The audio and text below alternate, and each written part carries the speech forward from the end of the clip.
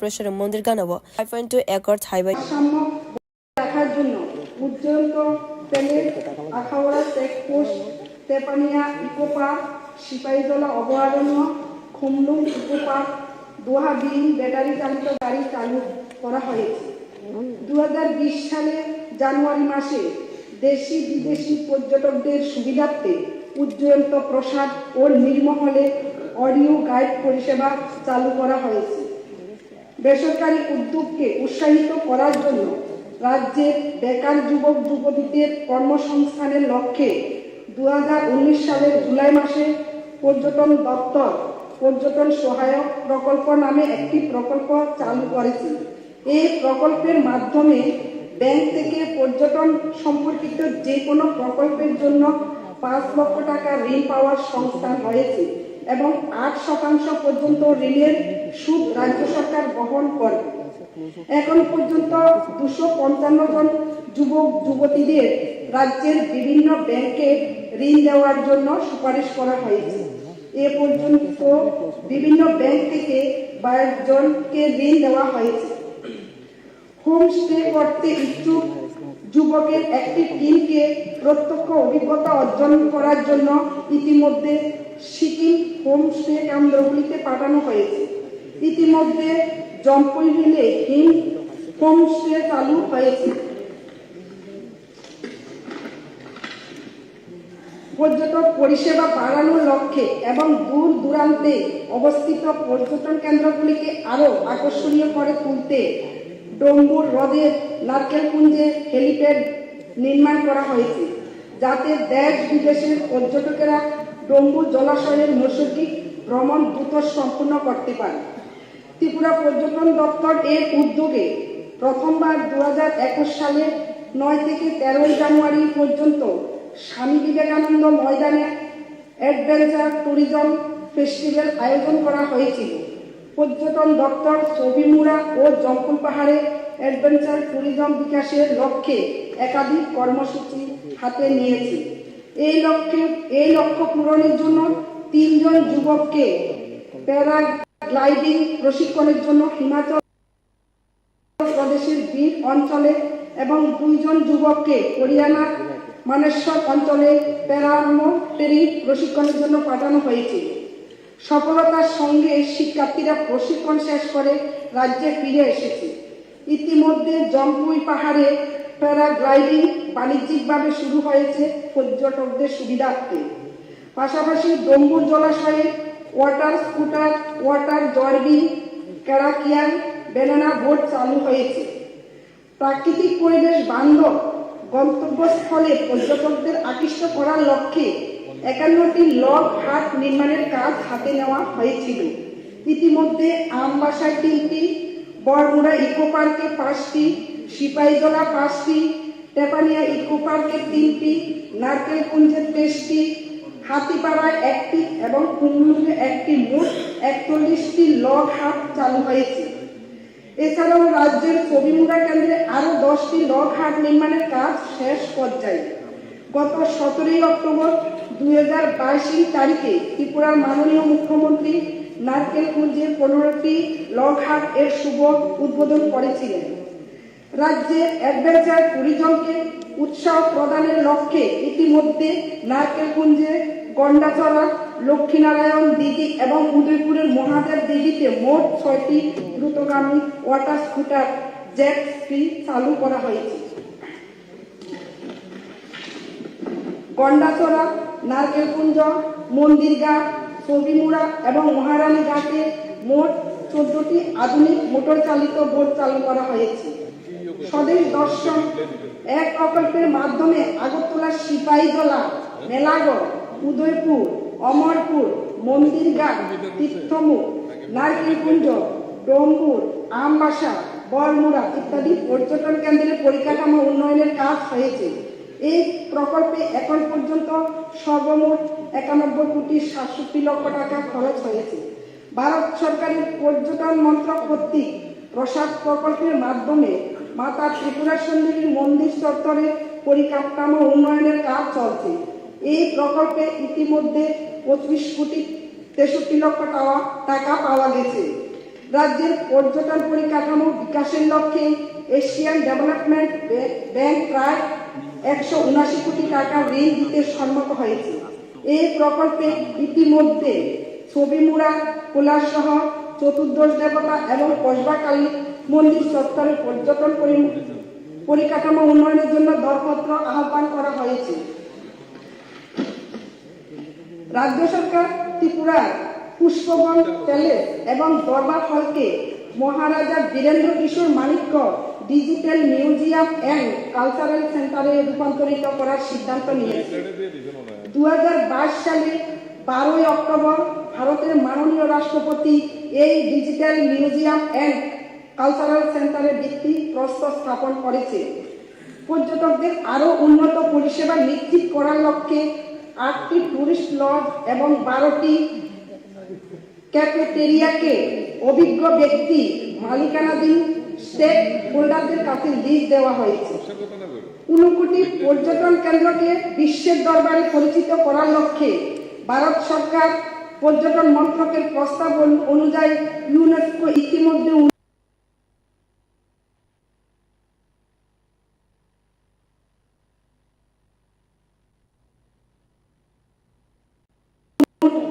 World heritage city হিসাবে ঘোষণার জন্য সংক্ষিপ্ত তালিকাভুক্ত করেছে।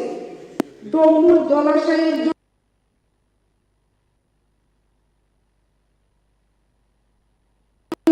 অত্যাধুনিক হাউসবোট ক্রয় করার জন্য উদ্যোগ নেওয়া হয়েছে এবং এই লক্ষ্য পূরণের দরপত্র আহ্বান করা হয়েছে। বর্তমানে দরপত্র মূল্যায়নের কাজ চলছে। ত্রিপুরার পর্যটন শিল্পের প্রচার ও প্রসারের লক্ষ্যে এবং ত্রিপুরাকে রাজ্য ও বহিরাজ্যের পর্যটকদের সামনে তুলে ধরার জন্য ভারতীয় ক্রিকেট দলের প্রাক্তন অধিনায়ক শ্রী সৌরভ গাঙ্গুলিকে 2023 তারিখে তিনি ত্রিপুরার পর্যটনের প্রসারের লক্ষ্যে 2 দিনের ত্রিপুরা সফরে আসেন।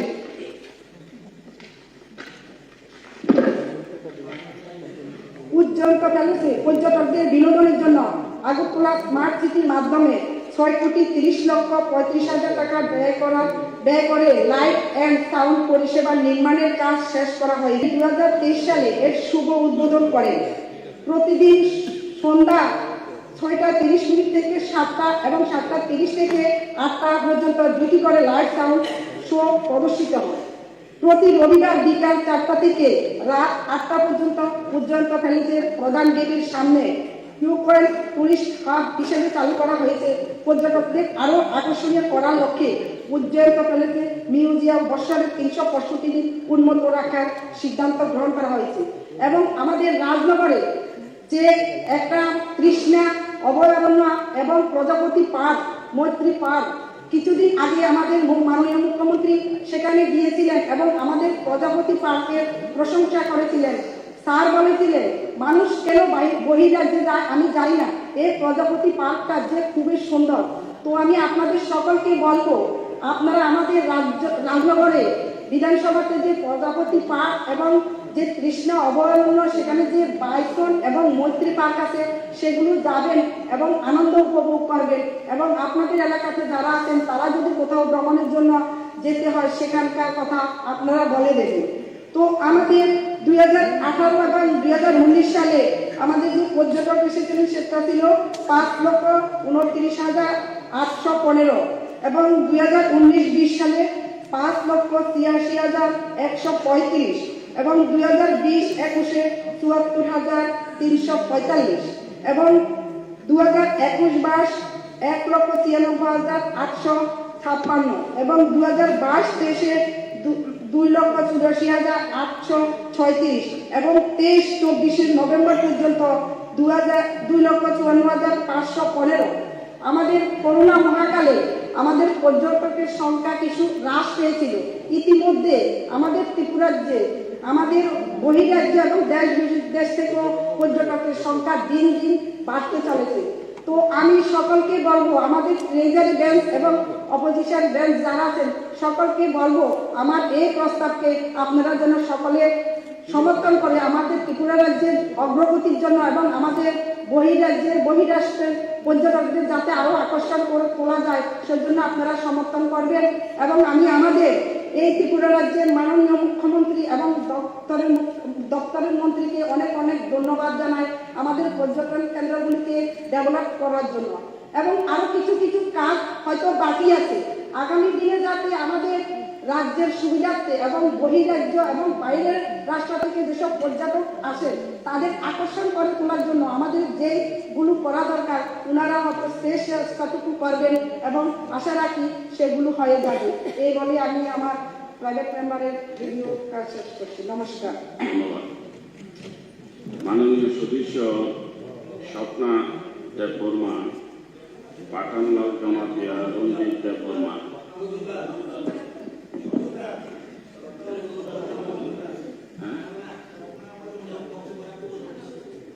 ওনাদের এই পর্যটন শিল্পের সাথে ওনাদের যে আগে বক্তব্য ছিল আমাদের এই প্রাইভেট যে উনি যে ভাষণ রেখেছে আশা করি মিল আছে। কিছু বলবেন কি এই ব্যাপারে?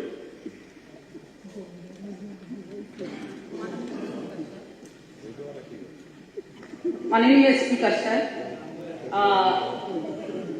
अनि मानदाय एलाकानि क'क्राझार सावानो मानदाय एलाकाओ मानदाय बिधान सभा एलाकानि बिसिङाव हारबां विलेज बेलायखाय आरो गोरै गोबां फियाबा आरो बेलायखाय जे सिनारि नायनानि मनेर मतो आरो उनका हासुद जागा मादक बो कैसा हलम सिखी मुतायबो दं आरो फाल्गुन मास हंगाय आरो मेला तलियो आ जागावनो बेलायखाय जागा काहां बेलाय पाहाड़ कुचु कुचु दंगो तलाबो दंगो दैबो दंगो नायनानि मनेर मतो जागा आरो कैसा टुरिजम बेरायजाथनाय कैसा खुलुगैरि मानथांखाय बेलायखाय हामनाय शुधु नायनानि मनेर मतोया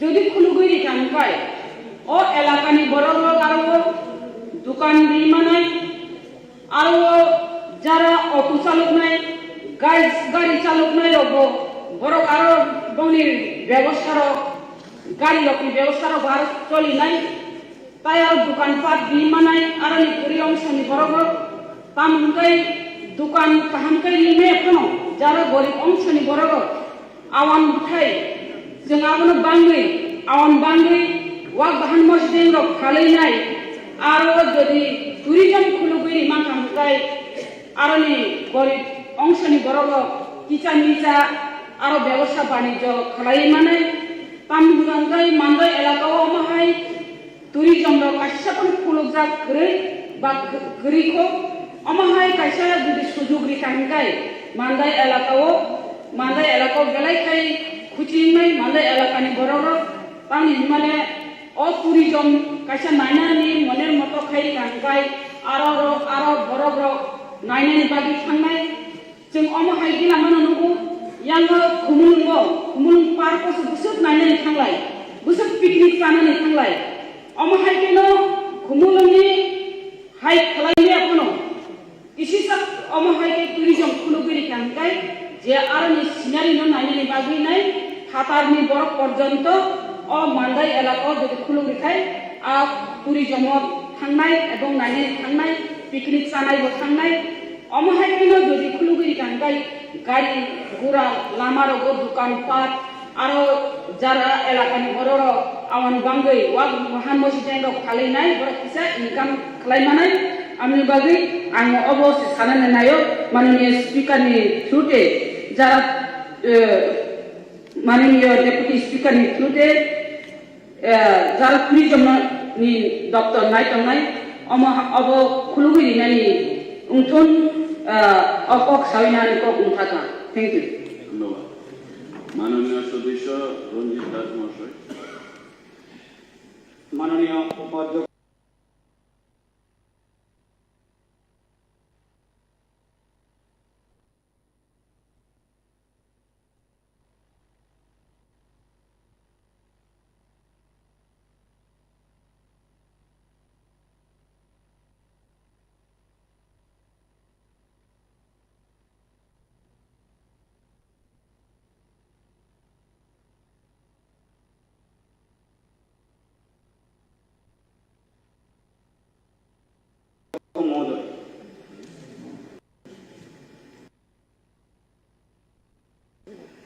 মাননীয় সদস্যা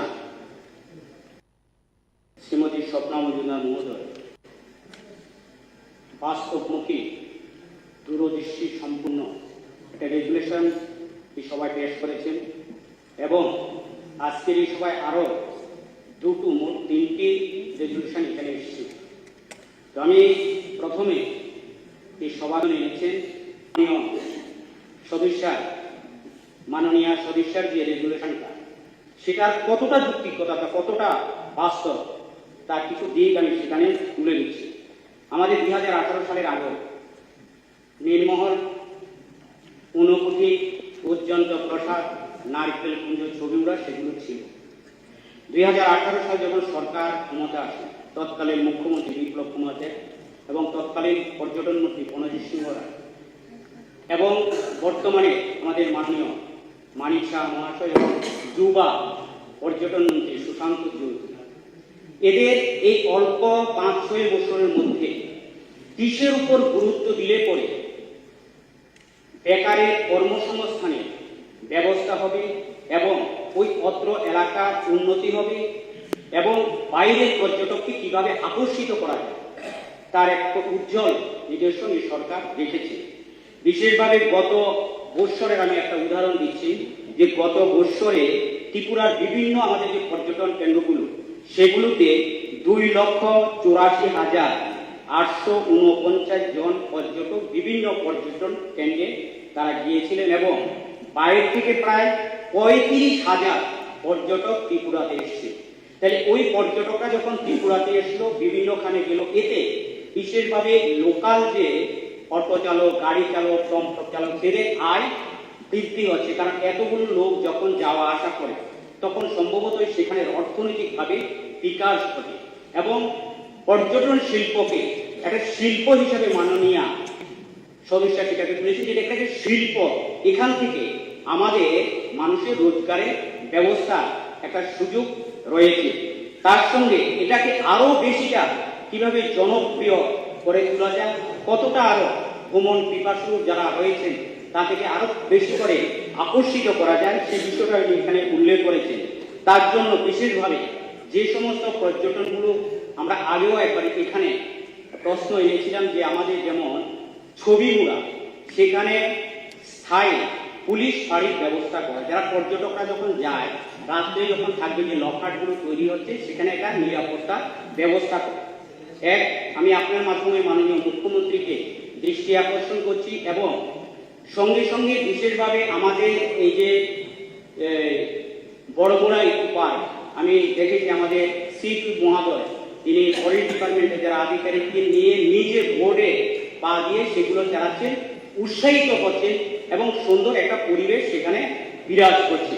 তো এদিকে যত আমরা পর্যটকদের সেখানে আকর্ষিত করব এবং তাদেরও সেখানে বিশেষভাবে তাদের যাতে সুবিধা হয়, নিরাপত্তা যাতে থাকে, তার জন্য বিভিন্ন পর্যটন কেন্দ্রগুলো থেকে স্থায়ী পুলিশের বাড়ির ব্যবস্থা করা প্রয়োজন। এবং ছবিমুড়াতে প্রায় 8টা আপনার বোর্ড রয়েছে। এই বোর্ডগুলো প্রাক্তন আমাদের মাননীয় পর্যটন মন্ত্রী প্রণজিৎ সিংহ রায় একবার আমরা গিয়েছিলাম, সেখানে গিয়ে প্রথম তিনি সেগুলোকে আনা খুব দ্রুততার সঙ্গে এনে দিয়েছিলেন। এবার আমরা যখন সেখানে গিয়েছিলাম বাইরে থেকে পর্যটনে এত ভিড় থাকে সেখানে, তখন তারা সেখান থেকে নিরাশ হয়ে ফিরে আসতে হয়। তারপর তিনি 8টা বোর্ডের ব্যবস্থা করেছিলেন, কিন্তু এখানে ত্রিপুরাতে ওই ধরনের যন্ত্রপাতি মোটরগুলো রয়েছে সেগুলোর যন্ত্রপাতি নেই। তো তার জন্য ছবিমুড়াতে বর্তমানে 8টির মধ্যে 4টি বোর্ড অকেজু হয়ে রয়েছে। গত রবিবারও প্রচুর পর্যটক সেখান থেকে ফিরে এসেছে। তো সুতরাং যাতে পর্যটকরা গেলে পরে এটাকে যাতে তাড়াতাড়ি দ্রুততার সঙ্গে তাকে মেরামত করে যাতে তাদেরকে পরিষেবা দেওয়া যায়, তার জন্য আপনার মাধ্যমে মাননীয় পর্যটন মন্ত্রী আমি দৃষ্টি আকর্ষণ করছি, মাননীয় মুখ্যমন্ত্রী দৃষ্টি আকর্ষণ, সেগুলোকে আরো কতটা জনপ্রিয় করা যায়। এর মধ্যে আপনারা অনেকেই ছবিমুড়া গিয়েছেন। ছবিমুড়াতে একটা জায়গা রয়েছে, ছবিমুড়া থেকে অল্প, আমরা ককবরক ভাষা আমরা বলি, এটা ছবিমুড়া যে দুর্গা নদী, এটা চাকরাকমা। এই চাকরামার থেকে একটু দূরে গেলে পরে সেখানে আপনার একটা তৈসা মোথায়, অর্থাৎ তৈসা মোথায় ছড়া, অল্প একটু গেলে পরে সেখানে তৈসা হলো তো ছড়া, মোথায় হলো দেবতার মূর্তি। সেগুলো অনবরত ঝর্ণার জল পড়তে পড়ে সেগুলো বিভিন্ন দেব দেবীর মূর্তির আকার ধারণ করেছে এবং আজ হয়ে রয়েছে। এটার ভিতরে যদি আমরা ঢুকি আপনি ভাবতে পারবেন না কত অপূর্ব সৌন্দর্য সেখানে। 10টা থেকে আপনার 12টা পর্যন্ত সূর্যের কিরণ সেখানে পড়ে, এরপরে সেখানে পড়ে না পাহাড়ের সৌন্দর্য। যদি সেই ছড়াগুলোকে পরিষ্কার পরিচ্ছন্ন করে দেওয়া যায় তাহলে সেখানে লোক যাওয়ার পক্ষে সুবিধা হলে পরে মানুষের সেখানে আরো আকর্ষণ বেড়ে যাবে।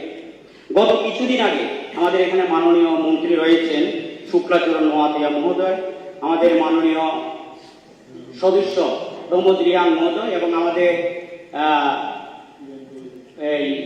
এই পাঠানলাল জমাতি আমাদের মাননীয় সদস্য উমপি এবং এডিসি ঘলি রিয়াং সহ আমরা অমরপুর থেকে নতুন বাজার যাওয়ার টিএসআর ক্যাম্প থেকে 4 থেকে 5 কিলোমিটার কালাজারি পাদদেশ, সেখান পর্যন্ত গাড়ি যাওয়া কিন্তু রাস্তাটা একদম সরু। সে রাস্তা থেকে প্রায় 1 থেকে 1.25 ঘন্টা লাগবে পাহাড়টা উঠতে, কালাজারি পাহাড়। আমাদের জনজাতিরা সেটাকে বলে তৈসিয়া মই, মই মানে চূড়া, তৈসিয়া, হ্যাঁ তৈসিহা, মই হলো মই। এটা যেমন আমাদের ইয়েতে শিলংয়ের যে পিক, এই ধরনের আপনি সেখানে যাওয়ার পরে উপরে উঠলে পরে 15-20 মিনিট হাঁটলে পরে দুদিকে বাঁশের ঝাড় এবং উপরে উঠার পরে আমাদের গন্ডাছড়া যেটা জলাশয় সেখান থেকে দেখা যায়। আর সেখান থেকে অমরপুরের দিকে যে আমাদের দূর শরণার্থীদের ঘর, সেই ঘরগুলো আপনি সেখানে গেলে অপূর্ব মনোরম দৃশ্য, যেটা শিলং থেকেও এটা বিউটিফুল সিন। যদি সেখানে আমরা পর্যটককে সেটাকে আকর্ষণীয় করে যায়, আমি তার জন্য মাননীয় দপ্তরের মন্ত্রী মহাশয়কে অনুরোধ করছি, আমি বারবেলি কথাও বলেছি যাতে একটা সময় দপ্তরে যারা আধিকারিককে নিয়ে ইমিডিয়েট সেটাকে পরিদর্শন করে সেটাকে যদি একটা ব্যবস্থা করা হয়। শিলংয়ে আমরা অনেকে টাকা পয়সা দিয়ে সেখানে এর থেকে এই আমাদের ত্রিপুরার যে প্রাকৃতিক হিল সবুজ যে বনায়ন, এই বনায়নের মধ্যে যে জলাশয়ের সৌন্দর্য, মনোরম দৃশ্য সবাইকে আকর্ষণ করবে। যারা সেখানে উঠেছিল, প্রমোদ রিয়াং মাননীয় সদস্য ছিলেন, অন্যান্য যারা ছিলেন, কিন্তু উঠতে কষ্ট কিন্তু তার মধ্যে একটা আনন্দ আছে। 1 ঘন্টা পাহাড় বেয়ে উপরে উঠার পরে সেখানে এখন রাস্তা সরু রাস্তা, তো এখানে এতটা সুন্দর খাওয়া যায় না, আপনারা গেলে পরে সেখানে সেটা অনুধাবন করতে পারবেন। সেগুলোকে আরো যাতে আকর্ষণীয় করার জন্য যাতে ব্যবস্থা নেওয়া, তাহলে আমাদের ত্রিপুরাতে সেই ধরনের মানুষের যে চিন্তাধারা রয়েছে, কিভাবে এই ত্রিপুরা একটা সুন্দর পর্যটন কেন্দ্র, শুধু ত্রিপুরার সমস্ত ত্রিপুরার মাটি, ত্রিপুরার প্রাকৃতিক দৃশ্য আমাদের সেখানে আসলে পরে অনেকদিন পর্যন্ত সেখানে ওই অত্র এলাকা লোকেদের রোজগারের ব্যবস্থা হবে এবং সেগুলোর উপরে আমাদের বর্তমান মাননীয় মুখ্যমন্ত্রী, মাননীয় পর্যটন মন্ত্রী জোর দিচ্ছেন। এই কারণে বলছি, অমরপুরের ছবি মুড়াকে নিয়ে 58 কোটি টাকা দিয়েছে। সেখানে গতকালকে বলেছিলেন আমাদের মাননীয় সদস্য অভিষেক দেবরায় মহোদয় যে রোপওয়ের মাধ্যমে সেখানে মানুষকে আসা, মানুষের যাওয়া কতটা সরকার তার উপরে জোর দেওয়া আছে এবং সেখানে লোকের রোজগার, একজন কর্মচারী থেকেও বেশি বেতন সেখানে মানুষ তার রোজগার করছে। সেখানে আমরা একটা সেলফ হেল্প গ্রুপের মাধ্যমে তার রোজগারের সঙ্গে সঙ্গে সেখানে পরিকাঠামোর উন্নতি হচ্ছে, পর্যটন ক্যাটাগরি সেখানে রাস্তা হচ্ছে, সেই রাস্তাগুলোতে আপনার মানুষের যাতায়াতের পাশে যে বাড়ি ঘর আছে তারাও পাচ্ছে, সেখানে ব্যবসা বাণিজ্য অভূতপূর্ণ উন্নতি হচ্ছে। সেখানে হোটেলগুলোতে রাত্রে অমর করে থাকার জন্য মানুষের হোটেল খুঁজে, তো সুতরাং কেউ কেউ সেখানে হোটেল দিলে পরে সেখানে মানুষের কর্মসংস্থানের ব্যবস্থা করা হবে এবং এইভাবে পর্যটন যত বেশি পরিমাণে ত্রিপুরাতে আসবে ততটা ভালো হবে। অন্যান্য যারা বিরোধীরা বিরোধীর জন্য বিরোধিতা করে, কিন্তু এই ধরনের দৃষ্টিভঙ্গি দেখা কৃষির উপরে আমরা ফোকাস করলে আমাদের অল্পর মধ্যে আমাদের বেশি ত্রিপুরার মানুষের উপার্জন হয়। তার জন্য মাননীয় সদস্যা শ্রীমতী স্বপ্না মজুমদার মহাশয় এটা গুরুত্বপূর্ণ বিষয়, তার প্রতি আমি পূর্ণ সমর্থন করছি। এখানে আউটে যারা আছেন তারাও আমি জানি কেউ এটা বিরোধিতা করবেন না, এটাকে পূর্ণ সমর্থন দিয়ে আমাদের এই ত্রিপুরাকে পর্যটন শিল্প হিসাবে আত্মপ্রকাশ করতে চলেছে। আমাদের সরকার তার উপরে জোর দিয়েছে, এতে আমাদের ত্রিপুরার ছেলে মেয়েদের রোজগারের ব্যবস্থা হবে। কেউ কেউ টিপ্পণী করে ত্রিপুরার লোক বাইরে চলে যাচ্ছে এই ধরনের মানসিকতা কাজ করলে পরে ত্রিপুরাতে মানুষ বাইরে থেকে আসবে, সেখানে রোজগার পাবে। প্রচুর লোক, যেমন আমাদের ছবিমুড়া বলুন, আর নীলমহল বলুন, ইকো পার্ক বলুন, টেপানিয়াতে পার্ক বলুন, কসবা কালীবাড়ি বলুন, সেগুলো আপনার প্রচুর পরিমাণে মানুষ সেখানে ভ্রমণ পিপাসুরা সেখানে ঘোরাঘুরি করে। এবং বিশেষভাবে আমি অনুরোধ করব, যারা নেগেটিভ অবস্থা নিয়ে কথা বলেন যে ত্রিপুরার লোক বাইরে চলে যাচ্ছে, বরং ত্রিপুরাতে এখন বাইরে থেকে লোক আসে। প্রতি ইট বাচ্চাতে হাজার হাজার ত্রিপুরার বাইরের লোক কাজ করছে। আর কেউ কেউ প্রশ্ন তুলছে ত্রিপুরার লোকগুলো অনাহারে অত্যাহারে মৃত্যু হচ্ছে, ত্রিপুরার বাইরে চলে যাচ্ছে। ত্রিপুরাতে বিল্ডিং এ যারা কাজ করে, বাইরের শ্রমিকরা ত্রিপুরাতে কাজ করে, কারণ যে পরিমাণ ত্রিপুরাতে ঘরটর পেয়েছে, ত্রিপুরাতে বাইরে বিহার থেকে রাঁচি থেকে প্রচুর পরিমাণ লোক ত্রিপুরা আছে। অর্থাৎ নেগেটিভ চিন্তাধারাকে ছেড়ে পজিটিভ অবস্থার মধ্যে আমরা যখন যেতে পারবো, ত্রিপুরা আপনা আপনি মাননীয় মুখ্যমন্ত্রীর স্বপ্ন এক ত্রিপুরা শ্রেষ্ঠ ত্রিপুরা হবে বিশ্বাস। এই বিশ্বাস থেকে সবাইকে এই রেজলিউশনটার প্রতি পূর্ণ সমর্থন জানাবে বিশ্বাস রেখে আমার কথা বলা শেষ করছি। ধন্যবাদ মাননীয় উপাধ্যক্ষ। মাননীয় স্পিকার স্যার। ধন্যবাদ। মাননীয় স্পিকার স্যার বলেন বলেন। Point of clarification. Tabuk actually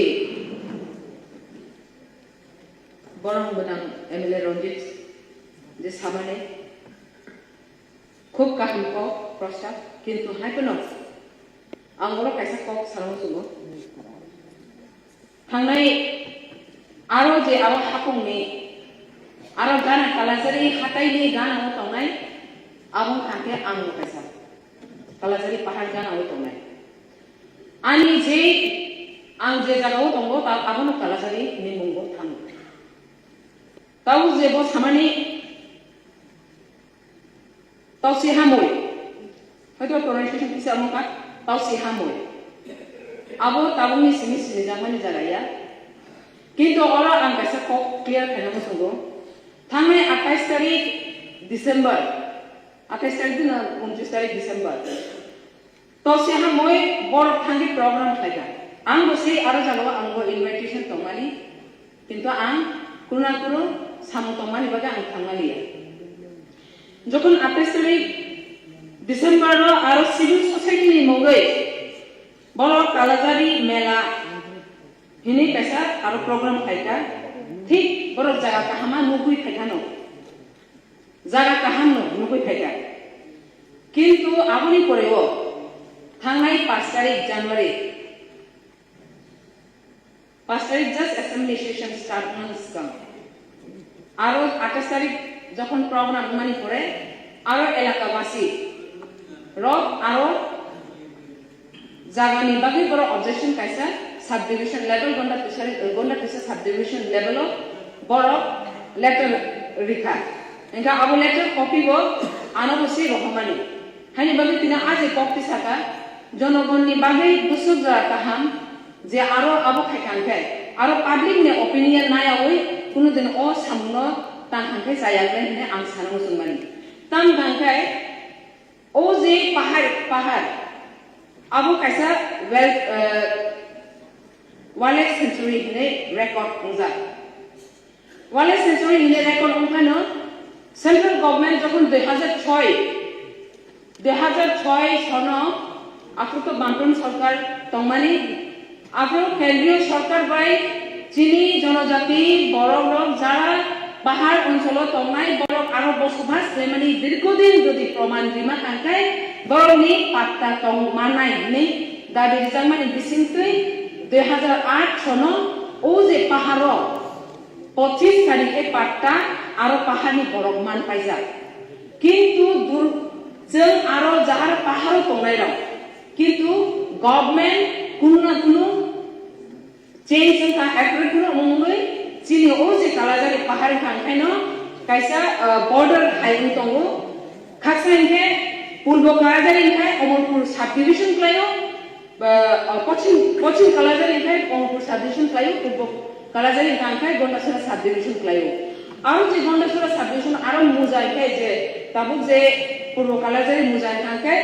आबो যে পাটা মানে বরং থাকতে করব বসে বরংনি তহসিল এখানকে আরো যে পাটা মানে মধ্যে বড় যে তমানি কা অনুকূল সাব ডিভিশন আসলে সমস্যা ক্লাই जों অমনো गोबांना জরাও আরো লোকাল বড় সাব ডিভিশন লেভেল ডেপুটেশন লরেজা অনেক বছর ধরে ইনকা আবন কার্যকরী খাইজাগে আঙ্গে আরো বড় ভুক্তভোগী ইনদো ইনকা আবনি বাগিনো তাবো সেই আবু পাটা মানে 25 কারি পাটা বড় সংখ্যা আরো ওয়ালে সেন্সারে তাগো নম্বর কিন্তু আবো অলরেডি 25 কারি পাটা মানে ম্যাপ ট্যাব সহ দাগ নম্বর সহ খাইজা কিন্তু একমাত্র ম্যাপও এন্ট্রি ইয়ান বাগিসে তাবো বড় ইয়াগো পাটা তো কারণ আমি বাগি তাবো যে ও পার্ট হেডান কানকে পর্যটন শিল্প যে প্রস্তাব নামানি কাহাম কিন্তু আরো জনগণনি মতামত নাই অমনো পাস খাইকে জানে না আং ডেপুটি স্পিকার নিলাতে অকমা আং এসএমএস তো হসা আং সাউ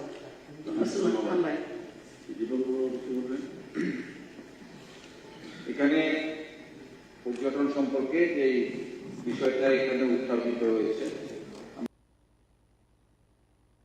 সবাই চাই ত্রিপুরার পর্যটন শিল্প গড়ে উঠুক এটার পেছনে তিনটি বিষয় সবসময় সেখানে থাকে একটা হচ্ছে আমাদের বিনোদন একটা হচ্ছে অর্থ উপার্জন এবং অর্থকরী গড়ে তোলা আর একটা হচ্ছে একে ভিত্তি করে আমাদের যে স্থানীয় সম্পদ তাকে রক্ষা করা যেমন বাইসন একটা সম্পদ তাকে একটা রক্ষা করা এই ধরনের জলপ্রপাত তাকে রক্ষা করা এই সম্পদগুলোকে রক্ষা করা এটা প্রত্যেকেরই আমাদের একটা দায়িত্ব এবং পর্যটন দপ্তর যারা আছেন তারা নিশ্চয়ই এই প্রসঙ্গে অত্যধিক গুরুত্ব সেখানে আরোপ করবে কোন আমলে হয়েছে এখন কি হচ্ছে আমি সেই ধরনের বিতর্কের মধ্যে আমি যেতে চাইনি আমার প্রশ্ন হচ্ছে পর্যটন যে শিল্পগুলো আছে আমাদের মস্তিষ্ককে কাজে লাগিয়ে প্রযুক্তিকে কাজে লাগিয়ে তাকে আরো আধুনিকীকরণ করা হোক যাতে করে আরো বেশি পর্যটককে আমরা আমাদের রাজ্যের ভেতরে সেখানে নিয়ে আসতে পারি যেমন একটা উদাহরণ হিসাবে আমি বলি যে মুক্তিযোদ্ধা যে পার্কটা সেখানে তৈরি হয়েছে এটার পেছনে বিষয় হচ্ছে ৭২-এর যুদ্ধ বাংলাদেশের সঙ্গে এবং তাকে রক্ষা করা কাজে আজকে খুব সুন্দরভাবে সেটাকে আমরা রক্ষা করে এনে এটাকে একটা আমরা পার্কের আকার দিয়ে সেখানে রেখে আমার সাজেশন থাকবে মাননীয় মন্ত্রী মহোদয়ের কাছে যে সেখানে একটা মিউজিয়াম দরকার আমরা যাই সেখানে বিনোদন করে ঘুরে সেখানে আসি কিন্তু এই যে স্মৃতি আমাদের দেশ বাংলাদেশকে এই ধরনের একটা স্বাধীনতা এনে দেওয়ার জন্য এই যে একটা ইতিহাস সেখানে মধ্যে রয়েছে এটা কিন্তু প্রজন্মের কাছে আমরা নিতে পারছি সেই জন্য আমার একটা সাজেশন থাকবে যে মানুষ গেলে সেখানে একটা মিউজিয়াম যাতে যেখান থেকে আসুক বাংলাদেশ থেকে আসুক বিভিন্ন দেশ থেকে আসুক বা ভারতের বিভিন্ন প্রান্ত থেকে সেখানে আসুক তাই কি এই মিউজিয়ামটাতে সেখানে মধ্যে যাতে দেখতে পারে আমাদের পিলার আমি বলবো এটাতে আরেকটু নজর সেখানে মধ্যে দেওয়া মানুষ আগে যেভাবে পিলাকে সেখানে যেত গিয়ে যে খোরাকটা পেত এখন মনে হচ্ছে যে ওই জায়গাটার ভেতরে সম্ভবত জাপানের একটা সংস্থা বা কারা কাজ করছেন আমি একবার গিয়েছিলাম তারা খুব ধীর গতিতে এটা কাজ করছেন এটাকে উদ্ধার করা আরো কি আছে ভেতরে প্রথমত যারা তারা এই জিনিসগুলো সেখানে মধ্যে দেখছেন আমি মাননীয় মন্ত্রী মহোদয়কে অনুরোধ করবো যে এই বিষয়টাতে আরেকটু বেশি করে এটাকে আরো বেশি আকর্ষণ করা আরো বেশি এই যে খননের কাজটাকে দ্রুত কি করে করা যায় তাকে কিভাবে উদ্ধার করে পিলার একটা বিরাট সম্ভাবনা আমাদের কারণ এটার বিষয়টাই হচ্ছে একটু ভিন্ন জিনিস কাজে তাকে রক্ষা করার জন্য আর একটু বেশি আমরা যাতে সেখানে মধ্যে নজর দিতে পারি সেখানে স্বপ্না মজুমদার ম্যাডাম সেখানে মধ্যে বলেছেন কিন্তু সেখানে আরো বিষয় আছে নৌকা বিহার সেখানের মধ্যে আছে চন্দ্রপুরের মসজিদ সেখানের মধ্যে আছে যেটা আমাদের সংগতি সেখানের মধ্যে তৈরি করে এখন যদিও সেখানে আরেকটা জগন্নাথ কি বলেছে কিন্তু আমার কথা হচ্ছে চন্দ্রপুরের মসজিদের ঐতিহ্যটা রক্ষা করে আরেকটা যদি সেখানে জগন্নাথ মন্দির হয়ে থাকে তাকে নিশ্চয়ই তাকে কেন্দ্র করে আরেকটা তৈরি সেখানে মধ্যে হবে কোনো বিতর্ক আমাদের যাতে হিন্দু মুসলমান আমরা যেভাবে ঐক্যবদ্ধভাবে সেখানে আছে এই বিতর্ক যাতে না হয় এতে সেই জায়গাতে নৌকা বিহার চন্দ্রপুরের মসজিদ এবং এটা খুব সুন্দর যে একটা সময় সেখানে বিধায়ক সুধন দাস থাকাকালীন সময় এই যে প্রতিটা ক্ষেত্রকে অত্যধিক সুন্দরভাবে নজর দিয়ে সেই কাজগুলো সেখানের মধ্যে তিনি করে গেছেন নিশ্চয়ই ওনার সেই অবদান আমরা বলতে পারবো না ওনার দৃষ্টিভঙ্গি সেখানের মধ্যে ছিল এতে এইভাবে ছবি মুড়ার কথা এখানের মধ্যে বলেছেন আমার মনে হয় ত্রিপুরার প্রায় প্রতিটা জায়গার ব্যাপারে আমরা যদি চেষ্টা করি একটা একটা করে পর্যটন সেখানের মধ্যে আমরা গড়ে তুলতে পারবো কাজে সেই দিক থেকে দপ্তর আরেকটু বেশি যত্নবান হোক আরো বেশি এইগুলোকে সাজিয়ে তোলার জন্য গুরুত্ব আরোপ করুক আমরা বাইরে গেলে পরে যে জিনিসগুলো দেখি যেমন স্কুটারের কথা এখানে বলেছে জলে সেটা ডম্বুরুতে জলাশয় আছে, তারপরে মেলাগড়ে জলাশয় আছে, এগুলোতে একটু মানুষ প্রাণ পায়। কাজে সেই দিক থেকে এগুলোকে আধুনিকীকরণ করার জন্য আরেকটু বেশি এর পেছনে ধ্যান দিয়ে তাকে আরেকটু সাজিয়ে তুলে ত্রিপুরার মডেল হিসাবে, একটা পর্যটনের মডেল হিসাবে গড়ে তোলা হোক, এই প্রস্তাবটাই আমি তার সঙ্গে সেখানে মধ্যে যুক্ত করছি। স্পিকার স্যার, মাননীয় speaker sir, deputy speaker sir, hello sir.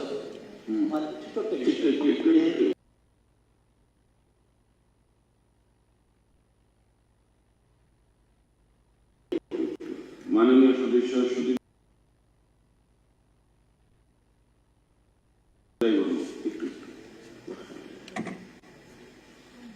Honorable Deputy Speaker Commission, I completely support the resolution moved by Shrimati Saptamurti. এবং এটাকে সমর্থন করে two, 3 points and suggestions that I would like to put forward. আমি মন্দির ঘাট হয়ে first যাই, আসি আবার কন্যাচড়া হয়ে কালাদার পাহাড়টা হয়ে আমি আসি ব্যাক। তীর্থমুখ একটা ওয়াটারফল আছে, ওয়ান্ডারফুল, দ্যাট না আছে, এখনো আছে ওয়াটারফলটা আছে, আমি নিজে দেখেছি ওয়াটারফলটা এখনো আছে, কিন্তু আশপাশ এলাকাগুলো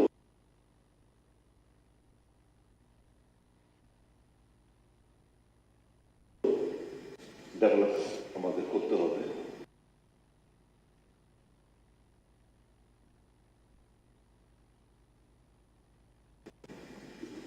তারপর রাস্তাটা কাজ চলছে,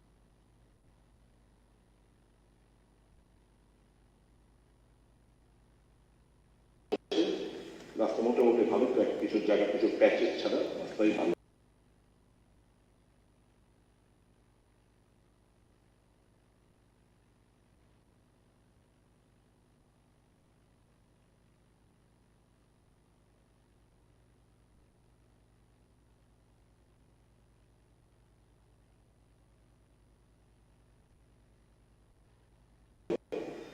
মন্দিরে যেমন গিয়ে আমি পৌঁছলাম, ওখানে পার্কিং এর ব্যবস্থা নেই। একটা বাজার, ছোট্ট একটা বাজার আছে, সেখানে একটা পার্কিং এর ব্যবস্থা যাতে আমরা গড়ে তুলতে পারি সেটা লক্ষ্য রাখতে হবে। মন্দির ঘাট থেকে যে নৌকা দিয়ে যে নারকেল পর্যন্ত যাওয়া, that is Assam journey, very Assam journey. কারণ ওই ইসে দিয়ে গিয়ে গন্ডাচল হয়ে যদি আমরা যাই, তাহলে নৌকা দিয়ে আমাদের যে জার্নিটা টুয়ার্ড নারকেল পর্যন্ত সেটা আমরা উই ক্যানট এনজয়। মন্দির ঘাটে যখন আমরা যাবো, এখানকার বোটের একটা আরো ভালো ধরনের বোট নৌকো যাতে আমরা দিতে পারি সোসাইটিকে, সেটা একটু আপনাদের দেখতে হবে।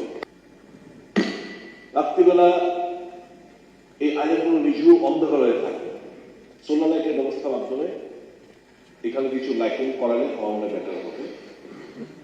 কিছু আইল্যান্ড ফরেস্ট ডিপার্টমেন্টকে দিয়ে দারুণ একটা ছোট্ট একটা আইল্যান্ড আমি গেছিলাম, নৌকো দিয়ে নেমেছি ওই আইল্যান্ডের মধ্যে, অল্প কিছু গাঁদা ফুলের গাছ টাছ লাগিয়েছে, একটা পার্কের মধ্যে করার চেষ্টা করছে, ইনসাফিসিয়েন্ট, দারুণ ভাবে এটাকে ডেভেলপ করা যায়। If those 48 islands can be used properly, and I will also suggest, মূল উদ্দেশ্য হচ্ছে Sikkim. Why Sikkim? Tourists go to Sikkim. Sikkim is the state where casino exists. We should also, and it is banned for the locals. সিকিমের জন্য ban আছে, ওখানে স্থানীয়রা কেউ ক্যাসিনোতে যেতে পারে। To get tourists in that spot, in one of the islands, we can have a casino. That is going to fetch you innumerable number of tourists again. মানুষ নেপালে যায়, and a huge percentage of tourists just to have the facility of casino. Same in Sikkim. So I think that point can be pondered upon. Because we have to explore all the 48 islands that exist. এখন শুধু নারকেল গুড়তে গেলাম, ভালো লেগেছে জানি, রাত্রিবেলা কি করবো, ঠিক আছে আমরা একটু বনফায়ার টাইম করে গান টাইম নিজেরা গেছি, গান টাইম গিয়েছি, আমার ফ্যামিলি নিয়ে গেছিলাম। এইটুকুই। তারপর ওদের যদি এটাকে আপনারা দিয়ে দিচ্ছেন, হ্যান্ড ওভার করেছেন প্রাইভেট পার্টনারকে, room rents are a bit expensive, 5,500. You have to work on that also. Food is expensive. So how to promote শুধু ফরেন টুরিস্ট না, আমাদের লোকাল টুরিস্ট গিয়ে যাতে রাত্রি যাপন করতে পারে একটা মিনিমাম অ্যাফোর্ডেবল প্রাইসের রেটে যদি আমরা প্রদান করতে পারি, সেটিকে আপনার একটু লক্ষ্য রাখতে হবে। আর কিছু নর্থ ইস্টার্ন স্টেটসকে নিয়ে, ধরুন আমার মেঘালয়ের সাথে আমি জানি এখন ফ্লাইট কানেক্টিভিটি আছে কিনা, একটা সার্কিট ট্যুরিজম, 3টা স্টেট মিলে you call a meeting, let the tourism minister call a meeting in Agartala, organize a ministerial meeting along with the secretaries, check out একটা সার্কিট প্রোগ্রাম, এই 3টা স্টেট মিলে কিভাবে আমরা টুরিস্টদের আমরা কিভাবে এলিওর করতে পারি। তাহলে এই মেঘালয় গেল, ত্রিপুরা, 4টা স্টেটে গেল, একটা অ্যাফোর্ডেবল প্রাইসে ওয়ার্কআউট করে, তাহলে আমার মনে হয় this places can be explored. I can bet I have been to Sundarban also. সুন্দরবনে আমি গিয়ে লঞ্চের মধ্যে বিভিন্ন জায়গায় গেছি, যদি বাঘের দর্শন পাইনি, but this is nowhere inferior than that of Sundarban. সুন্দরবনের ব্যাকওয়াটার আছে, এখানে আমাদের সেটা না, আমাদের যে দুটো সোর্স, ওই দুটো সোর্সের জল ওখানে আসে। তো awesome place, you have to just এটাকে একটু ডেভেলপ করতে হবে আমার মনে হয়। এবং এই কিছু কিছু টুরিস্টদের এক্সট্রাকশন করার জন্য যা যা এখানে ব্যান্ড হোক, একটা পাব হোক, কিছু কোনো একটা আইল্যান্ডের বার হোক, no problem, you explore all this 48 island and best implementation how it can be made, you have to go for that. তো I thank Mrs Shrimati Swapna Majumdar, যিনি এনেছেন। আরো যারা যারা হিসেবে ওয়াটার স্পোর্টস অনেকগুলো বলেছেন, কিন্তু ওয়াটার স্পোর্টস নেই ওখানে। ওই শুধু মোটর বাইক দিয়ে যে খুব স্পিডে চলে ওটাই আছে, এর বাইরে কিছু দেখলাম। এখানে আরো অনেক জিনিস ডেভেলপ করা যায়, ওই লোক দিয়ে ট্রেনে উপরে উঠে পড়ে এটাও করা যেতে পারে। দারুণ জায়গা, হাউ টু এক্সপ্লোর। আমার ক্ষুদ্র চিন্তা ভাবনার মধ্যে আমি ভাবলাম, let me help the minister so that he can have a dialogue, think and work on that, so that we can attract tourists from not only other parts of the country, from foreign tourists from Bangladesh. We have to explore the market of Bangladesh. How it can be best explored if we provide infrastructure, good quality, affordable prices, food, থাকা খাওয়ার ব্যবস্থা, সময়টা pass করার জন্য কিভাবে সময়টা pass করা যায়। lot of people are going to come over there, and I can bet if we have a casino over there, it will fetch a lot of people. Thank you for giving me the opportunity. ধন্যবাদ। এখন আমি মাননীয় সদস্য শ্রীমতী স্বপ্না মজুমদার কর্তৃক উত্থাপিত। Sir আমি বলবেন, আমি একটু বলবেন, আপনি বলবেন? হ্যাঁ বলেন। মাননীয় ডেপুটি স্পিকার স্যার, আমি প্রথমত এই রেজুলেশনের পক্ষে আমি বলছি যে ট্যুরিজম আমারও খুব ইন্টারেস্টিং এই সাবজেক্ট। একটা সময়তে এই ডক্টর দায়িত্ব ছিলাম 5 বছর, এবং এখন যিনি দায়িত্বে আছেন young energetic minister, he is also trying his level best এটাকে কিভাবে আরো করা যায়। এবং এখানে অনেকগুলো প্রস্তাব এসছে, এগুলো করার জন্য সকলে মিলে চেষ্টা করা দরকার, এটা মনে করি। আমার যেটা প্রস্তাব ছোট্ট করে সেটা হলো, ট্যুরিজম ইন্ডাস্ট্রিকে বলা হয় যে স্মোকলেস বা চিমনিলেস ইন্ডাস্ট্রি, গ্রিন ইন্ডাস্ট্রি। এটাকেও শিল্প, কয়লা শিল্প, অন্য সমস্ত এগুলোতে কয়লা পোড়াতে হয়, গ্যাস পোড়াতে হয় বা নানাভাবে। কিন্তু ট্যুরিজম এমন, সেখানে এরকম প্রকৃতি ধ্বংস না করে বরঞ্চ সৃষ্টি করে, এবং এই সাউন্ড পলিউশন বা অন্যান্য পলিউশন না করে সেখানে অনেক এমপ্লয়মেন্ট জেনারেশন এবং রেভিনিউ জেনারেশন করার স্কোপ সেখানে আছে। তার জন্য অনেকগুলো ইম্পর্টেন্ট ইনগ্রেডিয়েন্ট আমাদের ত্রিপুরা রাজ্যের মধ্যে, তার অনেকগুলো এখানে আছে। আমাদের নদী, পাহাড়, ডম্বল লেক, রুদ্রসাগর লেক, আমাদের হেরিটেজ বিল্ডিং, তার সাথে আছে হল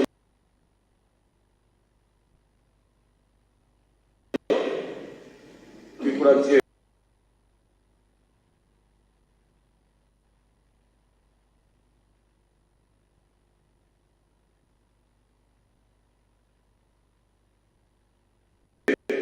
মিশ্র সংস্কৃতি,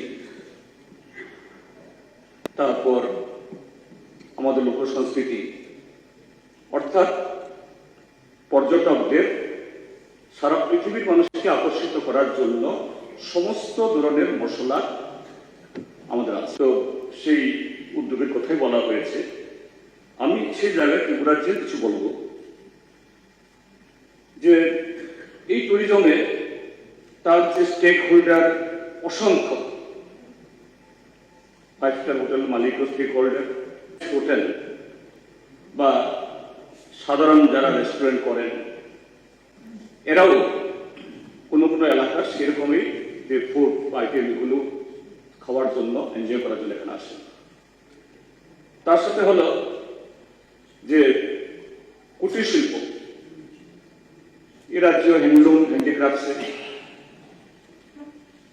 বাঁশবেত নির্ভর, হ্যান্ডলুম নির্ভর, এরকম স্পেসিফিক আমাদের দেশের যেমন কোনো কোনো এলাকার, যেমন এখানে কেউ কেউ কিছু টুপি পরে আসেন, হলু টুপি, হিমাচলি টুপি, নাগা শাল, আমাদের ত্রিপুরাজ্যের মধ্যে এরকম কিছু আছে, এগুলাকে আমরা প্রেজেন্ট করতে পারি বিফোর দ্য ওয়ার্ল্ড।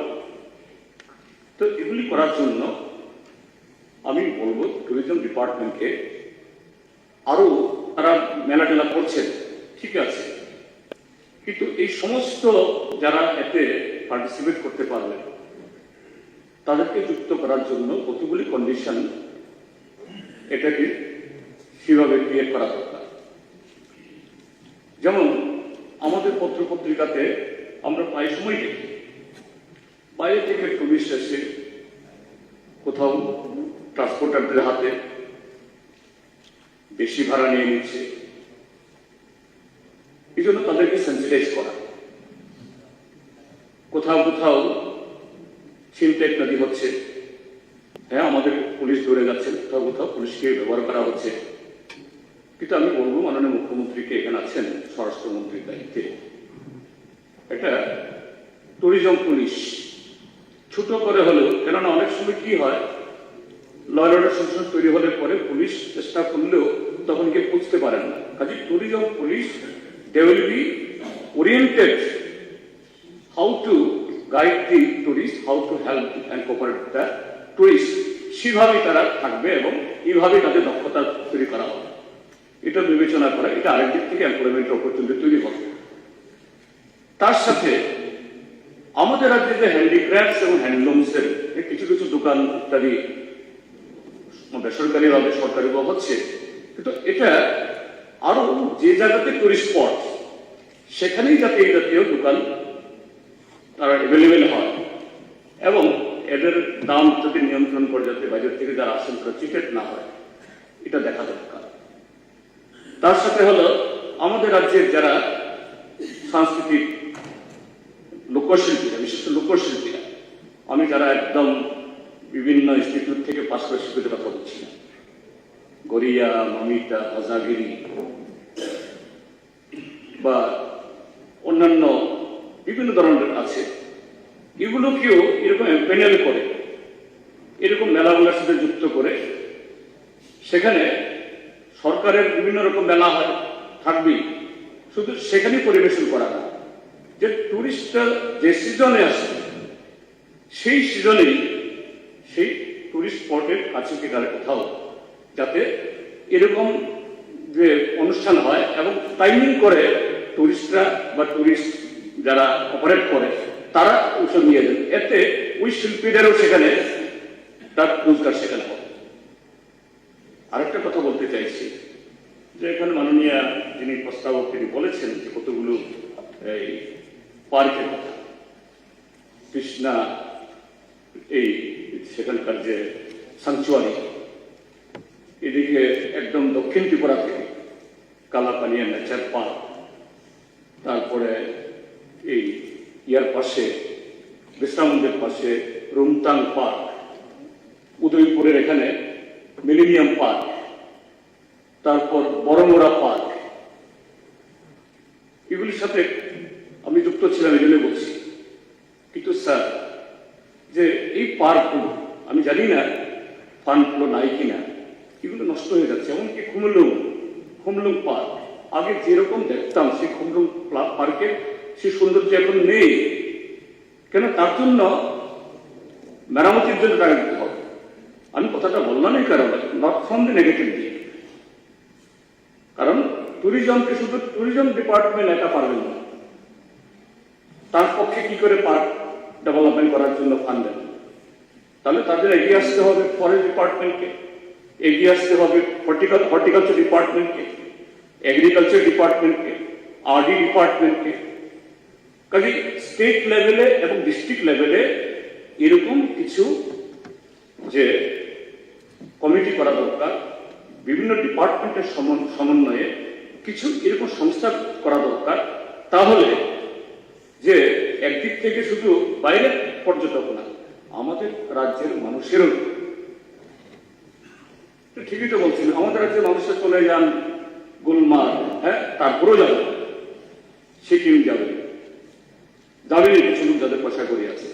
কিন্তু যাদের পয়সা করে নেই, তারা যাতে ঘরের কাছে থেকে এরকম ভাবে তার বিনোদন করা এবং সময় বের করে একটু সময় কাটানো, আমাদের সমাজ জীবনে ব্যস্ততার মধ্যে এগুলি দরকার, খুব দরকার আমাদের টেনশনগুলো কমানোর জন্য। কাজে এটা বিবেচনা করা হোক, এটা হলে পরে ভালো হবে। আমি আবারও তথ্যহীনভাবে এই প্রস্তাবের সমর্থন করছি এবং সরকার নিশ্চয়ই এগুলি খুব যত্নের সাথে তারা ভাববেন, অন্যান্য যা বলেছেন, যাতে এইভাবে আমাদের রাজ্যের সংস্কৃতিকে, রাজ্যের রেভিনিউ, এমপ্লয়মেন্ট এবং এভরিথিং, এবং এই রাজ্য সম্পর্কে বাইরের মানুষ এসে একটা ভালো ধারণা, ভালো মন নিয়ে আরো বেশি করে যেতে পারে। এবং এই ইন্ডাস্ট্রি তার যথেষ্ট সম্ভাবনা। আমাদের এখানে স্টিল প্লান্ট হবে না, আমাদের এখানে বড় বড় ইয়ে হবে না, আমাদের ত্রিপুরার যে বড় ইন্ডাস্ট্রি, এই ট্যুরিজমের একটা বড় ইন্ডাস্ট্রি হতে পারে। কাজে এই চেষ্টা হোক। ডেপুটি স্পিকার, আমাদের আরো 2 জন সদস্যের নাম দেওয়া আছে, ওনাদের বলতে শুরু দিয়েছি আমরা। মাননীয় সদস্য ভগবান দাস। মাননীয় উপাধ্যক্ষ মহোদয়, খুব বড় বিষয় নয় এবং সারা রাজ্যের কোনো বিষয় নয়। আমি আমার কুমারঘাটের ছোট একটা বিষয় এখন উত্থাপন করতে চাইছি, যেহেতু ট্যুরিজমের বিষয় নিয়ে আলোচনা হচ্ছে। আমি এর আগেও আমাদের মাননীয় মন্ত্রী ট্যুরিজম সুশান্ত বাবুর সঙ্গে আমি কথা বলেছি। আমাদের কুমারঘাটে একটা প্রতিষ্ঠিত একটা স্থান রয়েছে, যেটা মা ভবতারিণী মন্দির সংলগ্নই একটি পার্ক রয়েছে। এটা বহু আগে থেকে, আজকের দিনে এই পার্কটা পরিত্যক্ত অবস্থায় এটা রয়েছে এবং এখানে বিভিন্ন ধরনের অসামাজিক কাজ এই পার্কের মধ্যে হয়, যেটা বিশেষ করে ড্রাগস, নেশা জাতীয় কিছু ইয়ং ছেলেমেয়েরা সেটা ইউজ করে, এবং মাঝে মধ্যে সেখান থেকে বিভিন্ন মন্দির থেকে শুরু করে চুরির ঘটনাগুলো ঘটে থাকে। এবং একটা বিশাল পরিমাণ জমি সেখানে রয়েছে, একটা পার্ক তৈরি করা সেখানে। যদি এই পার্কটাকে, এবং এটা সম্পূর্ণভাবে ত্রিপুরা সরকারের জন্য, যদি এটাকে সুন্দর করা যায় বা আর একটু সাজিয়ে তোলা যায়, অল্প কিছু অর্থ ব্যয় করে একটা ফ্যামিলি পার্ক যদি সেটাকে তৈরি করা যায়, তাহলে এতে আমাদের 2টি লাভ হবে। প্রথমত হচ্ছে কুমারঘাট শহরের বা শহর সংলগ্ন এলাকার যারা আমাদের মা বোনেরা রয়েছে, পুরো ফ্যামিলি নিয়ে সেই পার্কে বিকেলবেলা অন্তত পক্ষে একটু সময় ওনারা কাটাতে পারবেন। দ্বিতীয়ত হচ্ছে, আমরা যদি মনে করি যে সেখান থেকে একটা রেভিনিউ আনার চেষ্টা করি, একটা ভালো রেভিনিউ আসবে, কারণ সেখানে একটা বিশাল বড় একটা ওয়াটার বডি রয়েছে যেখানে বোট টোট ইত্যাদি মানে ব্যবহার করা যেতে পারে। তো সব মিলিয়ে তার যে একটা মনোরম দৃশ্য, সত্যি সেটা খুব সুন্দর। হয়তো অনেকেই সেই পার্কে যান না বা জানেন না, যেহেতু সেটা পরিত্যক্ত অবস্থায় পড়ে আছে। অনেকগুলো ইনফ্রাস্ট্রাকচার সেখানে তৈরি করা আছে অলরেডি। আরেকটা যদি সেই দিকে আমরা দৃষ্টি দিই বা মাননীয় মন্ত্রী উনি যদি একটু দৃষ্টি দেন সেই দিকে, তাহলে এটা কুমারঘাটের জন্য একটা বড় অ্যাচিভমেন্ট হবে। আর সব থেকে বড় বিষয়, আমাদের মা বোনেরা এই কুমারঘাট অঞ্চলে, বিশেষ করে শুধু কুমারঘাটেই আমি বলবো না, এটা বিস্তীর্ণ এলাকা জুড়ে অনেকেই সেখানে এসে ওনারা আনন্দ উপভোগ করতে পারবেন। বাচ্চারা সেখানে খেলতে পারবে বা বোট যদি আমরা রাখি সেটা তারা আনন্দ নিতে পারবে। পাশাপাশি আমি বলবো, ঠিক অপোজিট সাইডে আমাদের দুটি নদী রয়েছে, যেটা মনু নদী এবং দেও নদী, এবং মনু আর দেও নদীর সঙ্গমস্থল যেটা রয়েছে আমাদের কুমারঘাটে একদম শহরের নিকটে। সেই জায়গাটাতে একটা বিশাল জমি রয়েছে, যেটা এত সুন্দর জমি। আমি বহু আগে একবার যখন আমাদের মাননীয় আজকের যিনি অর্থমন্ত্রী মাননীয় প্রাঞ্জল সিংহ রায় মহোদয়, উনি যখন ট্যুরিজম মিনিস্টার ছিলেন, আমি ওনার ডাইরেক্টর সহ সেই জায়গাটা ভিজিট করানো হয়েছিল এবং উনি খুব প্লিজড হয়েছিলেন যে এই জায়গাতে একটা কিছু করা যেতে পারে। তো সেই জায়গাটাকে যদি আমরা সেই গঙ্গা ঘাট বা গঙ্গা আরতি এই ধরনের ইত্যাদি যদি আমরা কিছু করতে পারি, সেটা একটা তীর্থস্থানের সঙ্গে সঙ্গে ভালো একটা পর্যটন স্থল সেটা হয়ে উঠতে পারে। আমরা কিছুদিন আগে সেখানে একটা স্ট্যাচু বসিয়েছি, যেটা সর্দার বল্লভভাই প্যাটেলের। আমি যখন দায়িত্বে ছিলাম তখন দুটি প্রপোজাল পাঠিয়েছিলাম দিল্লিতে, এবং যথারীতি দিল্লি স্যাংশন দিয়েছে। বাবা সাহেব আম্বেদকরের স্ট্যাচু এবং সর্দার বল্লভভাই স্ট্যাচু। তো বাবা সাহেব আম্বেদকর স্ট্যাচু এখানে বসেছে, আর সর্দার বল্লভভাই প্যাটেলের স্ট্যাচু সেখানে বসানো হয়েছে। সেই জায়গাটাকে যদি আমরা মানে ট্যুরিজম হিসাবে আমরা চিহ্নিত করে সেটাকে যদি সাজিয়ে তুলতে পারি, এটা একটা ভালো স্থান হবে এবং প্রচুর পর্যটক সেখানে যাবে নিশ্চিতভাবে, কোনো সন্দেহ নেই। তাই আমি মাননীয় মন্ত্রী বাহাদুরের কাছে আমি আবেদন রাখবো যে দুটি স্থানকেই যদি আমরা ট্যুরিজম হিসেবে এখানে কুমারঘাটে সাজিয়ে তুলতে পারি, এতে শুধু কুমারঘাটের মানুষে নয়, গোটা রাজ্যের যারা ভ্রমণ প্রিয় মানুষ রয়েছেন সকলের জন্যই একটা বড় বিষয় হবে এবং আনন্দ পাবেন। এইটুকু আমার দায়িত্ব বা আমার বক্তব্য। ধন্যবাদ, নমস্কার।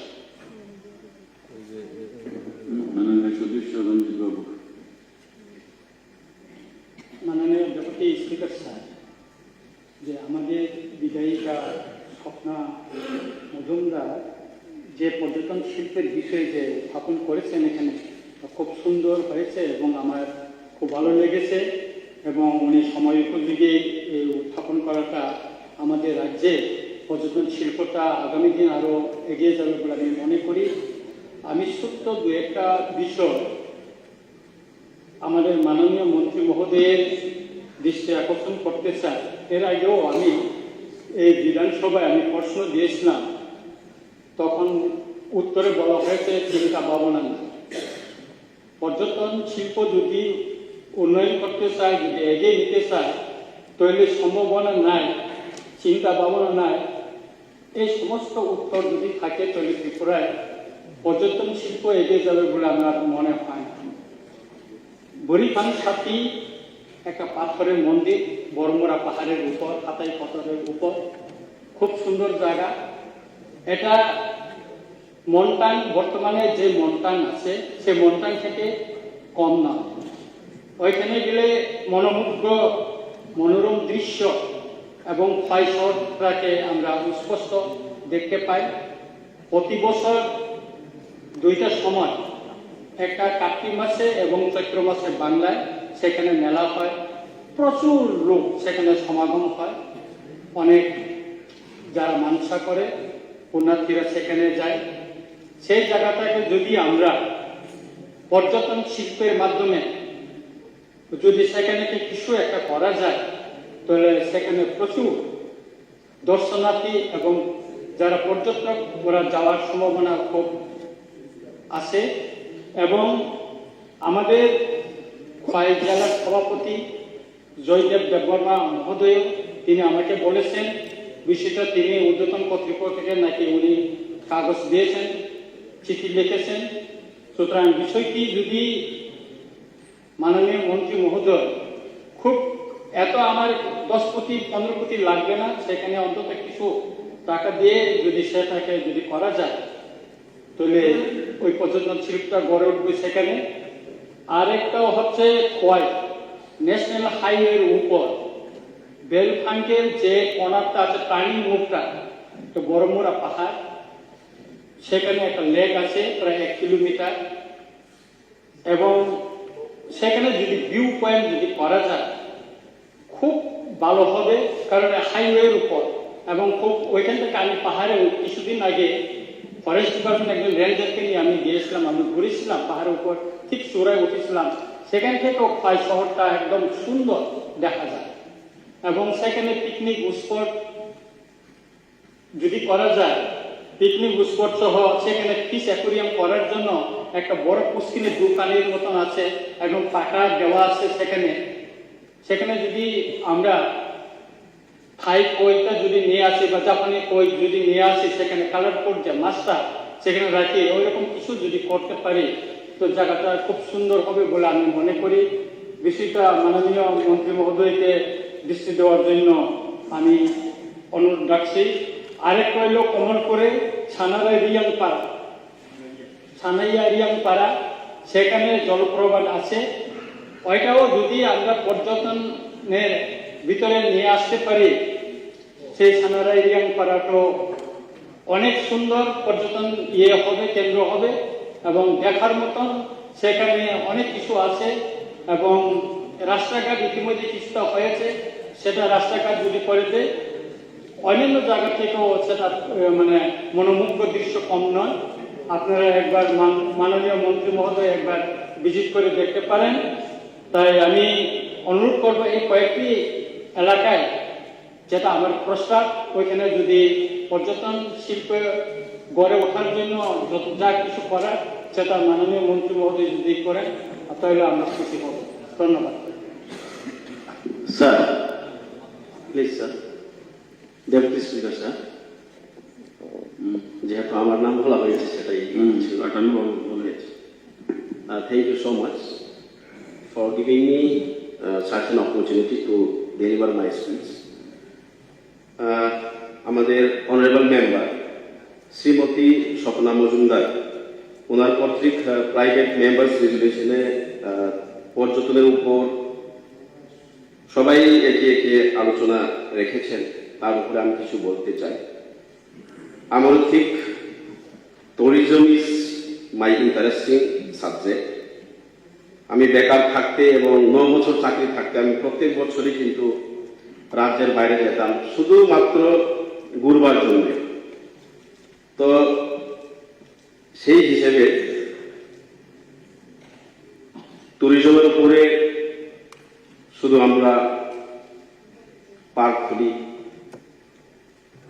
এরপরে কতগুলি চিলড্রেন পার্ক, কতগুলি পিকনিক স্পট আমরা সরকারকে খুলতে দেখি, কিন্তু সেইগুলিকে মেইনটেনেন্স করে কনসিস্টেন্টলি করা যাচ্ছে এমন আমি দেখছি না। কারণ আমার একটা এক্সাম্পল আছে, সেটি হচ্ছে যেমন মুঙ্গিয়াখালী ইকো পার্ক, সেটা অনেক বছর ধরে পড়ে আছে, অথচ খোলা হয়েছে ঠিক। এরপরে এখন যেহেতু আমি আমার অম্পিনগর কেন্দ্রটাকে আমি রিপ্রেজেন্ট করছি, তাই আমি বলতে চাই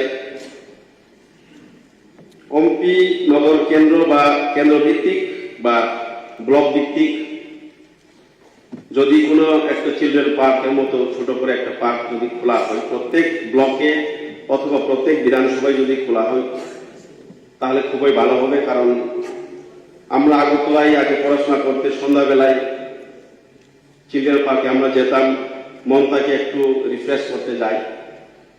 তো প্রতিটি ব্লকে যদি হয় আপনার মাধ্যমে আমি দপ্তরের মন্ত্রীর কাছে আবেদন রাখবো, এটা যদি হয় তাহলে খুব ভালো হবে। এবং আরো একটা সুন্দর জায়গা আছে আমার এরিয়ার মধ্যে, সেই জায়গাটার নাম হচ্ছে থুম। ওইটা মুনতাং থেকে ঠিক অ্যারাউন্ড 15 কিলোমিটার হবে। মুনতাং পিক থেকেও আরো উপরে আছে ওইটা কিন্তু আমার বর্ডারেই পড়ে। এবং আমাদের কৃষ্ণপুর, যেমন আমাদের মাননীয় মন্ত্রী আমাদের বিকাশ বাবুর পাটটা পড়ে, ঠিক সেখানে থুম জায়গাটা খুব সুন্দর, খুব পিকটা সুন্দর। ওখান থেকে ওইদিকে আমবাসা দেখা যায়, এরপরে তৈদু তেলি আমরা সবকিছু দেখা যায়। এই জায়গাটা খুব সুন্দর। ওইটা আবার পরে সেই দিন আমি আলোচনায় রাখলাম ইস্ট বিশলং বলে একটা মডেল ভিলেজ। ওই মডেল ভিলেজের আন্ডারেই ওটা পড়ে। ওখানে জনবসতি খুবই কম, কিন্তু ওখানে লোকেরা পায়ে হেঁটে তৈদু বাজার করতো। অ্যারাউন্ড না হলে 25 কিলোমিটার হবে, তারা পায়ে হেঁটেই বাজার করতো। কিন্তু এখন ট্যুরিজমের প্রস্তাব রাখতে গিয়ে রাস্তাঘাটের প্রশ্নই উঠে এলো, সেখানে রাস্তার ব্যবস্থা নেই। ওখান দিয়ে মুনতাং দিয়ে আমাদের মাননীয় মন্ত্রী বিকাশ দার ওই এরিয়ার মধ্যে একটা ভালো রাস্তা যদি করা যায়, তাহলে ওইদিকে এলাকা উন্নয়ন হবে এবং ট্যুরিজমও সেখানে স্থাপন করা হবে। আরেকটা কথা হচ্ছে,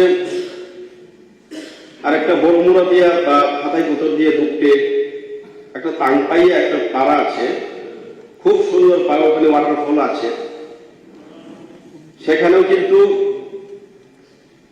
ওয়াটারফল থাকতে আবার ওয়াটারফলের উপরে কিন্তু ঠিক আবার টপ একটা পিক, খুব একটা উচ্চ পাহাড় আছে। সেখান থেকে আমাদের ওইদিকে তৈদু অম্পি, ওইদিকে আবার জিয়ানিয়া চম্পকনগর দেখা যায়। এমন একটি জায়গা আছে, সেটাকে যদি তাংপাইয়া পাড়া, সেটাকে যদি ডেভেলপ করা যায়, একটা নতুন একটা টুরিস্ট স্পট খোলা যায়, তাহলে খুবই সুন্দর হবে। আমরা জানি, সবাই জানি কিন্তু, যে টুরিস্ট স্পট খুললে পরে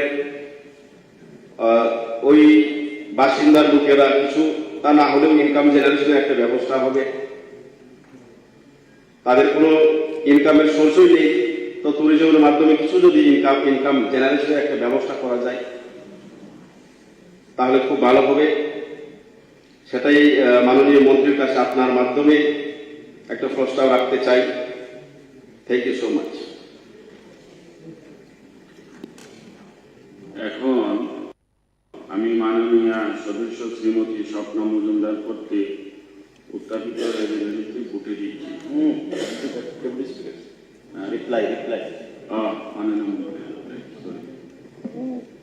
মাননীয় উপাধ্যক্ষ মহোদয়, মাননীয় সদস্য শ্রীমতী স্বপ্না মজুমদার, ত্রিপুরা রাজ্যের পর্যটন শিল্পকে দেশ বিদেশের পর্যটকদের আকর্ষণ আরো বাড়ানোর লক্ষ্যে পর্যটন ক্ষেত্রগুলোর উপযুক্ত পরিকাঠামো গড়ে তোলার জন্য এই সভা রাজ্য সরকারকে অনুরোধ জানাচ্ছি। এই প্রস্তাব পেশ করেছে এবং মাননীয় সদস্য সহ 10 জন সদস্যা এই প্রস্তাবের সমর্থনে তাদের বক্তব্য পেশ করেছে। তো স্বাভাবিকভাবেই এই বক্তব্যের মধ্য দিয়ে বোঝা যাচ্ছে যে বিষয়টা কতটুকু গুরুত্বপূর্ণ এবং প্রত্যেকের কাছে কতটুকু গ্রহণযোগ্য। আমি ধন্যবাদ জানাবো যারা এই প্রস্তাবের সমর্থনে আলোচনায় অংশগ্রহণ করেছেন এবং তাদের সুচিন্তিত মতামতের মাধ্যমে আমাদেরকে বলিষ্ঠ করেছে। ট্যুরিজম এটা এমন একটা চ্যাপ্টার বা দপ্তর যার মাধ্যমে, যেটা জিতেনবাবু সম্মানিত সদস্য বলেছেন, যে স্মোকলেস, এখানে হার্মফুল কিছু নেই, সবটাই পরিবেশ বান্ধব এবং আগামী দিনে শুধু ত্রিপুরা রাজ্যে নয়, সারা ভারতবর্ষে, সারা বিশ্বে কর্ম, লাইভলিহুড কিভাবে আরো বৃদ্ধি করা যায় সে বিষয়ে আমাদেরকে দিক নির্দেশ করে। আমাদের রাজ্য সরকার 2018 সালে গঠিত হওয়ার পর ট্যুরিজমকে একটা শিল্প হিসেবে গুরুত্ব দিয়ে এই রাজ্যে বিভিন্ন ধরনের চিন্তা ভাবনা নিয়ে আমরা এগিয়ে চলেছি। যে কোনো কাজ আমরা করতে চাই মাননীয় অধ্যক্ষ মহোদয়, অর্থের প্রয়োজন। এবং বিগত দিন আমরা দেখেছি 25 বছর ট্যুরিজমকে গুরুত্ব দিয়ে সিদ্ধান্তক্রমে অর্থ উপার্জনের কোনো চেষ্টা যেমন ছিল না, ঠিক তেমনি রাজ্যের এবং রাজ্যের বাইরে থেকে পর্যটকদেরকে আকর্ষিত করার জন্য, রাজ্যের বিভিন্ন ট্যুরিস্ট ডেস্টিনেশনগুলোর আকর্ষণ বৃদ্ধি করার জন্য তেমন কোনো পদক্ষেপ বিশেষভাবে আমরা পরিলক্ষিত করিনি। 2018 সালের পর এখানে প্রাক্তন পর্যটন মন্ত্রী আছেন, আমরা দেখেছিলাম যাই হয়েছে আমাদের সরকারের সময় সেটা হয়েছে। এটা নারিকেলকুঞ্জ বলুন, ছবিমুড়া বলুন, আপনি আবার বলবেন, আমি বলি যদি কোথাও কোনো থাকে বলেন, আপনি বলবেন পরবর্তী সময়। নারিকেলকুঞ্জের লঘাটের কথা সুদীপ বাবু বলেছেন, এটাও আমাদের সরকার আসার পর হয়েছে। আমাদের ছবিমুড়াকে বিশ্বের দরবারে তুলে ধরার যে চেষ্টা, সেটাও আমাদের সরকারের আমলে হয়েছে। আমাদের ইকো ট্যুরিজম, যে ইকো ট্যুরিজমের উপর আমাদের সরকার গুরুত্ব দিয়েছে, সেটাও আমাদের সরকারের আমলে হয়েছে। আমাদের Ujjayanta palace light and sound system 6.5 কোটি টাকা, 6 কোটি 30 লক্ষ টাকা ব্যয় করে মাননীয় মুখ্যমন্ত্রী উদ্বোধন করেছেন, সেটাও আমাদের সরকারের সময় হয়েছে। এবং প্রতিটা ক্ষেত্রে স্বদেশ দর্শন 1 বলুন, স্বদেশ দর্শন 2 বলুন, এশিয়ান ডেভেলপমেন্ট ব্যাংক থেকে ফান্ডিং বলুন, সবটাই আমাদের সরকারের সময় আমাদের বর্তমান মুখ্যমন্ত্রী, প্রাক্তন মুখ্যমন্ত্রী, প্রাক্তন ট্যুরিজম মিনিস্টার, তাদের মাধ্যমে এবং আমাদের সরকারের মাধ্যমে সেটা আমাদের করা হচ্ছে। এখানে একটা বিষয় সাবজেক্ট এটা, এবং সবাই যেহেতু সমর্থনও করেছেন, নিশ্চয়ই এখানে কন্ট্রোভার্সির কোনো ব্যাপার নেই, ডিসকাশনের কোনো ব্যাপার নেই। আমি জাস্ট সংক্ষেপে মিনিট 5 মধ্যে আমি আমার বক্তব্য শেষ করব। ট্যুরিজম দপ্তর মাননীয় জিতেন্দ্রবাবু ঠিকই বলেছেন যে একা চলতে পারবে না। তার সঙ্গে যেমন আইসিএ দপ্তর যুক্ত, তার সঙ্গে ফরেস্ট ডিপার্টমেন্ট যুক্ত, হর্টিকালচার, এগ্রিকালচার, রুরাল ডেভেলপমেন্ট, এই প্রত্যেকটি দপ্তরের সহযোগিতা না পেলে ট্যুরিজম দপ্তর সামনের দিকে এগিয়ে যেতে পারবে না। এবং ভারতবর্ষের সরকার আমাদের স্বদেশ দর্শন 1 এবং স্বদেশ দর্শন 2-তে যে পরিমাণ অর্থ দিচ্ছে, আমরা আশা করব এখানে পরিকাঠামোর কথা বলা হয়েছে, বৃদ্ধি করার কথা বলা হয়েছে, আমরা সেই জিনিসটা এগিয়ে নিয়ে যেতে পারবো। এবং স্বদেশ দর্শন 2-তে আমাদের 2টো ডেস্টিনেশন, আগরতলা ডেস্টিনেশন এবং ঊনকোটি ডেস্টিনেশনকে চিহ্নিত করা হয়েছে কেন্দ্রীয় সরকারের দ্বারা, যেখানে 2টো ডেস্টিনেশনের মধ্যে 70 কোটি টাকা করে 140 কোটি টাকা সেখানে স্যাংশন দেওয়া হচ্ছে। তার বাইরে আমাদের এশিয়ান ডেভেলপমেন্ট ব্যাংক ছবিমুড়া এবং ঊনকোটি ডেস্টিনেশনে 58 কোটি এবং 63 কোটি টাকা সেখানে স্যাংশন দিয়েছেন। টেন্ডারের প্রক্রিয়া চলছে, কাজ খুব শীঘ্রই সেখানে শুরু হবে। আমরা বিশ্বাস করি যে এই অর্থ আমরা যখন খরচ করতে পারবো ট্যুরিজমের মাধ্যমে, আগামী দিনে ত্রিপুরা রাজ্যের ট্যুরিজমের যে পরিকাঠামোর কথা এখানে বলা হয়েছে, সেই পরিকাঠামোগত দিক থেকে আমরা অনেকটাই এগিয়ে যেতে সক্ষম হব। বর্তমান যে আমাদের কিছু তথ্য আমি দিতে চাইছি আপনাদেরকে, আপনারা জানেন যে আমরা ট্যুরিজম দপ্তরের তরফ থেকে ভারতবর্ষের প্রাক্তন ক্রিকেট অধিনায়ক সৌরভ গাঙ্গুলিকে ব্র্যান্ড অ্যাম্বাসেডর হিসেবে নিযুক্তি দিয়েছি। এবং ওনার নিযুক্তির পর আমাদের নভেম্বর 2023 যে রেভিনিউ সেখানে এসছে 55,90,000 টাকা ট্যুরিজম দপ্তরের কাছে। এবং যে পরিমাণ টুরিস্ট আমাদের এসছে, ডোমেস্টিক 38,758 এবং ইন্টারনেট মানে ফরেন টুরিস্ট 3,493, টোটাল আমাদের 5 লক্ষ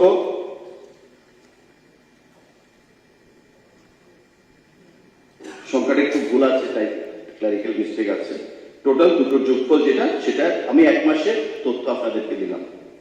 এবং অর্থের যেটা আমি দিলাম প্রায় 55,90,000 টাকা এখানে সেটা এসছে আমাদের। এবং যে পরিমাণ আয় আমাদের এসছে, মাননীয় স্বপ্না মজুমদার উনি ওনার বক্তব্যে বলেছেন যে প্রতি বছর আমাদের দেখা যাচ্ছে টুরিস্টের সংখ্যা বৃদ্ধি পাচ্ছে এবং টুরিস্টের দপ্তরের যে রেভিনিউ কর্পোরেশনের সেটাও আমাদের বৃদ্ধি পাচ্ছে।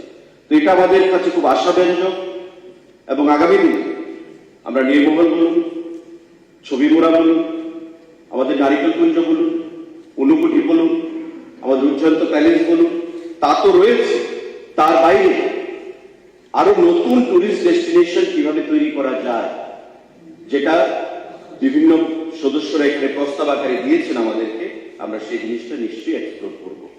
কিন্তু সেটা সময়ের ব্যাপার রয়েছে এবং বিশেষ করে কিছু প্রতিবন্ধকতাও তার মধ্যে কাজ করে। যেমন আমি উদাহরণস্বরূপ বলতে চাইছি, মাননীয় সদস্য কঙ্কর সেন যেটা বলেছেন যে পিলারকে এটা archaeological survey of India ASI এর আর্কিওলজি রয়েছে। নট অনলি পিলার, আমাদের অনুকুটি আর্কিওলজিক্যাল সার্ভের আন্ডারে রয়েছে। আমাদের বক্সনগর কিছু কিছু জায়গা আর্কিওলজিক্যাল সার্ভের আন্ডারে রয়েছে। তাদের কিছু বাধ্যবাধকতা রয়েছে। আমাদের রাজ্য সরকার চাইলেই সেখানে কাজ করতে পারবে এমন নয়, কারণ জিতেন্দ্রবাবু সাংসদ ছিলেন, উনি নিশ্চয়ই সেটা জানবেন। মাননীয় মুখ্যমন্ত্রীকে আমি ধন্যবাদ জানাবো। আমাদের যে zonal office archaeological survey ASI সেটা মিজোরামে অবস্থিত। উনি দিল্লিতে গিয়ে তদবির করেছেন, আমরাও কথা বলেছি। আমাদের এই অফিসটা এখন ত্রিপুরা হবে, এখন থেকে সিদ্ধান্ত সেটা হয়েছে এবং মাননীয় মুখ্যমন্ত্রী তাদের গুরুত্বপূর্ণ ভূমিকা সেখানে পালন করেছে। তা আমাদের বিশ্বাস যখন ত্রিপুরা রাজ্যে ASI অফিসটা হয়ে যাবে, জোনাল অফিসটা আমাদের রাজ্যেরটা, তখন আমাদের অনেকটা কাজ আমরা এগিয়ে নিয়ে যেতে পারব। এখানে মাননীয় সদস্য সুদীপ রায় বর্মন ওনার বক্তব্যে ক্যাসিনোর কথা বলেছেন। দেখুন, এটা পলিসিগত ম্যাটার। বার, ক্যাসিনো, পাব এগুলি কোথায় দেওয়া হবে এগুলো পলিসিগত ম্যাটার। সিকিম বিখ্যাত তার ওয়েদারের জন্য, সিকিম বিখ্যাত তার মেডিকেল যে ম্যানুফ্যাকচারিং ইউনিটগুলো সেখানে রয়েছে তার জন্য, শিপিং বিখ্যাত ট্যুরিজমের জন্য এবং ক্যাসিনোর জন্য আমরা জানি।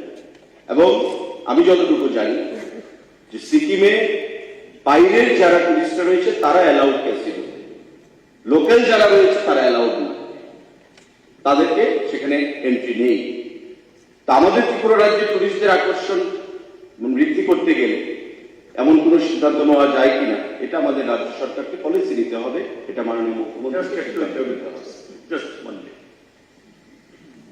ক্যাসিনো ঠিক আছে, ক্যাসিনোতে যে সমস্ত খেলা হয় এটা হয়তো বাইরের লোকরাই খেলেন, কিন্তু ক্যাসিনোকে তাদেরকে যারা সার্ভিস প্রোভাইড করবে বা ক্যাসিনোতে যেগুলি হয় লোকাল লোক, that will pollute the local culture, our traditional culture. I think you should not consider this. We should not consider this. I strongly oppose. No, you should not be in Tripura. Honorable Member, we are not going to take a call on that immediately. কিন্তু just for your kind information আমি আপনাকে বলবো, প্রাক্তন মুখ্যমন্ত্রী মানিক সরকার বলতেন ত্রিপুরা রাজ্যে বারের licence দেওয়া উচিত নয়। আমি একদিকে বলবো ট্যুরিজমকে আমি ডেভেলপ করবো, একদিকে বলবো বারের লাইসেন্স আমি দেবো না। আপনি বলেছেন যে এনজয়মেন্টের দরকার, রিফ্রেশমেন্টের দরকার।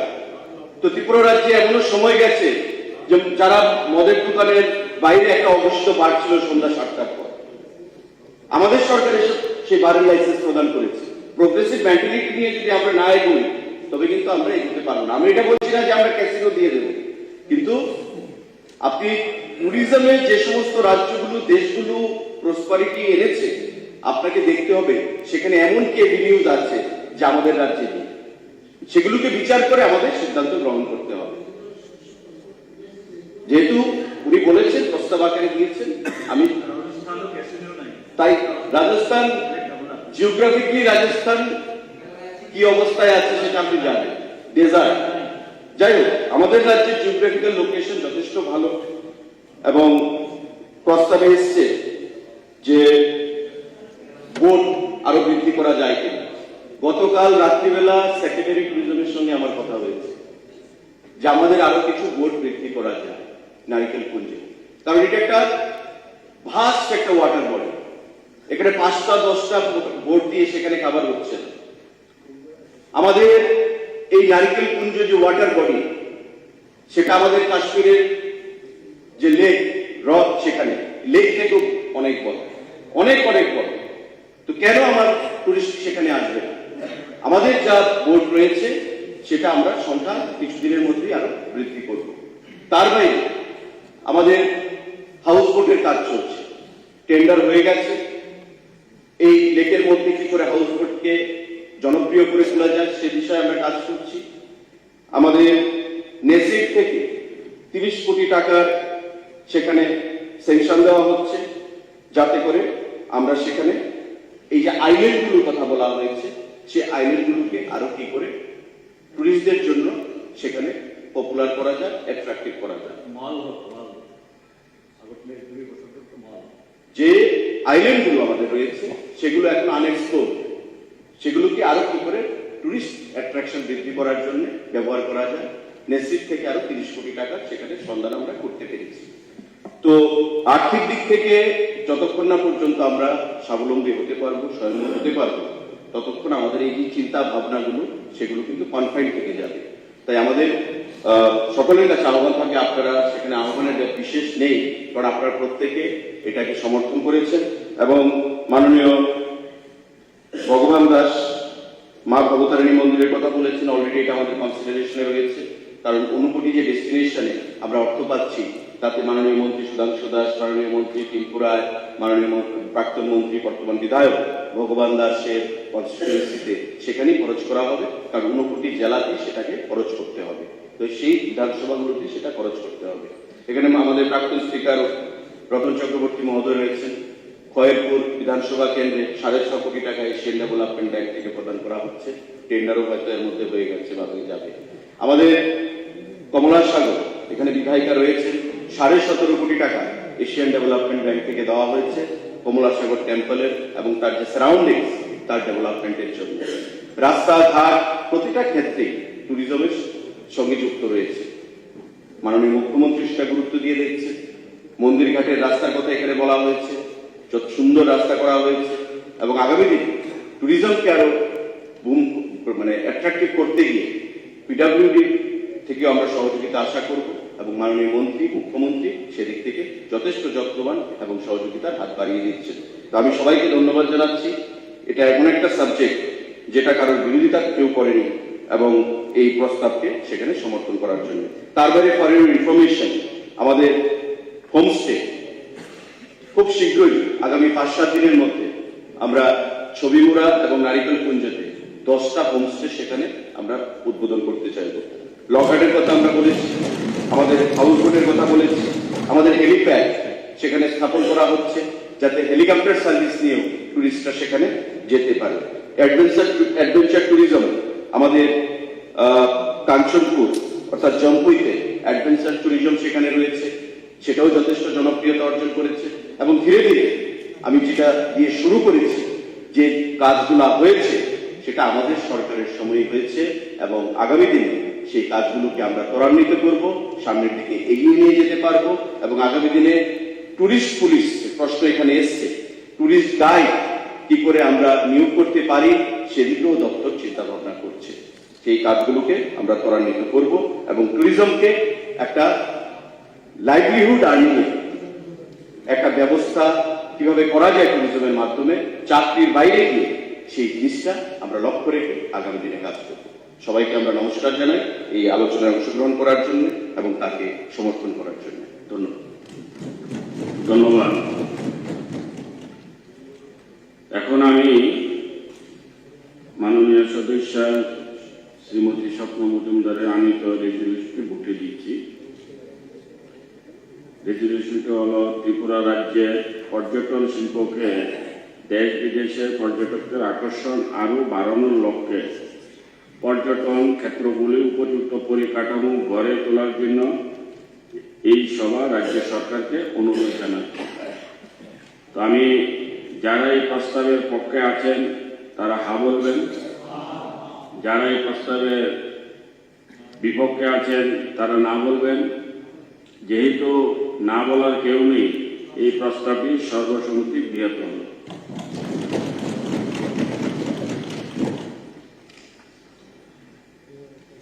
এখন দ্বিতীয় রেজলিউশন এনেছেন মাননীয় সদস্য শ্রী শৈলেন্দ্র চন্দ্রনাথ মহোদয়। মাননীয় ডেপুটি স্পিকার স্যার, আমার প্রস্তাবটি হচ্ছে ত্রিপুরা বিধানসভা গভীর উদ্বেগের সঙ্গে লক্ষ্য করছে যে রাজ্যের শিক্ষিত, অর্ধশিক্ষিত, বেকার এবং গ্রামীণ মজদুরদের মধ্যে বেকার সমস্যা দিন দিন বৃদ্ধি পাচ্ছে। আপনি রেজুলেশনটা আগে পড়েন না। প্রস্তাবে একটা অ্যামেন্ডমেন্ট এনেছেন। আপনি যে প্রস্তাবটা রেখেছেন, রাজ্যের তীব্র বেকার সমস্যা নিরসনে রাজ্য সরকার অবিলম্বে সমস্ত দপ্তরের শূন্যপদ পূরণ করার ব্যবস্থা গ্রহণ করুন। রাজ্যের তীব্র বেকার সমস্যা নিরসনে রাজ্য সরকার অবিলম্বে সমস্ত দপ্তরের শূন্যপদ পূরণ করার ব্যবস্থা গ্রহণ করুন।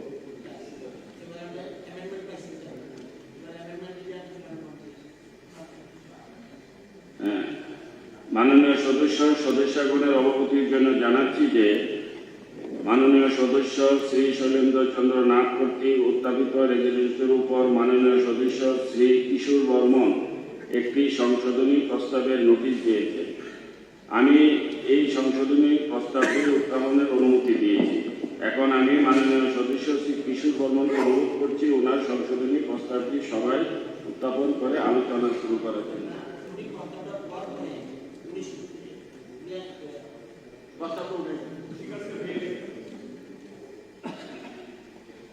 হ্যাঁ, মাননীয় সদস্য শৈলেন্দ্রবাবু বলেন, শুরু করেন এখন। ধন্যবাদ মাননীয় অধ্যক্ষ মহোদয়। আজকের লিস্ট অফ বিজনেসে দ্বিতীয় যে বেসরকারি প্রস্তাবটি উল্লেখ করা হয়েছে তাতে ত্রিপুরা বিধানসভার কার্যপ্রণালী ও নিয়মাবলী বিধি 82(1) অনুচ্ছেদ মূলে আমি একটি সংশোধনী প্রস্তাব এনেছি। আমার সংশোধনী প্রস্তাবটি হচ্ছে আফটার দ্য ওয়ার্ড রাজ্যে ডিলিট দ্য ওয়ার্ড তীব্র, আফটার দ্য ওয়ার্ড নিরসনে ডিলিট দ্য ওয়ার্ডস রাজ্য সরকার অবিলম্বে সমস্ত দপ্তরের অ্যান্ড ইনসার্ট দি ওয়ার্ডস বেকারদের স্বাবলম্বী করার উদ্যোগের পাশাপাশি রাজ্য সরকারের দপ্তরগুলোতে কর্মচারী আফটার দ্য ওয়ার্ড করা ডিলিট দ্য ওয়ার্ডস ব্যবস্থা গ্রহণ করুন অ্যান্ড ইনসার্ট দ্য ওয়ার্ডস চলমান প্রক্রিয়া আরও ত্বরান্বিত করার জন্য এই সভা রাজ্য সরকারকে অনুরোধ জানাচ্ছে। ফলে সংশোধনী প্রস্তাবটি সহ এই বেসরকারি প্রস্তাবটি হচ্ছে রাজ্যে বেকার সমস্যা নিরসনে বেকারদের স্বাবলম্বী করার উদ্যোগের পাশাপাশি রাজ্য সরকারের দপ্তরগুলোতে কর্মচারী শূন্যপদ পূরণ করা চলমান প্রক্রিয়া আরও ত্বরান্বিত করার জন্য এই সভা রাজ্য সরকারকে অনুরোধ জানাচ্ছে। মাননীয় সদস্য শৈলেন্দ্রবাবু। মাননীয় ডেপুটি স্পিকার স্যার, যে সংশোধনী এনেছেন সেই সংশোধনীকে আমি সম্পূর্ণভাবে সমর্থন করছি। আমাদের রাজ্যে বিভিন্ন সরকারি দপ্তরে যে শূন্যপদের সৃষ্টি হচ্ছে এবং তার আকার দিনে দিনে বাড়ছে এবং রাজ্যের সর্বস্তরের মানুষ একদিকে যেমন শিক্ষিত বেকাররা চাকরির আশায় হতাশায় জীবনযাপন করছে, অন্যদিকে বিভিন্ন সরকারি দপ্তরের শূন্যপদের কারণে কর্মী সংকুলানের ফলে কর্মচারীদেরকে অতিরিক্ত কাজের চাপ সহ্য করতে হচ্ছে। রাজ্যের সাধারণ মানুষ তাদের পরিষেবা থেকে বঞ্চিত হচ্ছেন। হাটে বাজারে কান পাতলাই পরিষেবা প্রদানে প্রশাসনিক দুর্বলতার কথা শোনা যাচ্ছে। এসব এখন সংবাদপত্র এবং সমাজ মাধ্যমের নিত্যদিনের প্রতিবেদনই বলা যায়। এর পেছনে একদিকে যেমন রয়েছে শূন্যপদ, পাশাপাশি দপ্তরগুলি আউটসোর্সিং এর মাধ্যমে কর্মচারী নিয়োগ, ফলে শূন্যপদের সমস্যার সঙ্গে সঙ্গে উপরোক্ত সমস্যার উদ্যোগ সেটি হলো অভিজ্ঞ এবং প্রশিক্ষণপ্রাপ্ত না হওয়ার কারণে ও সঠিকভাবে কাজকর্ম করতে পারছেন না। পাশাপাশি তাদের চাকরির নিশ্চয়তা না থাকার কারণে বেতন ভাতা রেগুলার কর্মচারীদের তুলনায় কম হওয়ার ফলে তাদের মধ্যে মানসিক অবসাদের প্রভাব সুষ্ঠু পরিচালনায় অন্তরায়ে দাঁড়িয়েছে। রাজ্যের শূন্যপদের কারণে উদ্ভূত ভয়াবহ পরিস্থিতি মোকাবেলায় ইতিবাচক ভূমিকা করার জন্য আমি অনুরোধ করছি। আমি বাজেটের ডেডলাইন্স 2018 সালের 1 জানুয়ারি এবং বাজেটের ডেডলাইন্স 1 জানুয়ারি 2023 কিছু পরিসংখ্যান দিচ্ছি। শিক্ষাক্ষেত্রে যেখানে 2008 ছিল 50,382, যেটা 2023 এসে দাঁড়িয়েছে 32,237, ডিক্রিজ হয়েছে 18,145 নাম্বার, পার্সেন্টেজ 36। এগ্রিকালচার ডিপার্টমেন্টে 2018 ছিল 440, 2023 এসে দাঁড়িয়েছে 3331, ডিক্রিজ হয়েছে 1089, percentage 25। PWD road and building 2018 ছিল 7372, 2023 এসে দাঁড়িয়েছে 5341, কমেছে 2031, পার্সেন্টেজ 27%। অ্যানিম্যাল রিসোর্স ডেভেলপমেন্টে যেখানে 2018 ছিল 1912, 2023 এসে দাঁড়িয়েছে 1621, ডিক্রিজ হয়েছে 291, 15%। ফরেস্ট ডিপার্টমেন্টে ছিল 2018 2107, 2023 দাঁড়িয়েছে 1642, ডিক্রিজ হয়েছে 465, পার্সেন্টেজ হচ্ছে 72%। টোটাল 64 ডিপার্টমেন্টের মধ্যে কেবল এক্সাম্পল হিসাবে 5টা ডিপার্টমেন্টের উল্লেখ করলাম। 8 তারিখে সিএজি অডিট রিপোর্ট যেটা সাবমিট করেছেন বিধানসভাতে, সেই রিপোর্টে পেজ নাম্বার 46 এ মেনশন রয়েছে, primary and secondary healthcare facilities in the state were running with adequate shortage of manpower in the cadre of doctors, nurses and paramedics. আমি আমার আলোচনায় শূন্যপদ বলতে আমি রাজ্যের যে সমস্ত সরকারি দপ্তরগুলিতে প্রয়োজনীয় তুলনায় স্থায়ী কর্মচারী রয়েছেন ও যেখানে প্রয়োজনীয় খালি পদগুলিতে স্থায়ী কর্মচারী নিয়োগ করা হচ্ছে না বা যেখানে অস্থায়ী ঠিকাদার ভিত্তিক কর্মচারীদের দিয়ে প্রশাসনের কাজকর্ম পরিচালনা করা হচ্ছে, সেই সব শূন্যপদগুলিকে বোঝাচ্ছি। বিগত সরকারের সময়ে নিরলস লাগাতার প্রচেষ্টার ফলে রাজ্যের শিক্ষা ব্যবস্থার বিকেন্দ্রীকরণ হয়েছে। রাজ্যে গড়ে উঠেছে স্কুল, কলেজ, বিশ্ববিদ্যালয়, মেডিকেল কলেজ, কারিগরি ও তথ্য প্রযুক্তি প্রতিষ্ঠানের মতো শিক্ষা প্রতিষ্ঠানগুলি। এইসব শিক্ষা প্রতিষ্ঠানের পাশাপাশি বহিরাজ্য থেকে পাশ করা যুবক যুবতীরা শিক্ষিত বেকার তালিকায় নাম নথিভুক্ত করিয়েছেন সরকারি চাকরি পাওয়ার আশায়। কিন্তু রাজ্য সরকারের বিভিন্ন দপ্তরগুলিতে সৃষ্ট শূন্যপদে নিয়মিত নিয়োগ না দেওয়ার ফলে ও কিছু কিছু দপ্তরে আউটসোর্সিং এর মাধ্যমে কর্মী নিয়োগের ফলে রাজ্যের বেকার সমস্যা দিন দিন বৃদ্ধি পাচ্ছে। অপরদিকে আবার রাজ্য সরকার শূন্যপদ অবলম্বনের দিকে হাঁটছে, ফলে হতাশার প্রহর গুনছেন শিক্ষিত বেকার ও তাদের পরিবার পরিজনেরা। রাজ্যের অর্থ দপ্তর থেকে প্রকাশিত পরিসংখ্যানে দেখা যাচ্ছে, রিপোর্ট হচ্ছে director of economics and strategic planning department of Tripura, page number 79, যেখানে 2018-19 সালে সংখ্যা ছিল 1,61,671, বর্তমানে 2021-22 সংখ্যা দাঁড়িয়েছে 73,363, ডিফারেন্স ইজ 88,308। রাজ্য সরকারের দপ্তরে ব্যাপক শূন্যপদের কারণগুলির মধ্যে প্রধানত হচ্ছে 10,323 চাকরিচ্যুতি আদালতের রায়ের ফলে 10,323 জন শিক্ষকের চাকরিচ্যুতি হওয়ার ফলে রাজ্যের শিক্ষা দপ্তরে বিরাট শূন্যপদের সৃষ্টি হয়। কিন্তু একসঙ্গে এত বৃহৎ সংখ্যক শিক্ষকের চাকরি যাওয়ার ফলে রাজ্য সরকারের সেই সকল শূন্যপদ নিয়োগ না করেননি, ফলে রাজ্যের প্রাইমারি শিক্ষা ব্যবস্থা একেবারে ভেঙে পড়েছে। অধিকাংশ প্রাথমিক বিদ্যালয়গুলিতে একজন, কোথায় কোথাও দুজন দিয়ে স্কুলের শিক্ষা ব্যবস্থা চালানো হচ্ছে। দ্বিতীয় কারণ হচ্ছে কর্মচারীদের অবসরে চলে যাওয়া। বিভিন্ন সরকারি দপ্তরে শূন্যপদ সৃষ্টির পেছনে আরেকটি কারণ হলো কর্মচারীদের অবসরে চলে যাওয়া। সরকারি নিয়ম মেনে প্রত্যেক কর্মচারীকে একটি নির্দিষ্ট সময়ে কর্মজীবন থেকে অব্যাহতি নিতে হয়, ফলে ওই স্থানে সৃষ্টি হয় শূন্যপদের। আগে যদি ওই সকল শূন্যপদগুলিতে নিয়মিত নিয়োগ হতো, কিন্তু এখন তাহার হচ্ছে না। কোনো কোনো ক্ষেত্রে এই সকল শূন্যপদে পুনরায় নিয়োগের পরিবর্তে শূন্যপদগুলি বন্ধ করে দিতে তৎপর হচ্ছে সরকার। অথচ সংকট দেখিয়ে অর্থ দপ্তরের মাধ্যমে জারি করা অর্থ দপ্তরের অনুমোদন ব্যতীত দপ্তরে নিয়োগ করা যাবে না বলে নিষেধাজ্ঞা জারি করা হচ্ছে, যার ফলে দপ্তরের শূন্যপদের তালিকা দীর্ঘতর হচ্ছে। তৃতীয় কারণ হচ্ছে সরকারের প্রচেষ্টা যথেষ্ট অভাব। শূন্যপদ পূরণে রাজ্য সরকারের অনিচ্ছা বারবার প্রকাশিত হচ্ছে জনসমক্ষে। সরকার নিজের দপ্তরে নিয়োগের প্রচেষ্টা যথেষ্ট নেই, অথচ ঘটা করে বেসরকারি কোম্পানির জন্য চাকরির মেলা আয়োজিত হচ্ছে রাজ্যের সর্বত্র। কিন্তু মজার বিষয় রয়েছে চাকরি মেলা করে এবং রাজ্য সরকারের চাকরিজীবীর সংখ্যা দিন দিন কমে চলছে। অর্থ দপ্তর থেকে প্রকাশিত পরিসংখ্যান থেকে এটাই স্পষ্ট। আউটসোর্সিং এর মাধ্যমে কর্মচারীদের নিয়োগ। এই বিজেপি আইপিএফটি জোট সরকার ক্ষমতায় আসার পর রাজ্যব্যাপী পরিচিত হয়েছে এই আউটসোর্সিং এর বিষয়টি।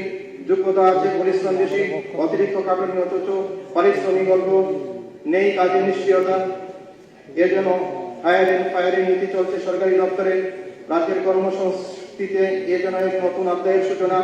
বিভিন্ন দপ্তরে শূন্যপদ সৃষ্টি, কিছু সংখ্যক পদে আউটসোর্সিং এর মাধ্যমে নিয়োগ করে ড্যামেজ কন্ট্রোলের চেষ্টা করছে সরকার।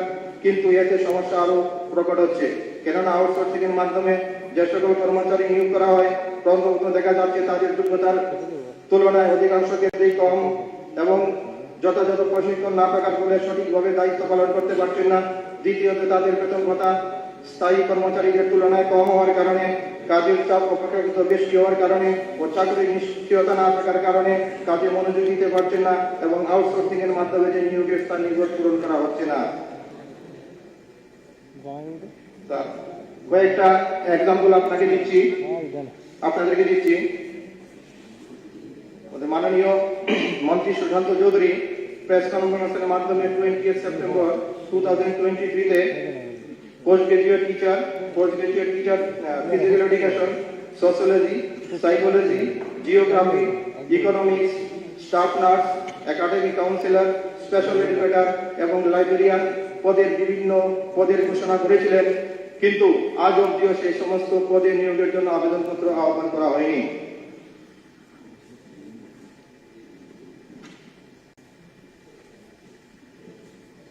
প্রেস কনফারেন্স এই 7 জানুয়ারিতে পেপারে একটা রিপোর্ট বেরিয়েছে। ত্রিপুরা যেহেতু 16টা কলেজ রয়েছে, তার মধ্যে এই 25টা কলেজ রয়েছে, তার মধ্যে 16টা কলেজের মধ্যে প্রিন্সিপাল নেই। শিক্ষক স্বল্পতায় আবুডুবু কাটছে। প্রতিবাদী কলম 6 তারিখে একটা রিপোর্ট বেরিয়েছে। কারি আবেদনপত্র জমা করেছে। পুলিশ স্পেশাল এক্সিকিউটিভ পদে নিয়োগ পর্ব হিমনরওয়ে, যেখানে 2023-এ মাননীয় মুখ্যমন্ত্রী পুলিশের স্পেশাল এক্সিকিউটিভ পদের জন্য 6067 পদের জন্য নিয়োগের জন্য বলেছিলেন। হাজার হাজার ছেলেমেয়েরা চাকরির আশায় দাদাক পুলিশ পোস্টে গিয়ে তাদের আবেদনপত্র জমা করেছে, কিন্তু তা কি হয়েছে আজ পর্যন্ত কেউ এর খোঁজখবর দিতে পারছেন না।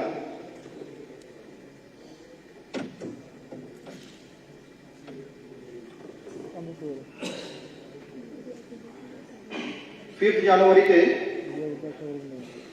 সরকারি নিয়োগ বন্ধ করে অবসরপ্রাপ্তদের পুনর্বাসনের মাধ্যমে পানি সম্পদ দপ্তরে 21টা পদের জন্য আবেদন করা হয়েছে।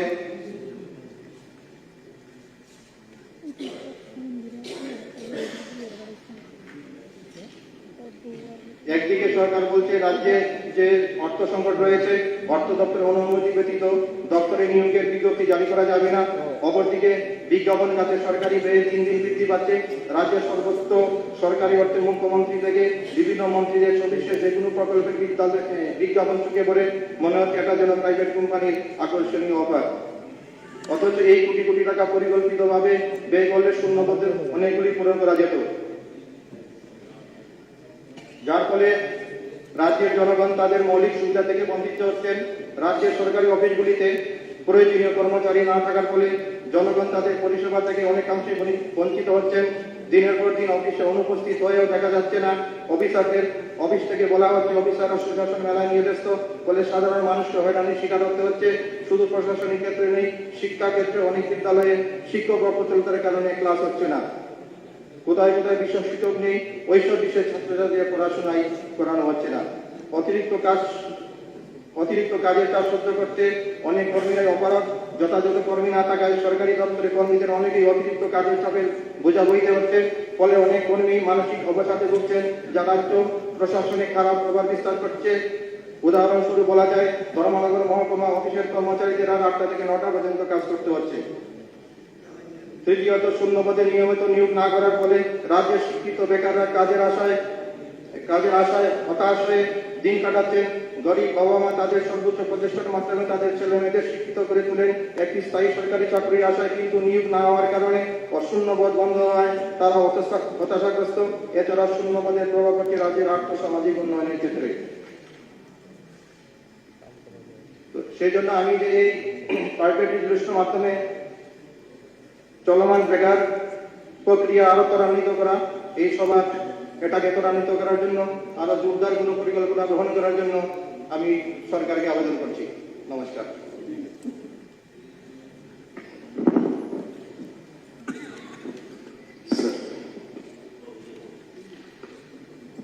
স্যার, আমি এই বিষয়টি ক্লারিফাই করার জন্য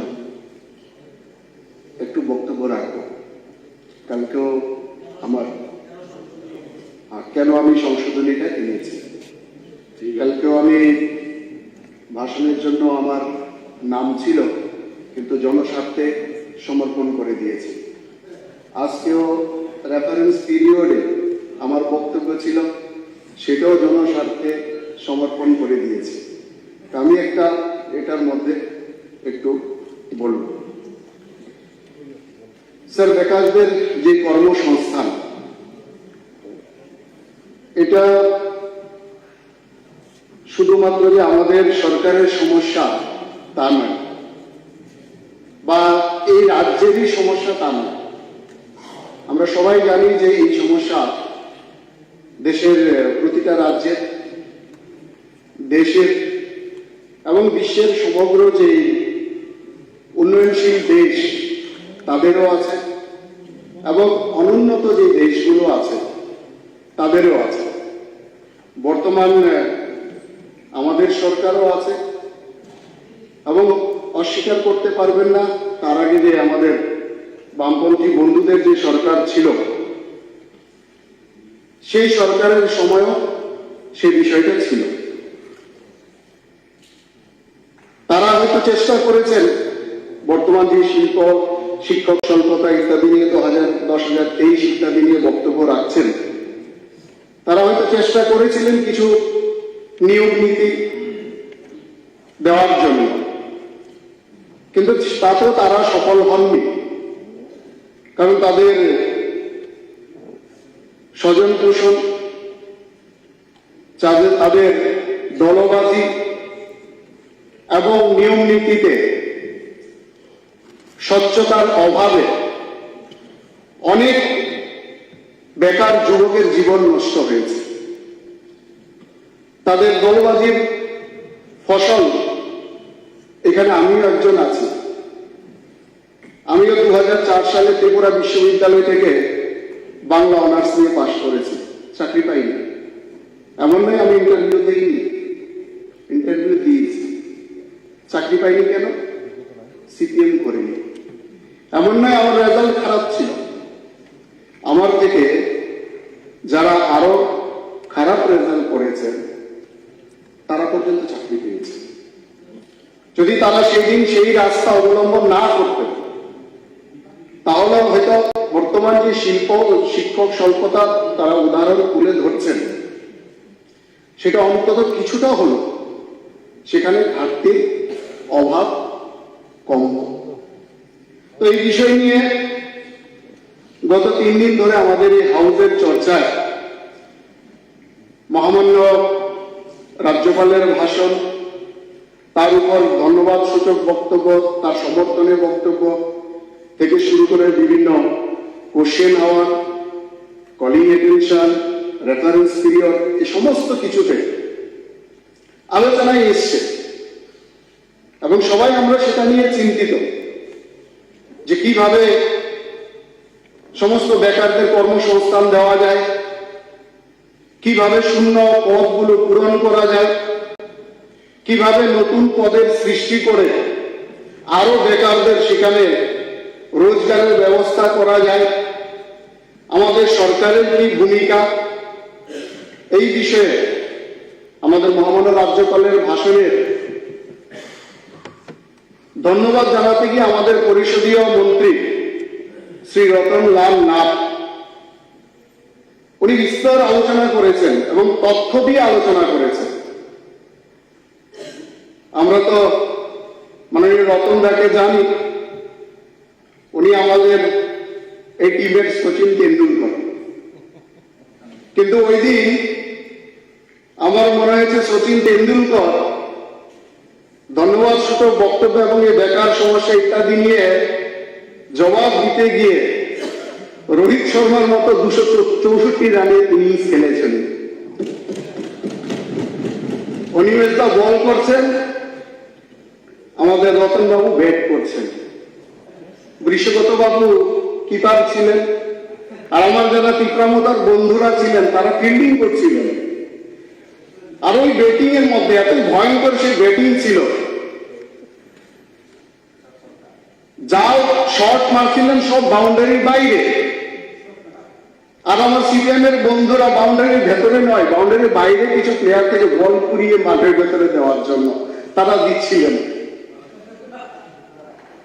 আমার সিপিএম এর বন্ধুরা এবং আমার মিডিয়াম অর্ডারে যারা ব্যাট করেছেন, আমার রঞ্জিত দা, আমার ভগবান দা, আমার বিনয় দা থেকে শুরু করে যারা মিডিয়াম অর্ডারে ব্যাট করেছেন, তারা যখন ব্যাট করছিলেন তখন আমার বসে বসে শীতের মরশুমে মনে হচ্ছিল যে আমরা শীতের মরশুমে এখন ক্ষীরা আসে, তো আমরা বন্ধুরা বসে একসাথে ক্ষীরা খাই।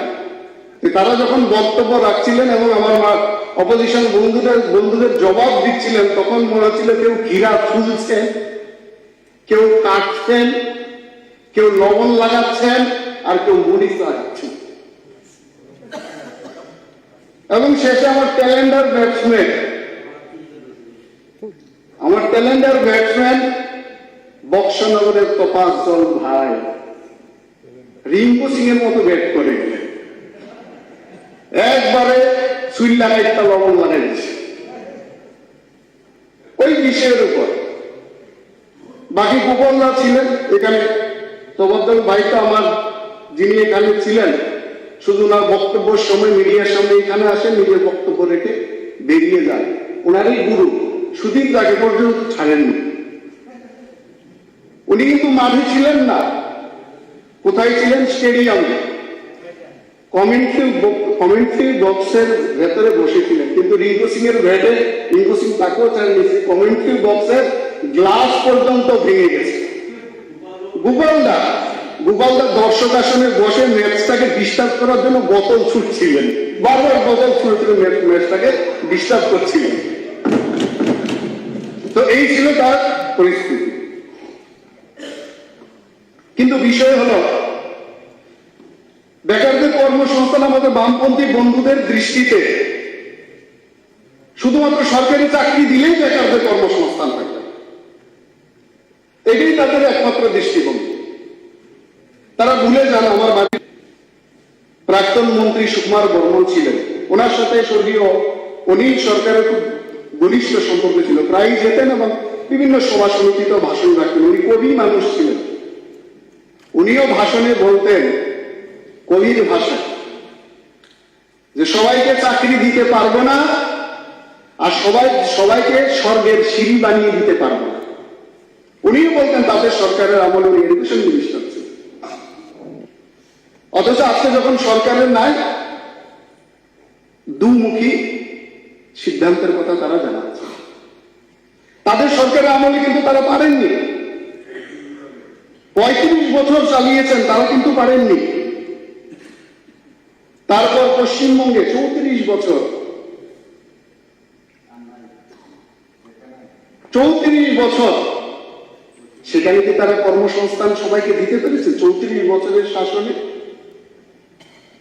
সেখানে পারেননি।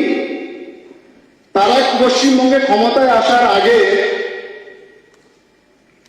ইন্ডিয়ান জিডিপিতে পশ্চিমবঙ্গের কন্ট্রিবিউশন 27% ছিল, 27%।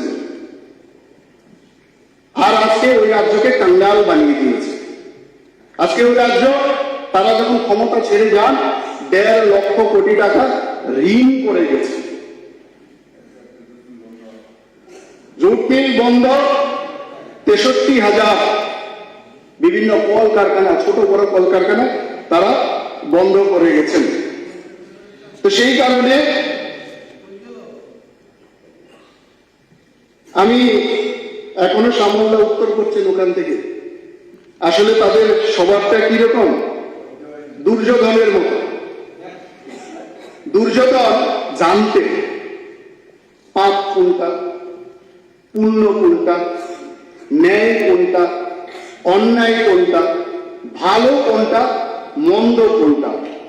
উনি বলেছেন, পিতামহ ভীষ্মকেও বলেছেন এবং শ্রীকৃষ্ণকেও বলেছেন, আমি জানি কোনটা ভালো কোনটা মন্দ, কিন্তু ভালো পথে চলার আমার স্বভাবে নেই, আমি চলতে পারবো না, এই কারণে ধ্বংস হয়ে গেছিল। আর আপনারাও এই কারণে ধ্বংস হয়ে গেছেন, এই টন্টিং মারার কারণে। স্বীকার করুন বাস্তবটা। রাবণেরও একই অবস্থা হয়েছিল, শ্যামলদা, রাবণেরও একই অবস্থা হয়েছিল। একটু শুনুন শুনুন, রাবণেরও একই অবস্থা হয়েছিল। সীতাহরণ করে কি পাপ করেছেন উনি অনেকের কাছে বলেছেন।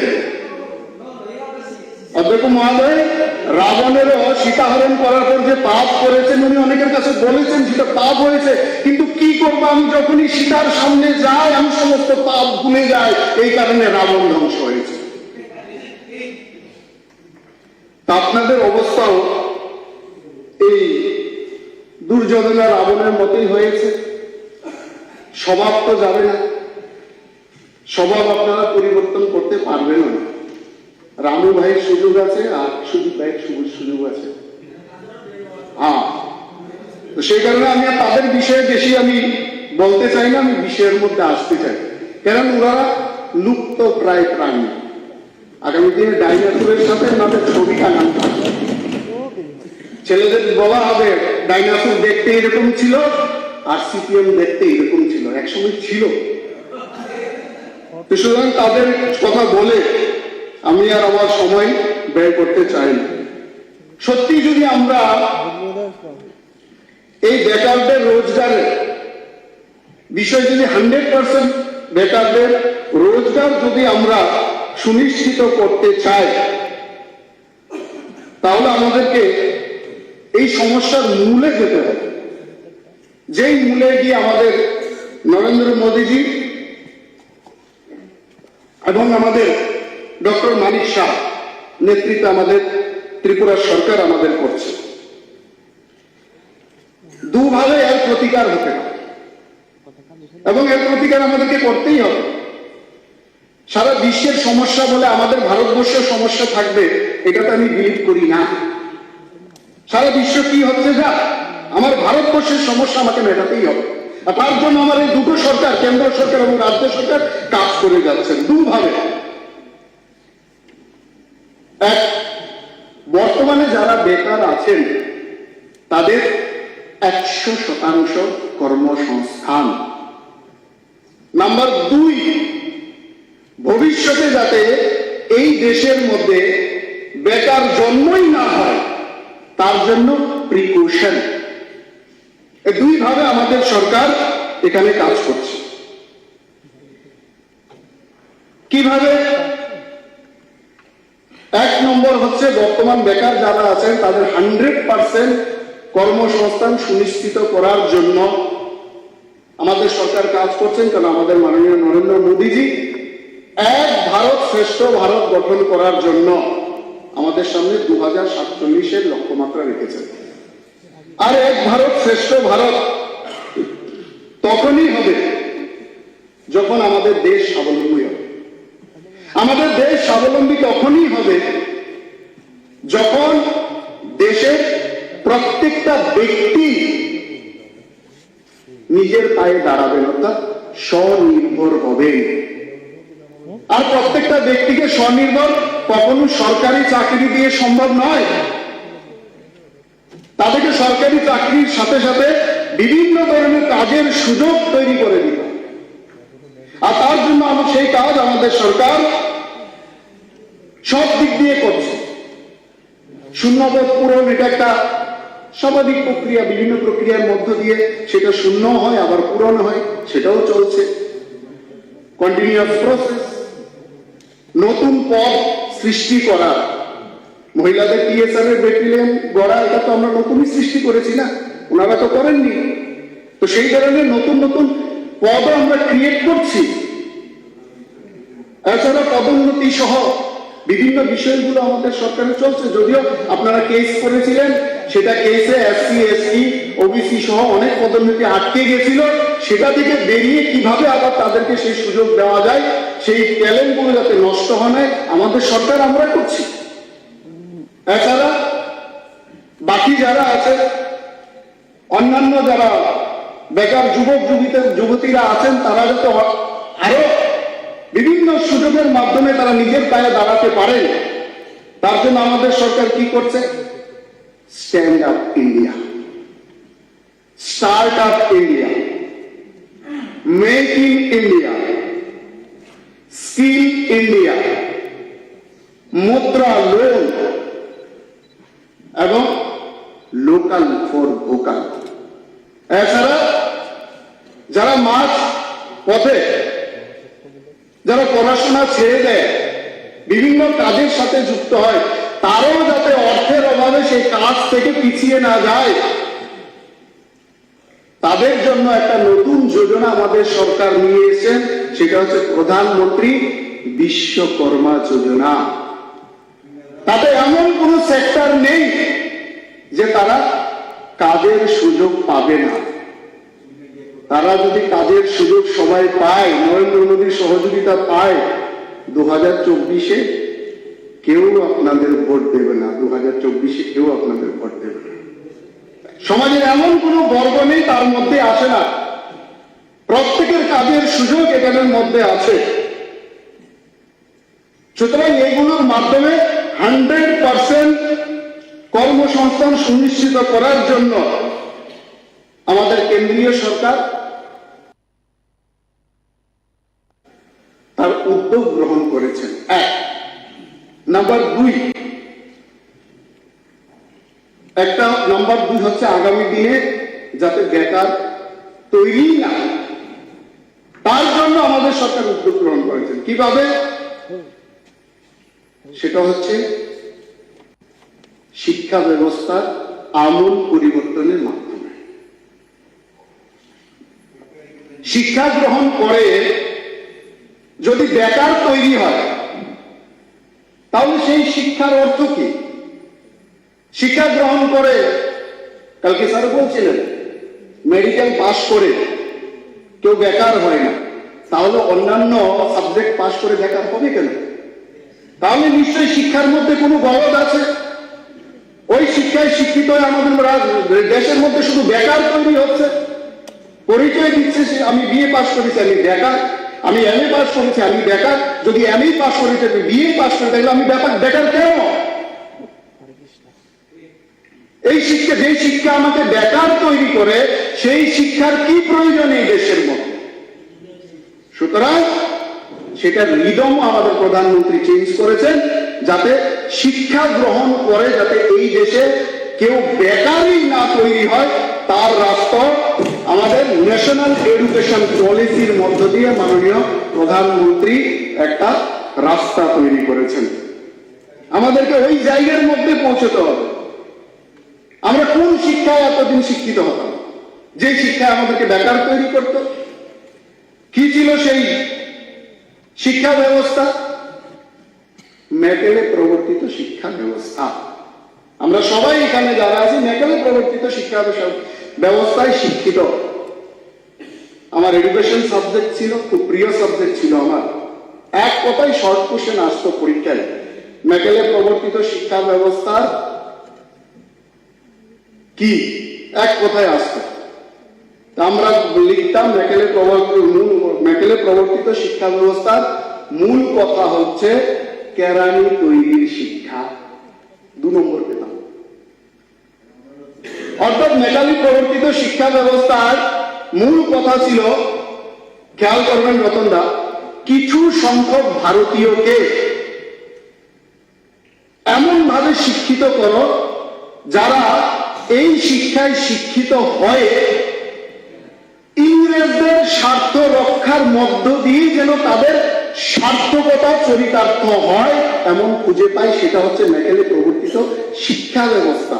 কথাটা লক্ষ্য করেন, কিছু সংখ্যক ভারতীয়, সমস্ত ভারতীয় নয়, এবং কি যাতে তারা শুধু শিক্ষিত হয়ে শুধুমাত্র ইংরেজদের স্বার্থ রক্ষার মধ্য দিয়ে অর্থাৎ বিদেশিদের স্বার্থ রক্ষার মধ্য দিয়ে তাদের সার্থকতা খুঁজে পায় এবং তারা তাদের জয় জয়কার করেই তারা নিজেদের সার্থকতা খুঁজে পারবেন, যেমন আমাদের বামপন্থীরা পান। দেশের কথা বললে ওদের ছ্যাঁকা লাগে, গা জ্বলে। যখনই ভারতের কথা আসে তখনই তাদের জ্বালা হয়। আর যখন ভারত তেরে টুকরে হোঙ্গে ইনশাল্লাহ ইনশাল্লাহ স্লোগান দেওয়া হয়, তারা আনন্দে নাচেন, তারা আনন্দে নাচেন। আফজল হাম শর্মিন্দা হয় তেরে কাতিল জিন্দা হয়, তখন তারা আনন্দে নাচে। আর যখনই গভর্নর তার স্পিচের মধ্যে বলেন অতুল প্রসাদ সেনের সেই কবিতার লাইন, বলো বলো বলো সবে শতবীণা বেনু রবে, ভারত আবার জগৎ সবাই শ্রেষ্ঠ আসন লবে, তখনই জ্বালা শুরু হয়ে যায়, তখনই জ্বালা শুরু হয়ে যায়।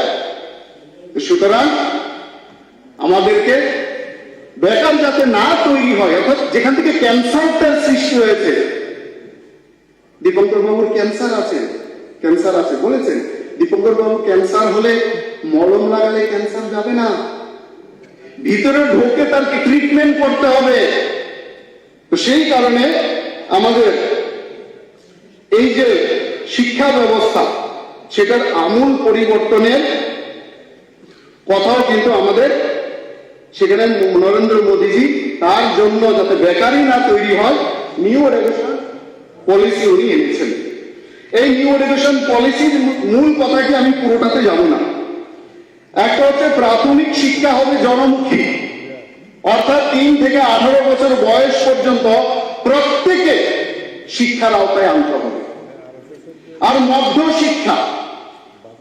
শিক্ষা হবে কর্মমুখী, আর উচ্চ শিক্ষা হবে জ্ঞানমুখী। আমরা যে লেখালে প্রবর্তিত শিক্ষা ব্যবস্থা বর্তমানে যে আমরা শিক্ষা গ্রহণ করছি, আমরা 12 পাস করলে আমরা তো সার্টিফিকেট পেয়ে যাচ্ছি, কিন্তু 12 পাস করার পর আমরা যদি গ্রাজুয়েশন পাস করতে যাই, তাহলে আমাদেরকে 3 বছর first year, second year, third year আমাদের যখন আমরা পড়াশোনা করি অতিক্রম করার পর আমাদেরকে ডিগ্রি সার্টিফিকেটটা পেতে হতো। ফার্স্ট ইয়ার কমপ্লিট করার পর যদি কোনো কারণে আমার পড়া বন্ধ হয়ে যেত, আমি কিন্তু ডিগ্রি সার্টিফিকেট পেতাম না। সেকেন্ড ইয়ার করার পর যদি আমার পড়াশোনা কমপ্লিট বন্ধ হয়ে যেত, আমি কিন্তু ডিগ্রি সার্টিফিকেট পেতাম না। বর্তমান নিউ এডুকেশন পলিসিতে কিন্তু সেই ব্যবস্থা আছে যে যতটুকু পড়াশোনা করবে তাকে ততটাই সার্টিফিকেট কিন্তু সেখানে দেওয়া হবে, এবং সেই সার্টিফিকেট বেসিসে তাকে কর্মসংস্থান দেওয়া হবে। সায়েন্স, আর্টস, কমার্স, তার কোনো বাধ্যবাধকতা থাকবে না। যার মধ্যে যে ট্যালেন্ট আছে সে পড়াশোনা করতে পারবে। অর্থাৎ কি আছে, হাতি, ঘোড়া এবং গাধা, তিনটেকে কিন্তু এক শিক্ষায় শিক্ষিত করলে হবে না। তিনটে ট্যালেন্ট আলাদা। আমি মনে করি না গাধার কোনো ট্যালেন্ট নেই, গাধারও ট্যালেন্ট আছে, কিন্তু তিনজনের ট্যালেন্ট কিন্তু আলাদা। নিউ এডুকেশন পলিসিতে সেই সুবিধাই দিয়েছে।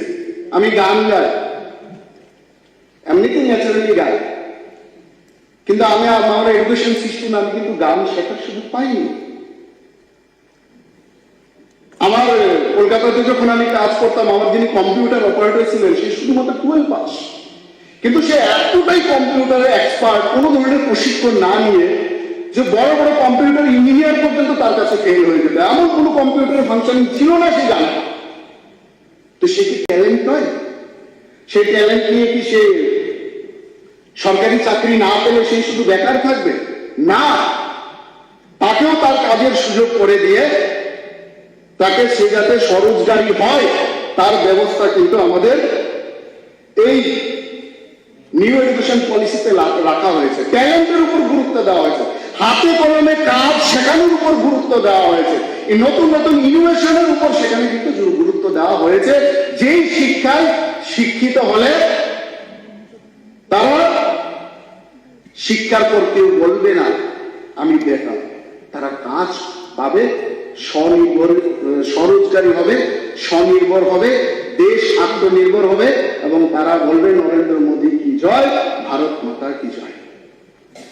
তো সেই শিক্ষা ব্যবস্থা আমাদের আগামী দিনে যাতে এই দেশে যাতে বেকারই না তৈরি হয়, তার জন্য কিন্তু আমাদের মাননীয় প্রধানমন্ত্রী সেখানেও কিন্তু আমাদের রেখেছেন।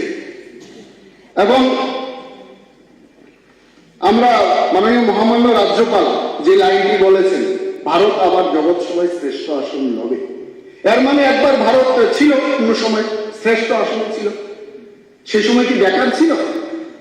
বেকার থাকলে তো কখনো শ্রেষ্ঠ হতো না। সেই সময় কি সরকারি অফিস ছিল, আদালত ছিল? সরকারি অফিস ছিল না, আদালত ছিল না। কিন্তু তারপরে একজন ইংরেজ দার্শনিক তিনি ইংল্যান্ডের অ্যাসেম্বলিতে বক্তব্য রাখেন, আমি পুরো ভারত ভ্রমণ করে এসেছি, পুরো ভারত ভ্রমণ করে এসেছি, পুরো ভারত ঘোরার পর আমি এমন একজনও পাইনি যে সেই দেশে কেউ ভিক্ষা করছে।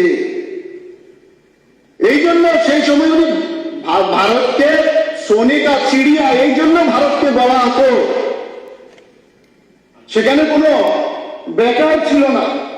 এখনো আমাদের ত্রিপুরা রাজ্যে, আমিও যখন আগরতলাতে আসতাম, ইউনিভার্সিটিতে আসতাম, তখন আমার বাসের মধ্যে উঠতো এরকম ছাত্রা পথে দয়া করে দুটো পয়সা সাহায্য চাইছি, দাদা দাদাও যে যাই পারেন দাদা, আমরা দিতাম। এখন কিন্তু এই চিত্র ত্রিপুরাতে নেই, ভিখারি খুঁজে পাবেন না ত্রিপুরাতে। তো সুতরাং সেই যে ভারত যখন শ্রেষ্ঠ ছিল, তখনকার শিক্ষা ব্যবস্থা কি ছিল? তখনও সেই ট্যালেন্ট ভিত্তিক শিক্ষা ব্যবস্থা ছিল প্রাচীন ভারতীয় শিক্ষা ব্যবস্থায়। বেশি উদাহরণ নিতে হবে না, আমরা যদি রামায়ণের উদাহরণ নেই, দ্রোণাচার্যের যে বিদ্যালয় আজকের ভাষায়, তার উদাহরণ যদি নেই, সেখানে পাণ্ডবরা শিক্ষা লাভ করেছেন, কৌরবরা শিক্ষা লাভ করেছেন। তার মধ্যেও যদি শুধু পাণ্ডবদের উদাহরণ নেই, 5 ভাইকে কিন্তু দ্রোণাচার্য এক শিক্ষায় শিক্ষিত করেননি। যুধিষ্ঠিরকে দেখেছেন উনি প্রচন্ড ধার্মিক, তাকে ধর্মের শিক্ষা দিয়েছেন।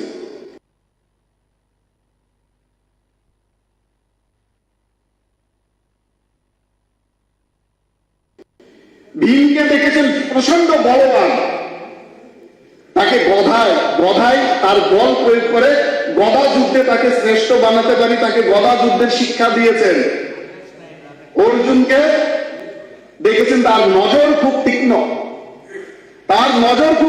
তাকে যদি ধনুর্বিদ্যা পারদর্শী করি, শ্রেষ্ঠ ধনুর্বিদ হতে পারে। আপনি সময় বেঁধে দিন, কারণ আরো প্রাইভেট ম্যাম সময়টা বলে দেবেন। আমি আর 2 মিনিটে শেষ করে দেবো, অধৈর্য হবেন অনিমেষ বাবু, আপনাদেরকে তো কিছু বলছি না, আমি আর 2 মিনিটে শেষ করে দেবো। ঠিক সেই রকম নকুল এবং সহদেব তলোয়ারবাজিতে তারা পারদর্শী, তাকে সেই তলোয়ারবাজি শিক্ষা তারা দিয়েছিলেন। আর সেই কারণে সেই সমস্ত শিক্ষা ব্যবস্থায় যারা বেরোতেন, তারা কখনো সেই সময় নিজেরা বলতেন না যে আমি বেকার, তারা কোনো না কোনো কর্মসংস্থান কিন্তু তারা পেতেন। এবং সেই সময়কার যে নালন্দা বিশ্ববিদ্যালয়, তক্ষশিলা বিশ্ববিদ্যালয়, বিক্রমশিলা বিশ্ববিদ্যালয়, এই সমস্ত বিদ্যালয় থেকে কারা বেরোতেন? সুপ্রাচীন কাল থেকে বহু নাম আছে, চাণক্য আছে, কৌটিল্য আছে, আর্যভট্ট আছে, কপিল, কনাদ, সুশ্রুত, পাণিনি, পতঞ্জলি, শ্রী রামানুজ, তুলসীদাস, বাল্মীকি, রবিদাস, রামদাস, কালিদাস, তারা কি বেকার ছিলেন? না। তো সুতরাং আমাদের সরকার যাতে বেকার সমস্যার সমাধান হয়, সবাই যাতে স্বরোজগারী হয় এবং আগামী দিনে যাতে বেকার তৈরি না হয় এই দেশের মধ্যে, সেই দিশায় একটি দূরদর্শী দৃষ্টি নিয়ে আমাদের সরকার কাজ করছেন। তো সেই কারণে আমি যে প্রস্তাবটা এখানে সংশোধনটা আমি এনেছি, আমার বক্তব্যের পরিশেষে আমি এই হাউসের সকল সম্মানিত সদস্যগণের কাছে আমি অনুরোধ করছি, আসুন আমরা সকলে মিলে সর্বসম্মতিক্রমে আমি তো যে সংশোধনীগুলি আছে এখানে সেগুলি সহ মাননীয় সদস্য শৈলেন্দ্র চন্দ্র নাথের উত্থাপিত এই বেসরকারি প্রস্তাবটি সংশোধনী আকারে পাশ করে রাজ্য সরকারের উদ্দেশ্যে আমরা প্রেরণ করি। সবাইকে অনেক অনেক ধন্যবাদ। ধন্যবাদ। প্রস্তাবের তো একজন প্রস্তাব এনেছে এবং একজন প্রস্তাবের সংশোধনী প্রস্তাব এনেছে, দুজনকে তো অ্যাভেলেবেল সময় দিচ্ছে, কিন্তু সবাই যদি এইভাবে বলতে থাকে হবে না। সবাইকে ম্যাক্সিমাম 5 মিনিট যদি, তো এইখানে নাম আসছে কয়েকটা, বক্তব্য জবাব দিতে হবে তো, হ্যাঁ এই বক্তব্যের জবাব দিতে হবে তো, ঠিক আছে। তাহলে ওনাকে বাদ বলতে 5 মিনিট, আমি তো যিনি প্রস্তাব এনেছে ওনাকে তো টাইম দিয়েছি, প্রত্যেকটা শব্দের জবাব হবে। এখন মাননীয় সদস্য শৈলেন্দ্রবাবু যে প্রস্তাব এসেছিল ওনার পক্ষে কজনের বলবে? 2 জন। নিশ্চয়ই আর কংগ্রেসের পক্ষ থেকে ওনাদের পক্ষে আসেনি আছে, এনেছে 2 জন। এদিক থেকে মাত্র একজন বলবে না, এই ওনাদের পক্ষেতে 2 জন এবং ওনাদের পক্ষ থেকে 2 জন, 4 জন এবং কংগ্রেসের পক্ষ থেকে 2 জন, 6 জন আছে। তাহলে আমরা 6 জন এটাই তো বলছি। স্যার সিম্পল একটা টপিক্সের উপর এভাবে যদি অনেকজন ডিসকাশন করে, আমার মনে হয় রুলসটা দেখে নেওয়া উচিত। এতজন ডিসকাশন করাটা তো একটু রেগুলেট হয়ে যাচ্ছে। আছে, টাইম লিমিট করা আছে, আরো দুটো একজন আছে, ঠিক আছে ঠিক আছে, সব আরে এখানে শৈলেন্দ্রবাবু যতক্ষণ বলেছেন হিসাব করে দেখুন, সেই টাইম দেখুন, ঠিক আছে ঠিক আছে না বলে শুনুন, আরে 7 মিনিট করে দিন না। না, এত উদারতা মহানুভবতা না কালকে দেখালেন, আজকে উঠে গেলেন কি কোনটা ব্যাপার? কালকে মাননীয় মুখ্যমন্ত্রী কত মহানুভবতা, কি ব্যাপারে? আরে সবটাই ব্যাপারে কি অসুবিধা? না না, এই যে এখন বলছেন, আরে একটা আমি তো ভেবেছিলাম কর্মসংস্থানের প্রস্তাব, আমরা যেমন আপনাদের প্রস্তাবকে টোটালি পজিটিভ অ্যাঙ্গেল থেকে আমরা করেছি, হ্যাঁ, আর এটাতে মোকারিকে নিয়ে গেল, একদম মেকারি নয়, দেখতে গেছে। আসুন না, যদি আলোচনা একটু যদি আপনাদের রাগ করবেন না, you are the senior member, সেই জায়গাতে ভুল জায়গা গেছে, ভুল জায়গা। You must have the guts to listen. You must have the guts. আচ্ছা, মাননীয় সদস্য গোপাল চন্দ্র রায়, আমাদের একজন বলবেন, ওনাদের 7 মিনিট করে সময় আমার কি বলবো তাহলে বলতে পারলাম না, ওনারা প্রস্তাব এনেছে, ওনাদেরকে সম্পূর্ণ সময় দেওয়া হয়েছে, আমরা সবাই সব টাইম নিতে লাগবে, আপনারা শর্টকাটে করবেন। মাননীয় মহোদয়, আজকে আমাদের যে প্রাইভেট মেম্বার ডিভিশন, সেটাতে রাজ্যের তীব্র বেকার সমস্যা নিরসনে রাজ্য সরকার অবিলম্বে সমস্ত দপ্তরের শূন্যপদ পূরণ করার ব্যবস্থা এনেছেন আমাদের মাননীয় সদস্য শৈলেন্দ্রচন্দ্র নাথ। এটা অ্যামেন্ডমেন্ট এনেছেন আমাদের তরুণ তুর্কি, আমাদের কিশোর বর্মন মহোদয়, 2 জনের বক্তব্য শুনেছি। কিন্তু স্যার, একটি কথা হলো উদ্দেশ্য বেকার সমস্যার সমাধান। এখানে স্যার এটা তো ঠিক, নরেন্দ্র মোদীজি ভারতবর্ষের প্রধানমন্ত্রী, 2014 সালে যখন উনি এসেছিলেন তখন ভারতবর্ষে বেকার ছিল 5.4 আর আজকে 10%, আর ত্রিপুরাতে বেকার হলো আজকে 14.3%। এটা আমি করিনি, এটা অল ইন্ডিয়া এটা রিসার্চ করে তারা আমার, এবং উত্তর পূর্বাঞ্চলে ত্রিপুরা রাজ্য সবচেয়ে বেশি। স্যার, আমরাও বেকারের সমস্যার সমাধান চাই। আমাদের তেন্ডুলকর বলেছেন, উনিও চান তারপরে তেন্ডুলকার বলে, তিনি বলে অ্যামেন্ডমেন্ট আছেন, উনিও চান, কিন্তু বক্তব্য ম্যাটার অফ গ্রেট রিগ্রেট যে ক্ষমতায় আসার সময় আমরা দেখেছি এই যে ভীষণ ডকুমেন্ট, ঘরে ঘরে রোজগার।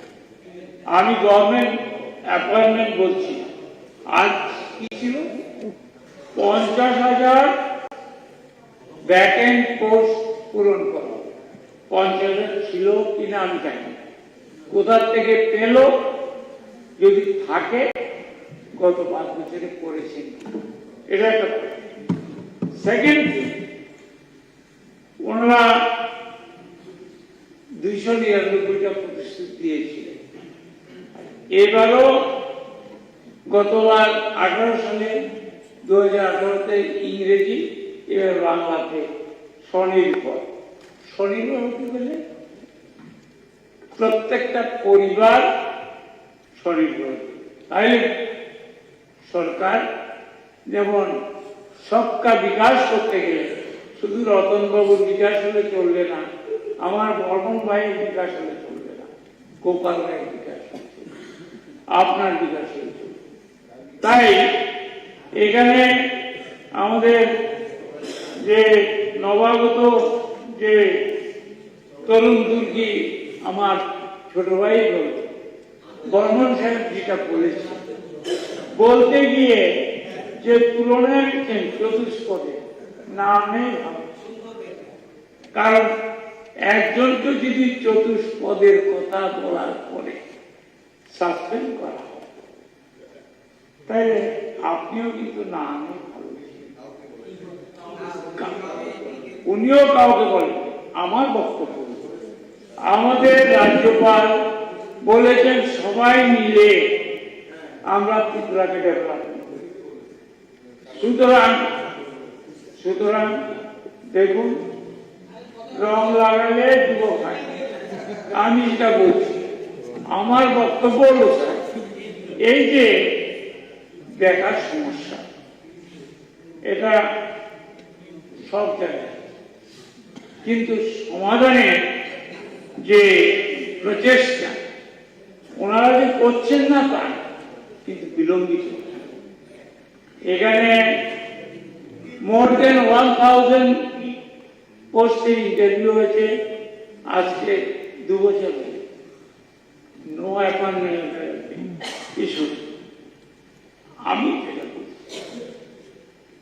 যেখানে শূন্য পদ আছে, এখানে কি বলেছে, স্পেসিফিক বেকার সমস্যার সমাধানের জন্য শূন্য পদগুলি পূরণ করা। আমি জানি না তেন্ডুলকার মহোদয় শূন্য পদ পূরণ করার পক্ষে না দিব, এখানে কিন্তু পরিষ্কার লিখেছে। হ্যাঁ, আমি যেটা বলছি স্যার, গত 5 বছরে 18 থেকে 23 প্রায় 22 থেকে 23,000 শূন্য পদ হয়েছে রিটায়ারমেন্ট।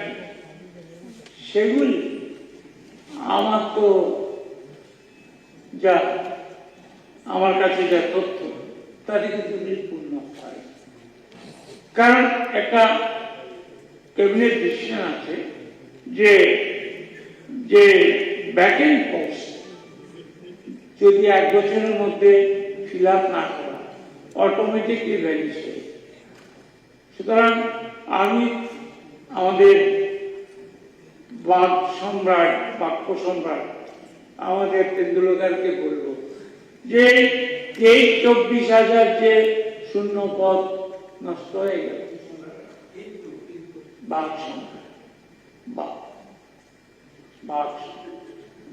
না, আপনার উল্টা ভাই, আপনাদের তো স্বভাব আছে।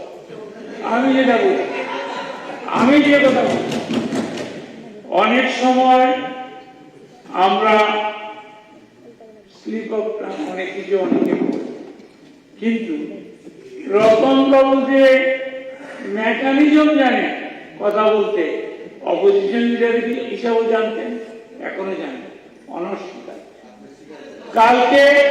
কালকে আমি টৈটুম্বুর বলেছিলাম, আপনার স্পিকার সাহেব টৈটুম্বরের শব্দ উনি কি পিএইচডি কিনা জানি না। আমি আজকে দৃষ্টানে দেখেছি কান্নায় কান্নায় বল ওনার অভিজ্ঞতা। আমি বলব স্যার আসার আগে তো স্যার একটা কমিটমেন্ট দিয়ে এই সরকার এসেছে, এটা হলো ভারতীয় জনতা পার্টি।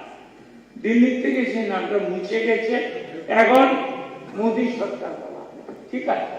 ওনার পারফরমেন্সে উনি হয়েছে, এখানে ডক্টর মানিক শাহ সরকার হয়েছে। সেটা আমাদের বক্তব্য যে শূন্য পদগুলি কেন পূর্ণ হবে না, এগুলি তো ফাইন্যান্সের কোনদিন অনুমোদন দরকার হয় না।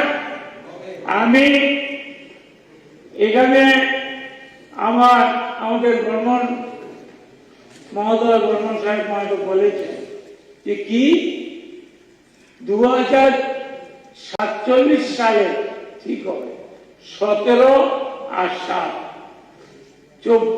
কত 24, হ্যাঁ 17 আর 24 বছর পরে পূর্ণ কে জীবিত থাকবে, কে পরলোকে যাবে আর জানি। 10,330 আপনারা এখানে বলেছেন 10,300 যে সমাধান করবে, ওই 165 জনের শরীর সমাধি হয়ে গেছে, কিছু বটতলা আর কিছু কবরে, আর 5 জন সুইসাইড করেছে, 2 জন জনজাতি আছে সুইসাইডের মধ্যে। আমি যে কথা বলছি, আমাদের বক্তব্য এখানে সময় নষ্ট না করে একটা গঠনমূলক সমালোচনা আমরা যদি করি, আমার মনে হয় রতনবাবু একমত হবে। কারণ constructive criticism is the friend, real friend of the government.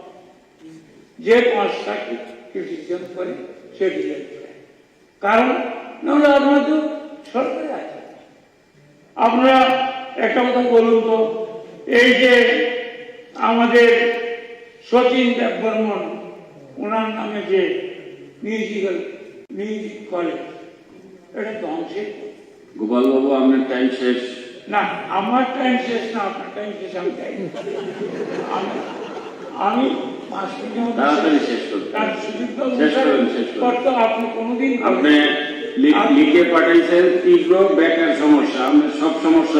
আমি আপনাকে বলি, আমি আপনার সমস্যাটা বলছি, আপনার তীব্র আমি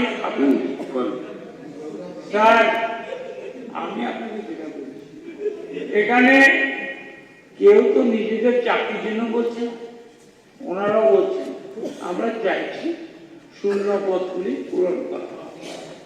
এই যে আমি পার্টিকুলার বলছি, এই যে শচীন দেববর্মন সরকারি সঙ্গীত মহাবিদ্যালয়, বিশ্বাস করেন স্যার, সেখানে অ্যাসিস্ট্যান্ট প্রফেসর 5টা পোস্ট খালি 10 বছর। আপনার রিক্রুটমেন্ট ইন্সট্রাক্টর 12 জন শূন্য,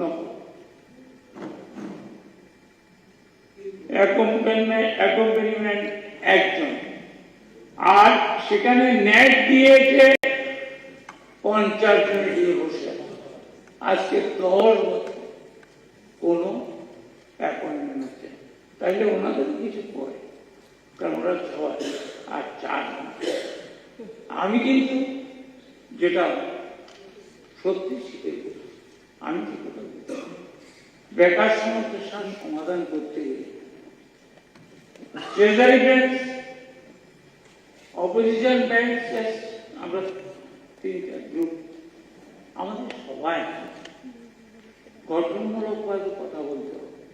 আমরা আক্রমণ করলে চলবে না, শুধু অর্থ আসছে এটা কি আমরা বলতে পারি না স্যার?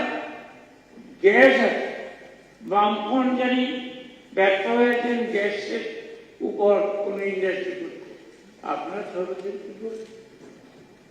এখানে নর্থ ইস্টে শিলচরে একটা পেপার মিল ছিল, নর্থ ত্রিপুরাতে একটা মিনি পেপার মিল হতে পারে, করা যায়নি। আপনারা আনারস পাঠাবেন, তার সঙ্গে গাঁজা ধরা পড়েছে এক, তারপরে বন্ধ বিদেশ।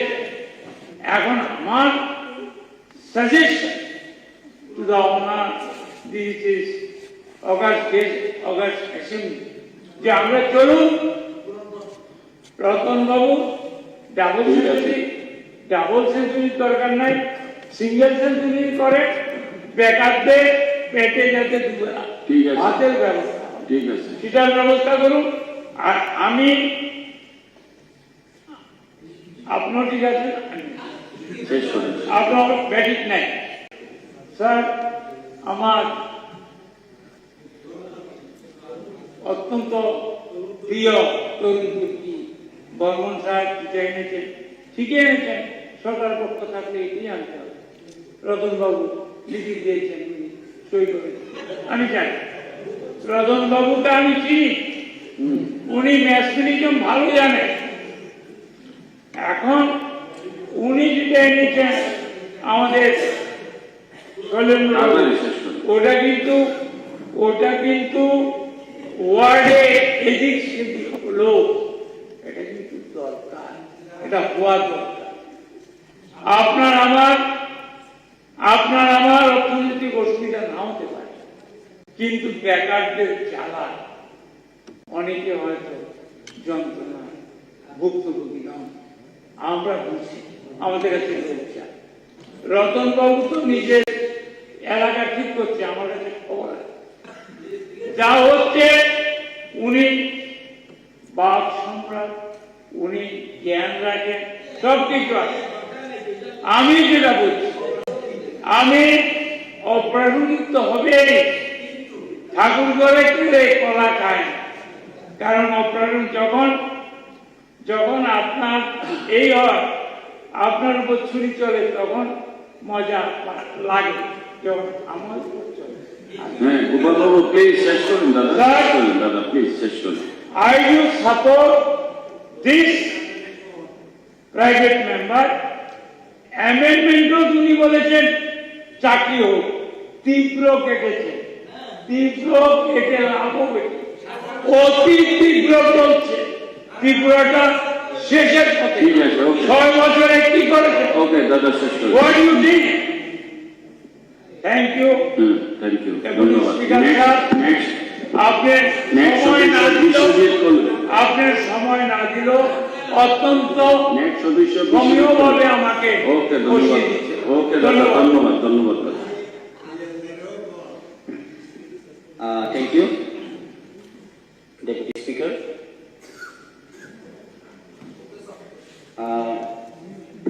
আজকে আমরা পেয়েছি যে প্রাইভেট মেম্বার রেজুলেশন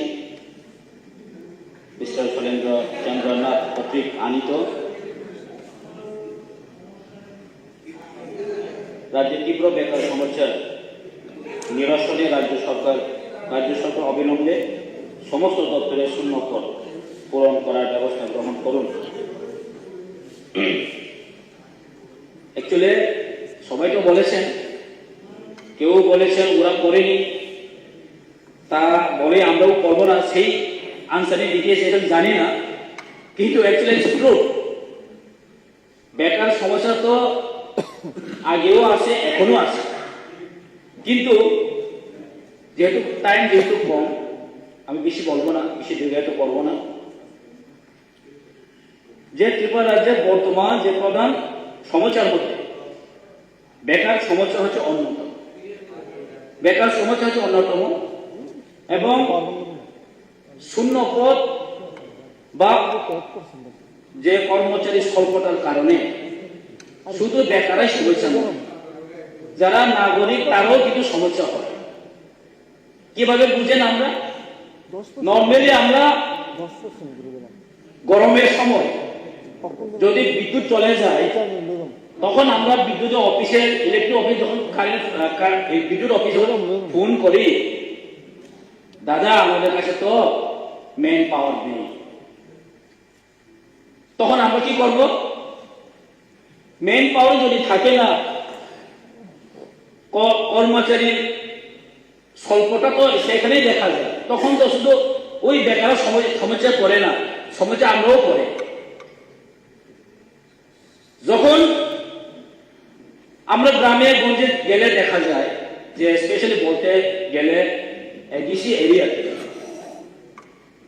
এখন এডুকেশন ডিপার্টমেন্টে স্কুলে শুধু টিকেডিসি দ্বারা পরিচালিত নয়, যারা স্টেট গভর্নমেন্টের যে স্কুলগুলাতেও কিন্তু অনেক শিক্ষক স্বল্পতা রয়েছে, যে এক নম্বর 10,323 যাওয়ার কারণে সেই যে অসুবিধাটা আরো দেখা যাচ্ছে, এটা বাস্তব। সেখানে আমরা পজিটিভলি আমার অনুরোধ থাকবো যে সব ডিপার্টমেন্টের যে শূন্য পদ যতগুলো আছে অবিলম্বে যদি মনে করো যথাসম্ভব আমরা যদি পূরণ করতে পারলে আমাদের সবাই উপকৃত হবে। বেকারদেরও কিছু হলেও না হলে তাদের অর্থনৈতিক সঙ্গে জড়িত আছে। আমাদের শিক্ষিত বেকাররা অনেক কম্পিটিশনে যাচ্ছে, তাদের কিছু উপকৃত হবে।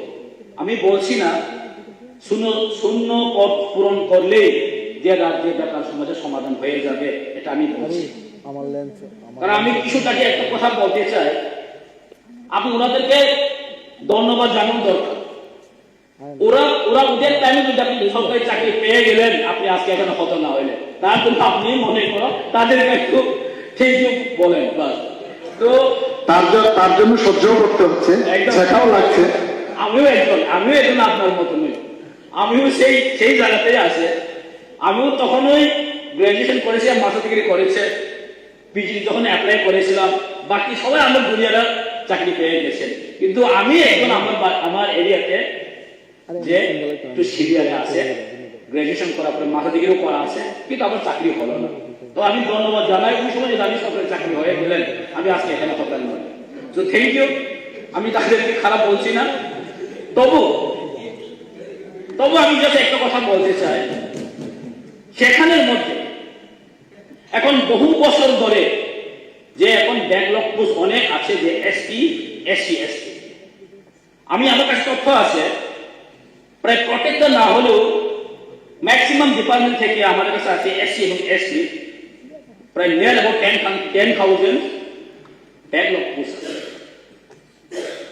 আমি অনুরোধ করবো রাজ্যের রাজ্য সরকারকে যে এই ব্যাকলগ পোস্টকে অতি সত্বর স্পেশাল ড্রাইভে এটা রিক্রুট করা হোক, যা কর্ণাটকে হাইকোর্টের মাধ্যমে এটা অর্ডার করা হয়েছে। কর্ণাটক গভর্নমেন্ট তা কিন্তু করতে যাচ্ছে স্পেশাল ড্রাইভের মাধ্যমে, যে আমাদের ব্যাকলগ পোস্টটা করা হোক।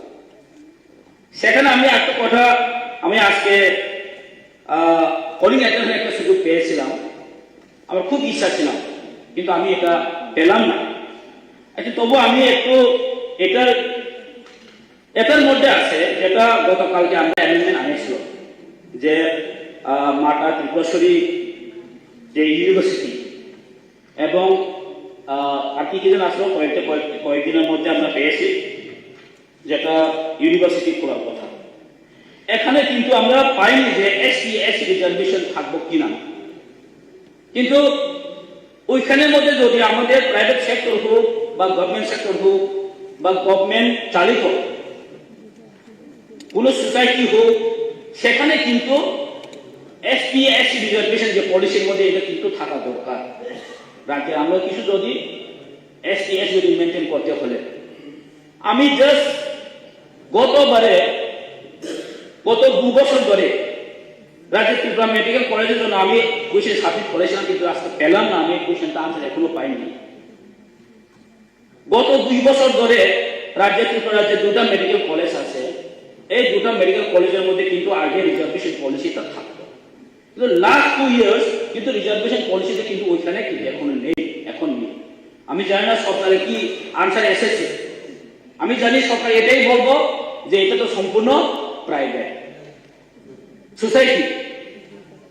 ওইখানে কিন্তু আমরা জানি যে ত্রিপুরা মেডিকেল কলেজ কিন্তু এখনো কিন্তু গভর্নমেন্ট রান বাই সোসাইটি। কেন বলছি?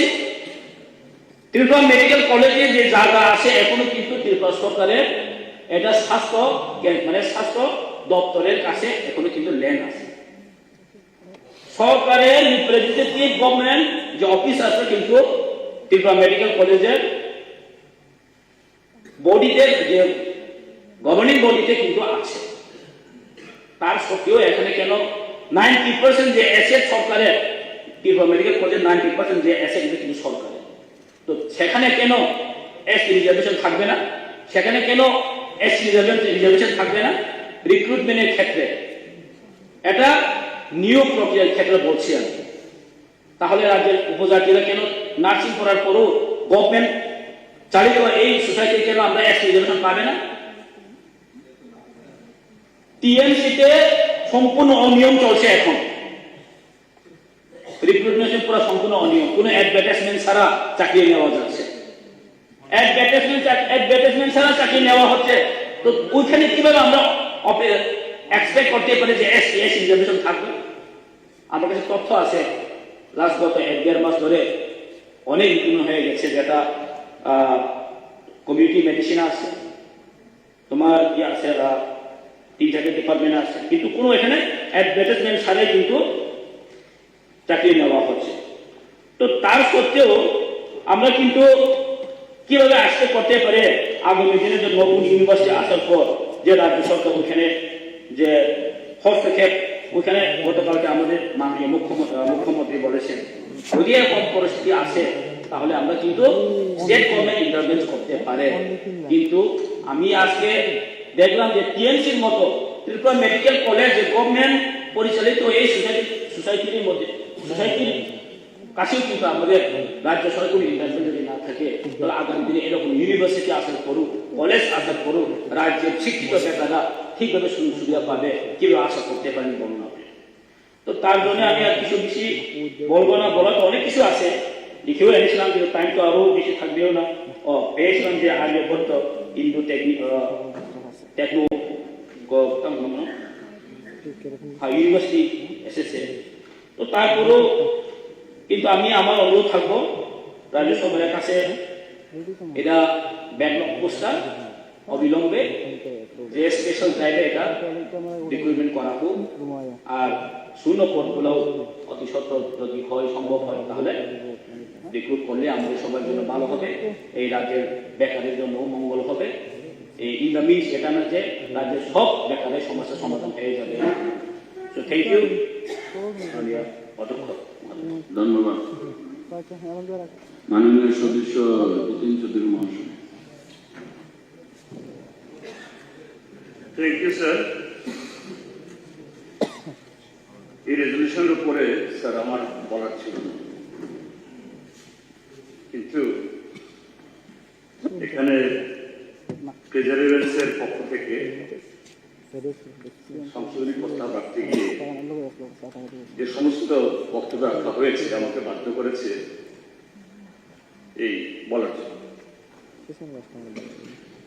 স্যার, আমি এই হাউসে যখন ফার্স্ট সেশনে কিছু নতুন সদস্য, মাননীয় সদস্য এই বেঞ্চেও এবং এদিকেও তাদের আলোচনা শুনে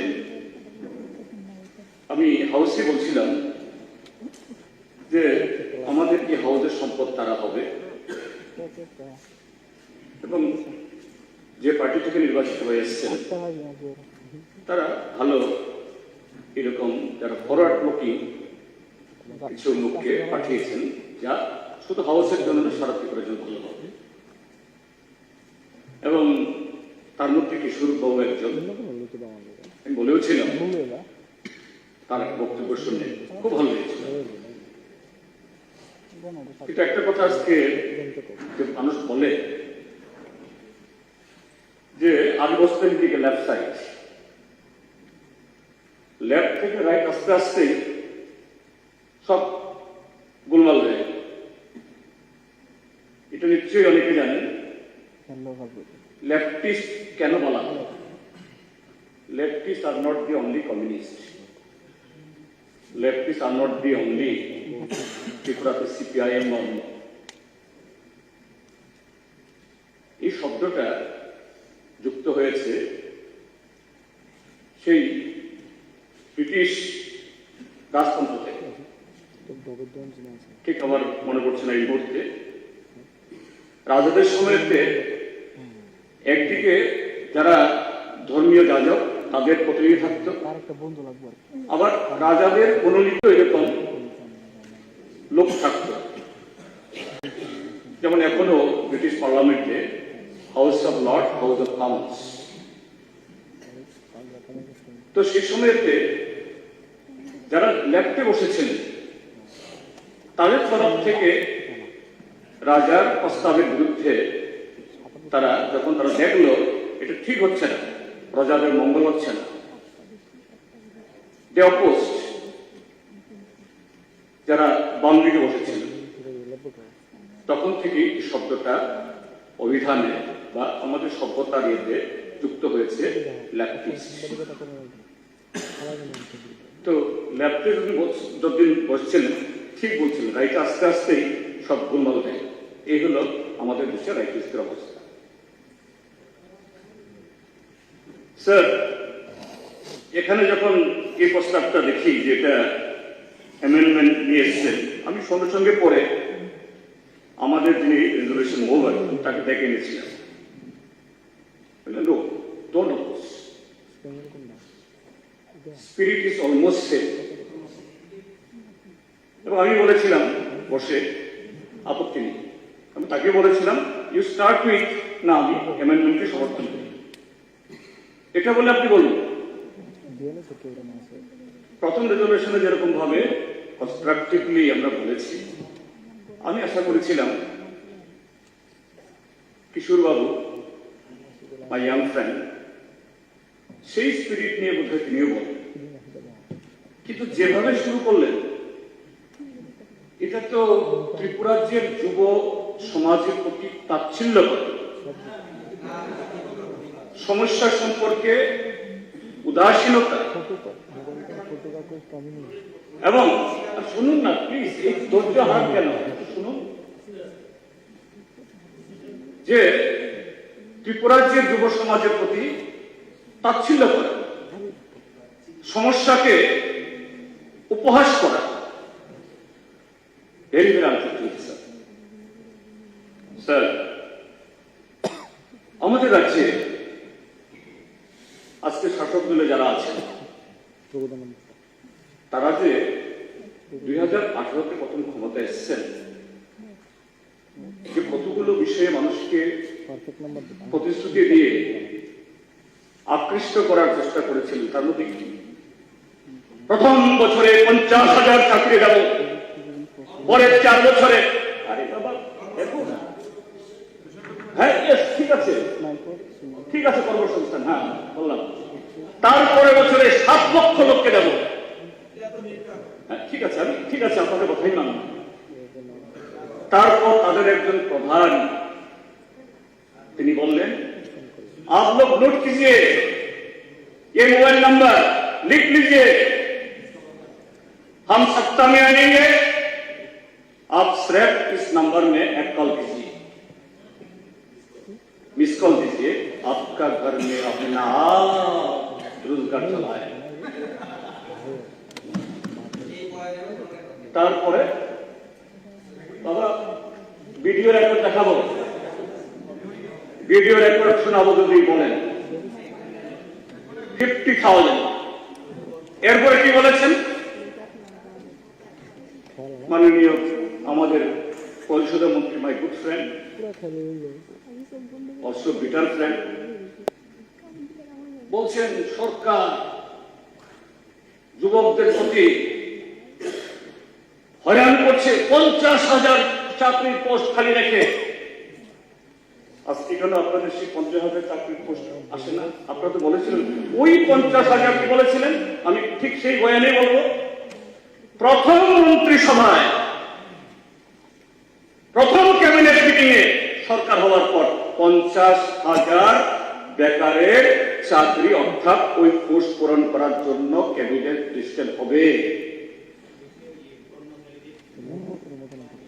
আজকে 6 বছর হয়ে যাচ্ছে, কয়টা মন্ত্রিসভা করেছেন এখন? Why you can't fill up all these vacancies? Yeah, there are many vacancies. You please listen me. Please listen me. যে আপনারা এই যে সকালে একজন বলেছেন এই যে 2023-এর নির্বাচনের আগে একই পোস্ট কদিন বাদে বাদে কিছু মন্ত্রীর চেহারা ইয়ের সামনে কিছু পত্রিকাতে আবার ছাপিয়ে হলো এতগুলি পোস্ট এটা হয়েছে এই হচ্ছে সে হচ্ছে একই পোস্ট কিন্তু তার কোনো অ্যাডভার্টাইজমেন্ট দ্বারা হয় না। সকালবেলা বলেছেন একজন মাননীয় সদস্য,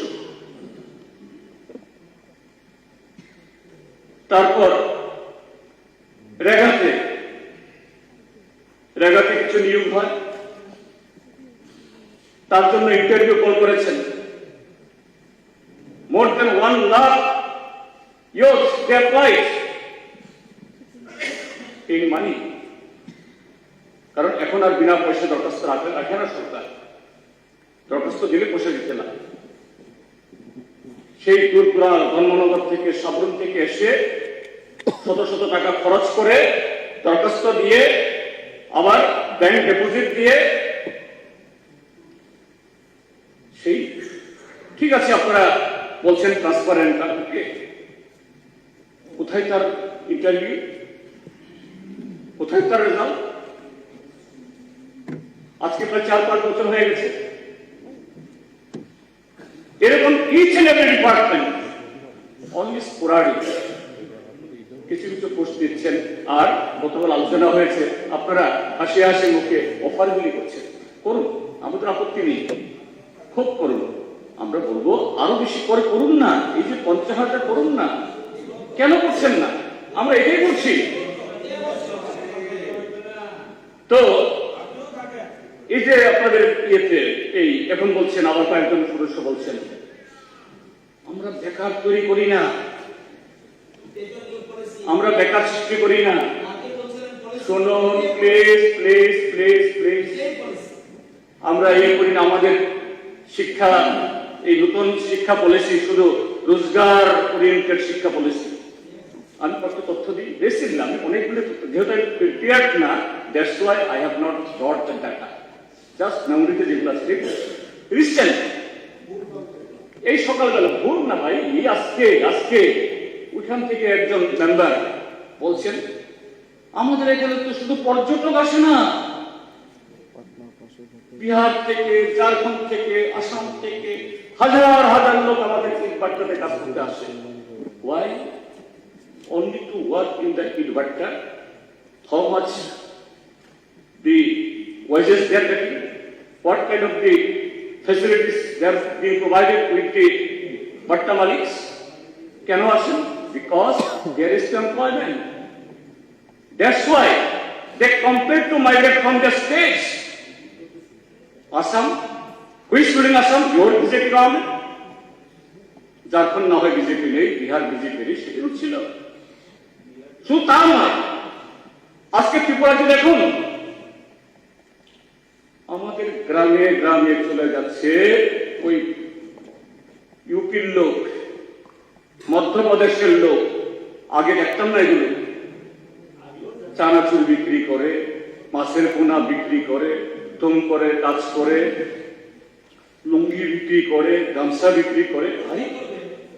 আরে আরে এই জন্য আসতে হবে, সেই হাজার হাজার কিলোমিটার থেকে আসতে হয়। Because those government ruled by your party, they don't have any source of income.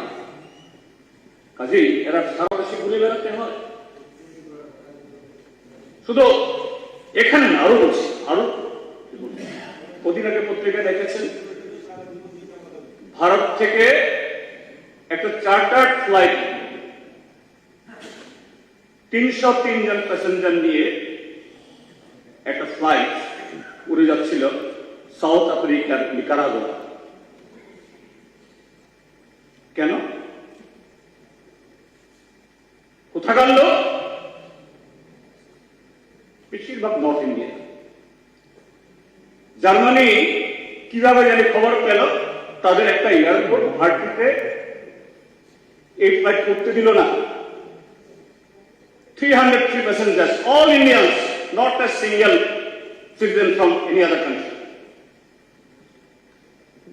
তারপরে ফেরত পাঠিয়ে দিল যে না যাও। কারণ তারা out of these 303 passengers, 93 is from Gujarat, model state of India. सबका साथ सबका विकासेर যিনি ये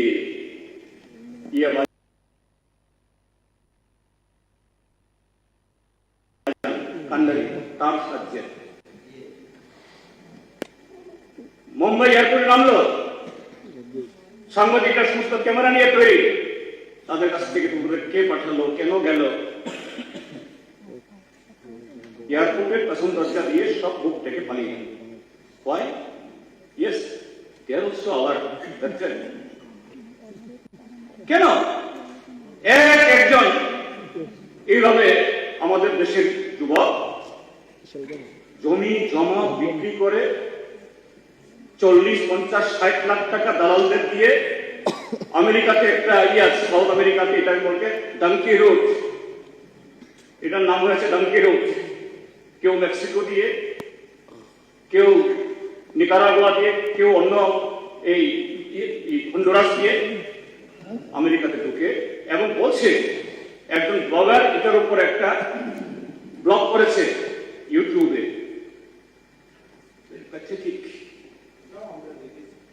প্যাথেটিক বলছে ইন্ডিয়া থেকে every year 10 lakh youth, both men and women, they migrate like this by selling their everything.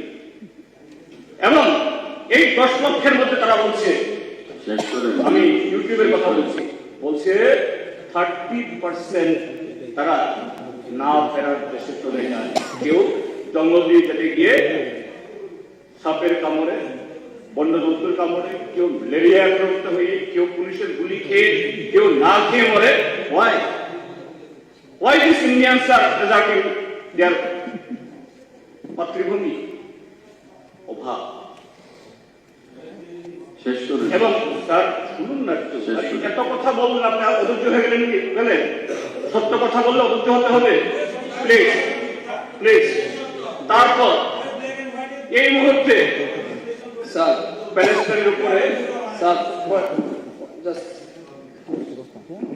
Sir, as per rules of procedure and conduct of business in Tripura Legislative Assembly, Rule 83, you have clearly mentioned, no speech on resolution shall exceed 15 minutes in a duration.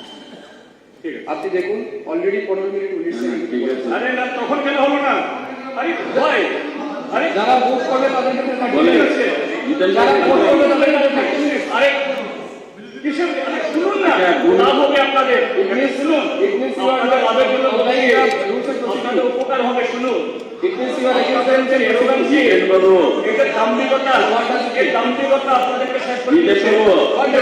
আপনি বলেন শেষ করেন, আপনি 2 মিনিটের ভিতরে শেষ করেন। না স্যার, আবার 2 মিনিটে শেষ করেন sir. We are not here to listen your এবং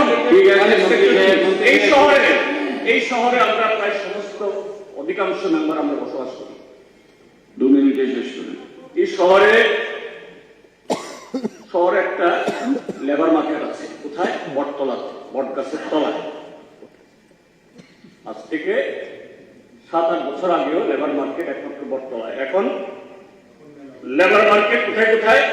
অরুন্ধতী নগর, বটতলা, লেকচুমনি, জিবি বাজার, মোটর স্ট্যান্ড, তুলসীবতী স্ট্যান্ড, কামানচুমনি, এভরিওয়্যার।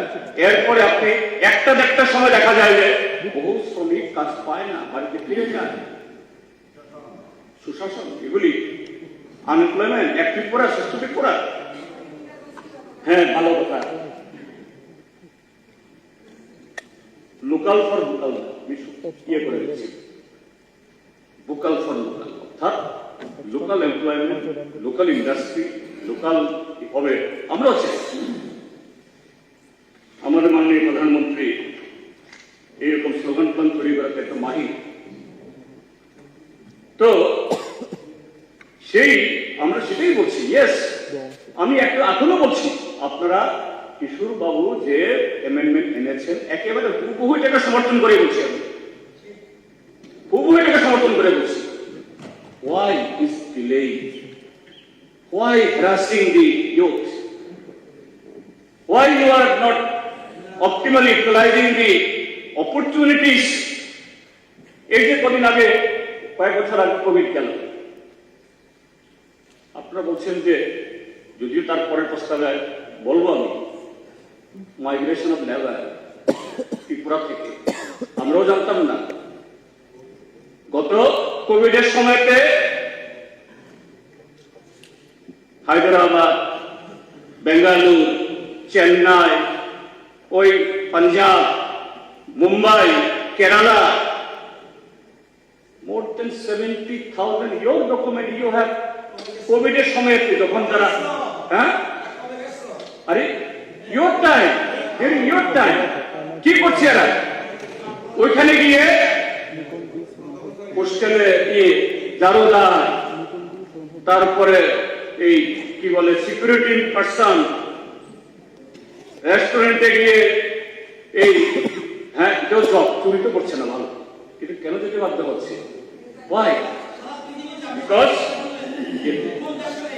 তারপরে বলছেন বলো বলো বলো সবে ভারত আবার জগৎ সবার চেষ্টা করবে ভালো।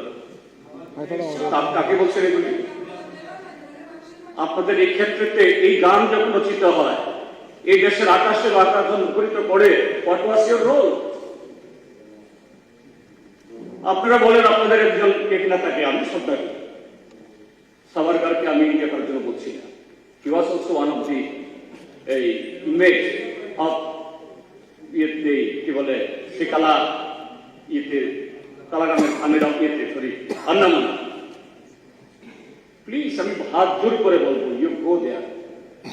ভারতবর্ষের যদি শ্রেষ্ঠ কোন তীর্থ হয় এটা হলো আন্দামান এবং সেলুলার জেল, যেখানে আমাদের দেশের স্বাধীনতার জন্য আত্মবলিদান দিয়েছে।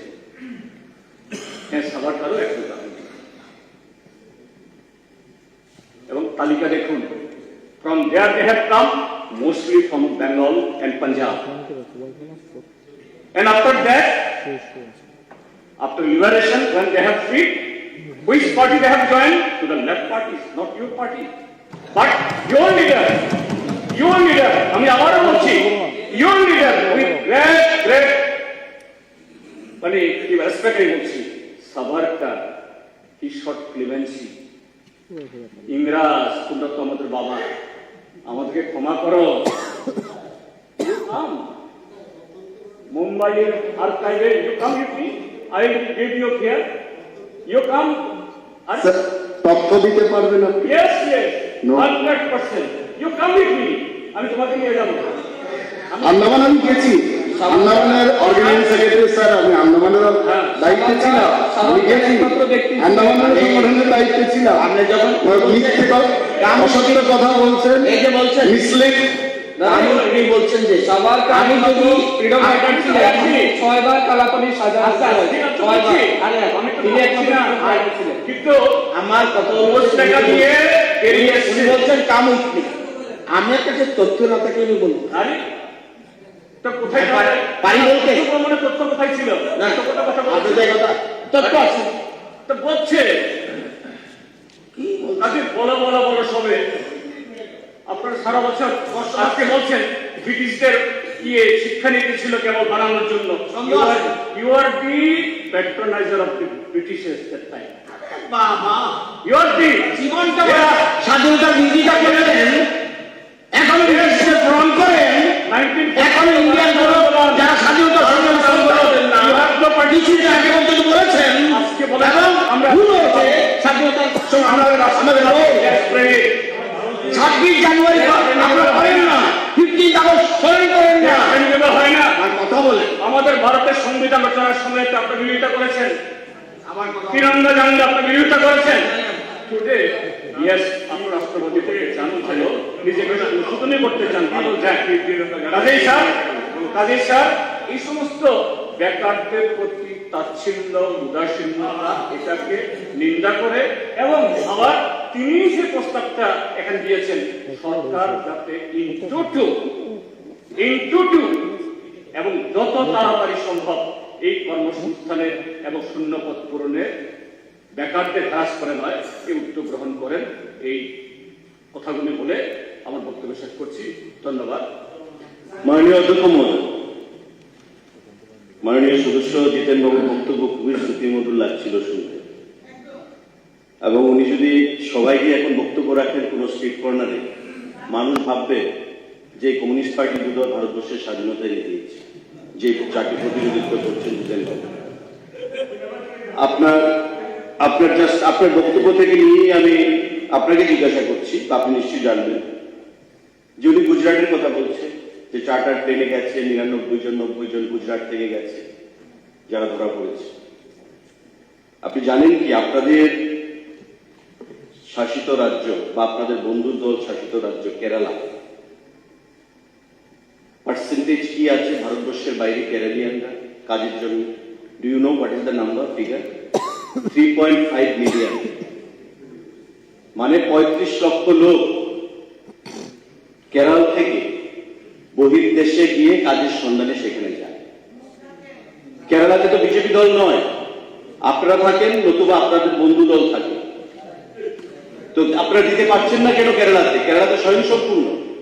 আপনারা তো গতকালকে গভর্নরের ভাষণের উপর আপনারা বলছিলেন কেরালাতে যান, সেখানে দিচ্ছে, কেরালাকে রোল মডেল হিসেবে ফলো করতে চাইছেন। আরেকটা প্রশ্ন আপনি জবাব দেবেন কি? আপনারা তো খুব nationalistic force. What was the role of your party during Chinese aggression in 1962? You even refused to condemn the Chinese aggression on India in the name of proletarian unity. আপনারা চাইনিজকে বন্ধু বলে এখনো ভাবেন, যারা ভারতকে প্রতিনিয়ত বিব্রত করতে চায়। তো 150 মাতৃকার পার্ট সেলুলার জেলের কথা বলছে, সেলুলার জেলের স্বাধীনতা আন্দোলন করতে গিয়েই তো সেলুলার জেলে গেছে, তারা কমিউনিস্ট পার্টিতে যোগদান করেছে। কোন দেশাত্মবোধ যার রয়েছে কোন পার্টি আপনাদেরও করতে পারে না, কোন ব্যক্তি। আপনারা মিথ্যা তথ্য দিচ্ছেন, again you are misleading the house, যেটা প্যাডি প্রকিউরমেন্টে করেছে। স্যার আমার একটা লাইন আপনি আমার উদাহরণ দিয়েছেন, আপনার এক লাইন শুধু বলেন, এক লাইন। উনি আমার প্রসঙ্গ টেনেছেন, সে কারণে আমি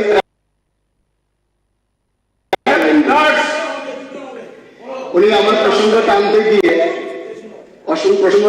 আমার ওইখানে আসনে বসা আর এখানে বসা নিয়ে আপত্তি জানিয়েছেন। আমি ধন্যবাদ জানাই। হ্যাঁ, আপত্তি জানিয়েছেন। কতটা পাল্টেছে আমি বলছি, আমি যখন ওখানে বসেছিলাম আর এখানে যখন বসেছি আমি কতটা পাল্টেছি আর আপনারা কতটা পাল্টেছেন সেটা আমি বলছি। আন্দামানের প্রসঙ্গ তুলেছেন, আমি আন্দামানের অর্গানাইজিং সেক্রেটারি ছিলাম, একবার নয় কয়েকবার গেছি। যে আন্দামান সম্পর্কে আপনারা বলছেন, সত্যি আমি বলছি যান। এই আন্দামান ভারতবর্ষ প্রথম স্বাধীনতা, যে ভূমিটা প্রথম স্বাধীন হয়েছে সেটা হচ্ছে আন্দামান। কে স্বাধীন করেছেন? নেতাজি সুভাষচন্দ্র বসু। তাকে আপনারা কি করেছেন? তেজুর কুকুর। তাদের মধ্যে আপনারা তেজুর কুকুর বলেছেন আর এখন দেশপ্রেম শিখাচ্ছেন আর পরিবর্তনের কথা বলছেন। জিতেন বাবু, শ্রদ্ধার সাথে বলছি, আপনাদের পার্টির নাম কি? ভারতের কমিউনিস্ট পার্টি, রাইট? রাইট। আমি যখন ওই টেবিলে বসেছিলাম তখন আপনাদের পার্টির, আমি জানতাম আপনি ভারতের কমিউনিস্ট পার্টির রাজ্য সম্পাদক ত্রিপুরা রাজ্যে। আর যখন এই টেবিলে এলাম, আমাদের এই অ্যাসেম্বলিতে যে নেবা অ্যাপ ব্যবহার হচ্ছে, সেই আপনি বক্তব্য রাখছিলেন, আপনার বিস্তারিত বিবরণ আমি দেখছিলাম। এই অ্যাপের মধ্যে দেখছি শ্রী জিতেন্দ্র চৌধুরী সাবরু, ভারতীয় কমিউনিস্ট পার্টি, নট ভারতের, ভারতীয় কমিউনিস্ট পার্টি। আগে ভারতের ছিলেন, আমি যখন ওখানে বসেছিলাম, এখন ভারতীয় কমিউনিস্ট পার্টি। এর মানে আমি যখন আরেকটু যাব তখন ওরা ভারতীয় জনতা পার্টি হবে।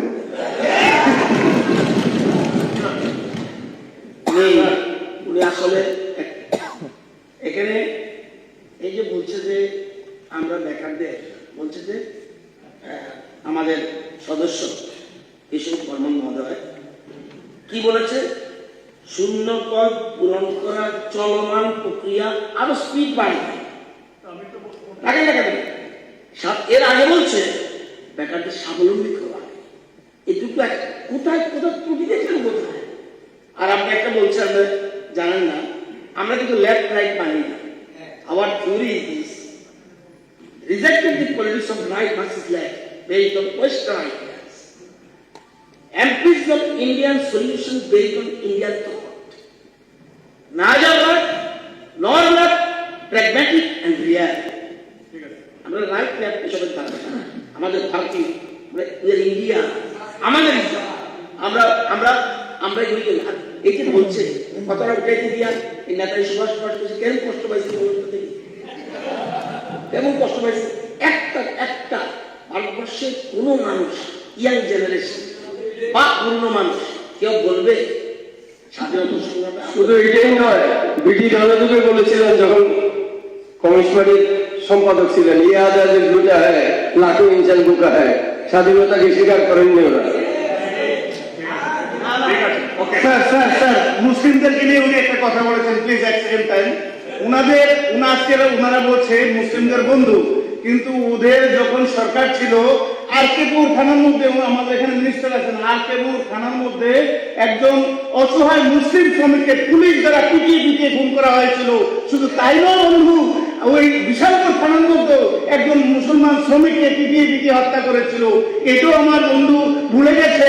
এই যে ভারতবর্ষে বিজেপি সরকার এসে একজন মুসলমানকে রাষ্ট্রপতি বানিয়েছিলেন, সেটা আবুল কালাম আজাদ, এবিপি আবুল কালাম। আর সেকেন্ড থিং করেছিলেন আমাদের বাজপেয়ীজি, মুসলমানকে ভালোবেসে এই ভারতবর্ষে এই মাদ্রাসাগুলো তৈরি করে দিয়েছেন মুসলমানদেরকে এডুকেশন শিক্ষার মাধ্যমে ডেভেলপমেন্ট করার জন্য। আর যারা বন্ধু চীন দেশ, ওই চীনের মধ্যে মুসলমানকে দাঁড়িয়ে রাখতে দেয় না, চীনের মধ্যে মুসলমানকে কোরআন করতে দেয় না। আবার ওরা বলছে কি আমরা মুসলমানের বন্ধু, 35 বছর ধরে টুপি পরিয়েছে, আরো টুপি পরাতে চায়। Thank you. আমার কোনো বক্তব্য নয়, আমি খুব খুশি। আমি ঠিক আছে বাবু, মাননীয় জিতেন বাবু, ধন্যবাদ স্যার। মাননীয় Jiten babu, with you honour to please, আপনি না রাখেন, না প্লিজ আপনি যথেষ্ট পাণ্ডিত্যপূর্ণ বক্তব্য রাখেন, কিন্তু স্বাধীনতা সংগ্রাম নিয়ে কমিউনিস্টদের মুখে মানায় না। যতটুকু ইতিহাস পড়েছে এবার প্লিজ কমিউনিস্টদের মুখে স্বাধীনতা সংগ্রাম আমার লোক বলবেন আপনাকে করে আপনাকে করি, কিন্তু মাঝে মধ্যে আপনি ওদের কোন চেয়ারে বসে আছেন আপনি ভুলে যান। আমি ভুলে যাই সেটা ঠিক, ব্যাপারটা হচ্ছে কি করবো বলুন, ইতিহাস বিকৃত হয়ে যায়। এমন কমিউনিস্ট পার্টি স্বাধীনতার আন্দোলনে সর্বনাশ প্লিজ আল্লাহ আমি শুনছিলাম ঘরে বসে, আমি এসেছি শুধু নতুন বাবুকে আমি বলার জন্য যে কথাটা আপনি বললেন, আমি বারবার ওনাকে বলছিলাম যে আপনি একটু কাইন্ডলি কথাটা বলেন। I am thankful to you. এখন দিদির আর অত দরকার নাই দিদির বাবু, কারণ জোলা থেকে বিড়াল বেরিয়ে গেছে স্বাধীনতার সঙ্গে। প্লিজ এবার অনেক আলোচনা বাকি আছে। মাননীয় শ্যামল বাবু বলুন। এই জন্য এখন দরকার আছে কিছু নাম দিয়েছে, দাঁড়ান বলবেন না। অলমোস্ট অলরেডি অ্যামেন্ডেড হয়েছে যে এনেছেন, অলরেডি উনি তো এগ্রি করেছেন। সুতরাং যদি এই টেবিল থেকে যদি কিছু বলার বলবেন শুধু বলে তারপরে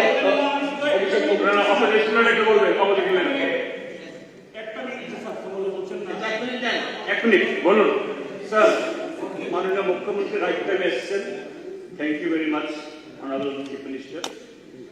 কাইন্ডলি ভারতের স্বাধীনতা সংগ্রামীদের সংগ্রাম আপনারা যে স্কুল থেকে এসেছেন একজন শহীদের নাম বলুন থেকে, একজন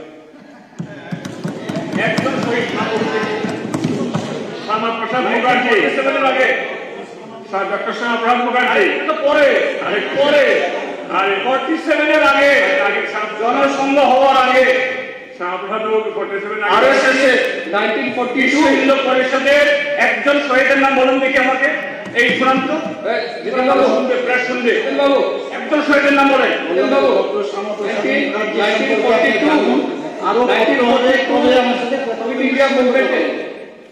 জিতেন বাবু, 1942 কুইট ইন্ডিয়া মুভমেন্টে প্রেমনাথ ডোগরা, যিনি ভারতীয় জনসংঘের পরবর্তী সময় সদস্য ছিলেন, আমাদের অটল বিহারী বাজপেয়ীজি এবং উনার ভাই, এরা সবাই কিন্তু জেলে গেছিলেন এই ইংরেজদের এটা বিরোধিতা করতে গিয়ে। তো ডোন্ট ফরগেট ইট। ঠিক আছে।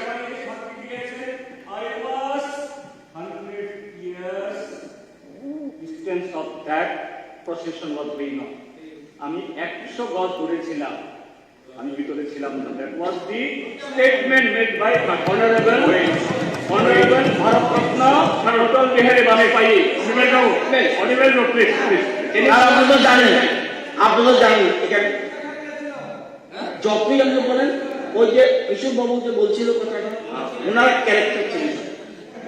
ক্যারেক্টার চেঞ্জ হবে না। এরা গই বলছে কায়দা চলে, সমস্তটা অসত্যটা কি কেনা অর্থাৎ তাদের বক্তব্য বারবার মিথ্যা বলো, এটাই সত্য।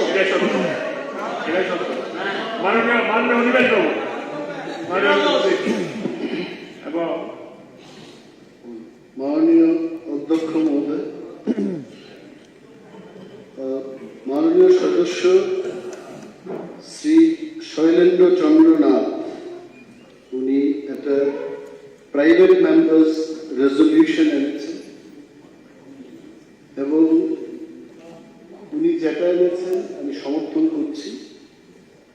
এইটাকে একটু প্লাস্টিক সার্জারি করে আর একটা কায়দায় জাস্ট নাকটা একটু লম্বা ছিল, এটাকে একটু কেটে টিপড়ার মতো করে দেখানোর চেষ্টা হয়েছে এবং প্লাস্টিক সার্জারি করে এটার একটা বয়ান পেয়েছি। অলমোস্ট সেম সীতা ও গীতা ফিল্মে দেখেছি, সীতাও হেমা মালিনী, গীতাও Hema Malini, it is almost this. দুইটা রিজলিউশনকে আমি সমর্থন করছি। কিশোর বর্মন আমাদের অনারেবল এমএলএ যখন বক্তৃতা করছিলেন অনেকটাই ভালো লাগলো, অনেকগুলো বিষয় আমি জানলাম। একটা জায়গায় মনে হয় গল্পের মধ্যে একটা সংশোধন আনা উচিত। আসলে পরিষদীয় মন্ত্রী বোলিং করছিলেন, কারণ উনি প্রথম বলেছেন, তারপর আমি এসে ময়দানের বাইরে সিক্সার মেরেছি, একদম বাইরে। এটা ছাড়া মোটামুটি বাকি যে সমস্ত ক্রিকেট গল্পটা ঠিক ছিল।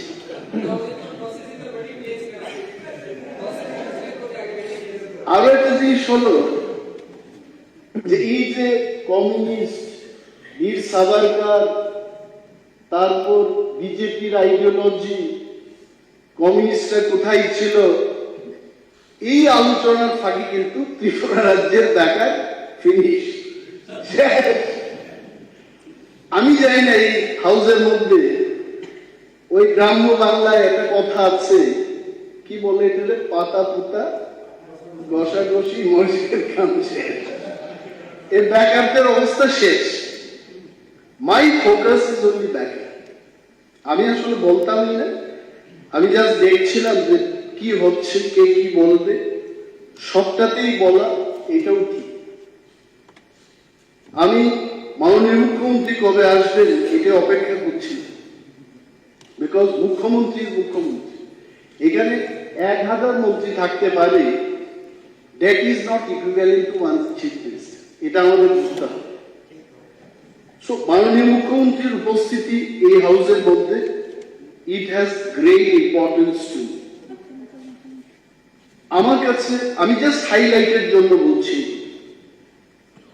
মাননীয় মুখ্যমন্ত্রীর কাছে আবারও আমি এটা বলছি যে আমাদের মিউজিক কলেজ, ত্রিপুরার যে একটা মিউজিক কলেজ আছে যার নাম শচীন দেববর্মন সরকারি সঙ্গীত মহাবিদ্যালয়, উত্তর পূর্বাঞ্চলের একমাত্র সঙ্গীত মহাবিদ্যালয় এবং ছিল, সুনাম ছিল।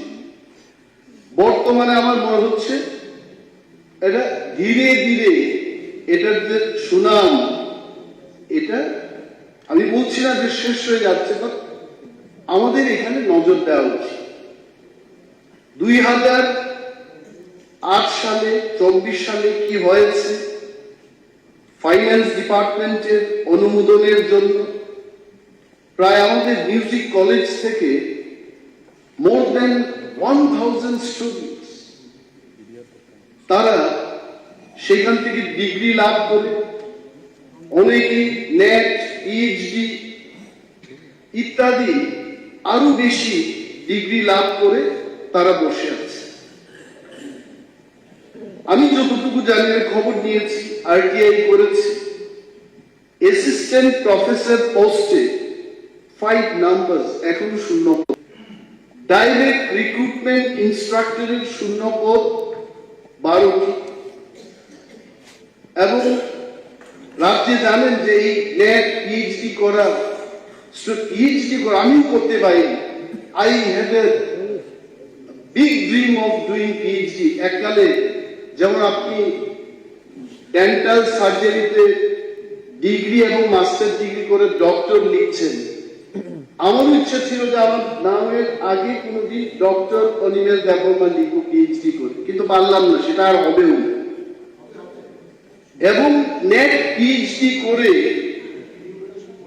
সঙ্গীত এই বিষয়টি নিয়ে more than 50 students are there in Tripura. এবং এই সতীন দেববর্মন সঙ্গীত মহাবিদ্যালয়ে, you will be surprise honourable CM, যে মাত্র 3 জন অ্যাসিস্ট্যান্ট প্রফেসর দিয়ে এই কলেজের পঠন পাঠন হচ্ছে। পঠন পাঠন মানে কি, সঙ্গীত কিভাবে গাইতে হয়, যেগুলো আমাদের মাননীয় সদস্য কিশোর বর্মন বলছিলেন, সেও গান করে, কিন্তু ক্লাসিক্যালি ইজ নট ট্রেন। আমার সামনে একজন মাননীয় মন্ত্রীও গান করে, বাউলের গান করে, উনিও কিন্তু ক্লাসিক্যালি ট্রেন না। সেদিন বাউল সঙ্গীত নিয়ে উনিও বলেছেন যে গীতা খাইবা কিছু কইতে পারতাম না, something like that we say. তো আমরা কেউই, আমি অন্তত I am also not classically train, কিন্তু বাথরুমে ঢুকে গেলে আমিও মোটামুটি কিশোর বর্মন আমাদের অনারেবল এমএলএ এর মতো কিছুটা চেষ্টা করি, কিন্তু বাউলটা আমি পারি না। ইয়েস।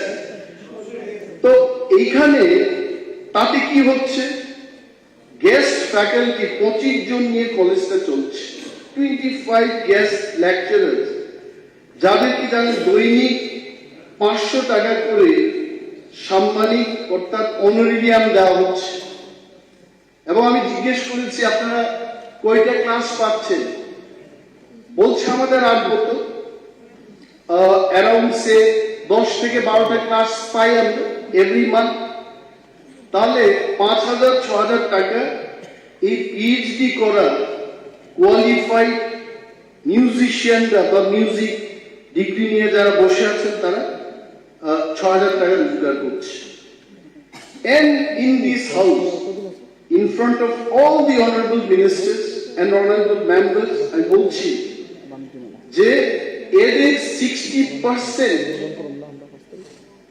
এই সঙ্গীত নিয়ে যারা পড়াশোনা করেছেন তাদের বয়স প্রায় উত্তীর্ণ হওয়ার পথে, because government is not recruiting them. আমার দাবি না এটা, I have nothing to demand, but they told me আপনি হাউসে ডিমান্ড করুন। যেহেতু সরকার আমাদেরকে এই বছর বা গত বছর চাকরি দিতে পারেনি, তাদের বয়সের যে মেয়াদটা আরো 5 বছর বৃদ্ধি করা, by then you can take the decision to recruit them। যা শূন্যপদ আছে এখানে রিক্রুট করার ব্যবস্থা করতে। আরো একটা চিঠি পেলাম, যেটা আমার উদ্দেশ্যে নয়, এটা মাননীয় মুখ্যমন্ত্রীর উদ্দেশ্যে।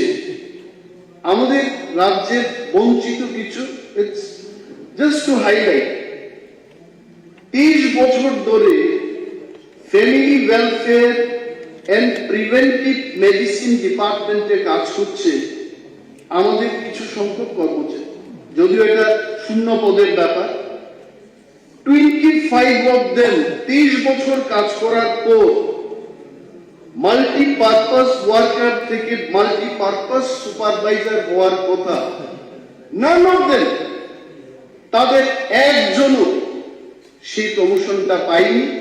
এবং I have a copy of that letter, that application, that plea, যারা বঞ্চিত মাননীয় মুখ্যমন্ত্রীর উদ্দেশ্যে তারা লিখেছে, এবং তার একটা কপি আমার কাছে আছে। এবং এটা কোনো বাকবিতণ্ডার জন্য নয়, তর্কের জন্য নয়, I am just trying to ventilate the problem of those বঞ্চিত people to the honourable CM. আমি আবারও রিপিট করছি, আমি ধন্যবাদ জানাই মাননীয় অধ্যক্ষ মহোদয়কে, আপনি আমাকে বাঁচিয়েছেন আজকে। Really I am telling you, I am so thankful to you. যে এসটিজিটি, ব্যাটার, টেট 1, টেট 2 তারা কি বলছে জানেন? আমি এই বাইরে গেলাম, আমি বললাম দেখো ভাই, বিধানসভার একটা রীতিনীতি আছে। তারা বলছে আপনি টেট 1, টেট 2 কে নিয়ে জিজ্ঞেস করেছেন, মাননীয় মুখ্যমন্ত্রী মহোদয় বলেননি যে কবে নাগাদ আমাদের অফারটা ছাড়বেন।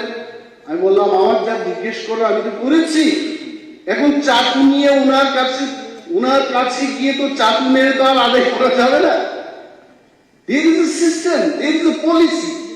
আমি জানি আমাদের রাজ্যের হাজারো বেকার যারা পরীক্ষা দিয়েছে এসটিজিটি, টেট 1, টেট 2, তারা এই লাইভ টেলিকাস্ট দেখছে। আমি ক্ষমা চাই আপনাদের কাছে, আমি তো জিজ্ঞেস করছি সরকারকে, জিজ্ঞেস করছি মাননীয় মন্ত্রী মহোদয়কে জিজ্ঞেস করছি যে এইগুলো আমার কিটা হচ্ছে, যেহেতু শূন্য পদের ব্যাপারটা এসছে। Don't try to create new things. 50,000 দেবেন না 500 জন দেবেন, হয়তোবা সেই সময় আমিও শুনেছি 2018 সালে মিস কলেজ যে ব্যাপারটা, তখন একটা বামপন্থীদের হারানোর একটা স্ট্র্যাটেজি হতে পারে, হারিয়েছে, এখন একটা নতুন স্ট্র্যাটেজি হবে। তবে যাহাই হোক, 50,000 যদি নাও হয়ে থাকে, হোয়াট এভার ভ্যাকেন্সি আছে, জাস্ট ফিল এটা, দেখা যাবে তারপরে কি হয়। আর 50,000 চাকরি দেওয়া, আই ডোন্ট নো, আমি এই মহতি হাউসে বলবো, আমাকে যদি বছরে 50,000 চাকরি দেওয়ার নাম করে কেউ মন্ত্রী বানায়, আমি বলবো এই মন্ত্রিত্বের আমার দরকার নেই, কারণ পারবো না। 1 বছরে কেন সরকারি চাকরি আমি 50,000 কি করে দেবো, আমি দিতে পারবো। So what I am trying to say, these are all political debate. আমার এক প্রফেসর আমাকে বলেছেন একদিন, উনি ম্যাথামেটিক্সের প্রফেসর, বিহার থেকে, ডক্টর পি.কে. ঝা, আমাকে বলেছে, আমার মনে আছে এখন, লোক তুমি অঙ্ককে পলিটিক্স মনে করবে না। ইট ওয়াজ ইন ইয়ার 1988 এর কথা বলছে, যে যখন দুইজন পলিটিশিয়ান ডিবেট করবে, you will feel both of them are correct, but in mathematics only one person will be correct. একটা জিনিসের উপর দুইজন ব্যক্তি, 0 and 1 cannot be same, either it is 1 or it is 0, either it is true or false. তো এখানে আমরা যা তর্কযুদ্ধ করলাম, এই ফিলোসফি নিয়ে বামেদের যা ব্যর্থতা আছে, এটাকে আপনারা পূরণ করবেন, রাজ্যের বেকারদের স্বপ্নকে আপনারা পূরণ করবেন, এই আশা আমারও আছে। আমাদের অল এমএলএস আমরা এই আশা নিয়ে বিধানসভায় আসি। এবং আরো একটা জিনিস শেষ করছি, I don't need to be given rolling, but I am finishing it. আজকে এখানে গুজরাট থেকে বাইরে লোক যাচ্ছে কাজে, what is the problem? Gujarat থেকে যদি ডাক্তার, engineer, I have no problem. তারা একটা মহাদেশ পেরিয়ে যদি তার পয়সা রোজগার করতে পারে, no problem. But the point is, আমাদের এই রাজ্যে অনেক বেকার হায়দ্রাবাদ, ব্যাঙ্গালোর, পুনেতে কাজ করছে। আমি খবর নিয়ে দেখি, কি কাজ করছো তোমরা? বলছে রেস্টুরেন্টে টেবিল পরিষ্কার করছি, বা সার্ভিস ইন্ডাস্ট্রিতে আছে। এগুলো তো নন স্কিল। আপনারা চেষ্টা করবেন, সরকার, কেন্দ্রীয় সরকার এবং রাজ্য সরকার, কেন্দ্রীয় সরকারটা হচ্ছে বড় ইঞ্জিন, ত্রিপুরার সরকারটা হচ্ছে অল্প ছোট ইঞ্জিন। দুইটা ইঞ্জিনকে মিলে আপনারা দেখবেন যে আমাদের নন স্কিল যারা ওয়ার্কফোর্স ত্রিপুরার বাইরে বেরিয়ে গেছে, কাজ করছে, 6,000 টাকা 10,000 টাকা দিয়ে কাজ করছে, তাদেরকে ফেরানো যায় কিনা এই চেষ্টাটুকু আপনারা করুন। আর বিশেষ কিছু না বলে সার্ভেটা করিয়ে দেখুন, এটা আমার কথা না, please do something to bring them back.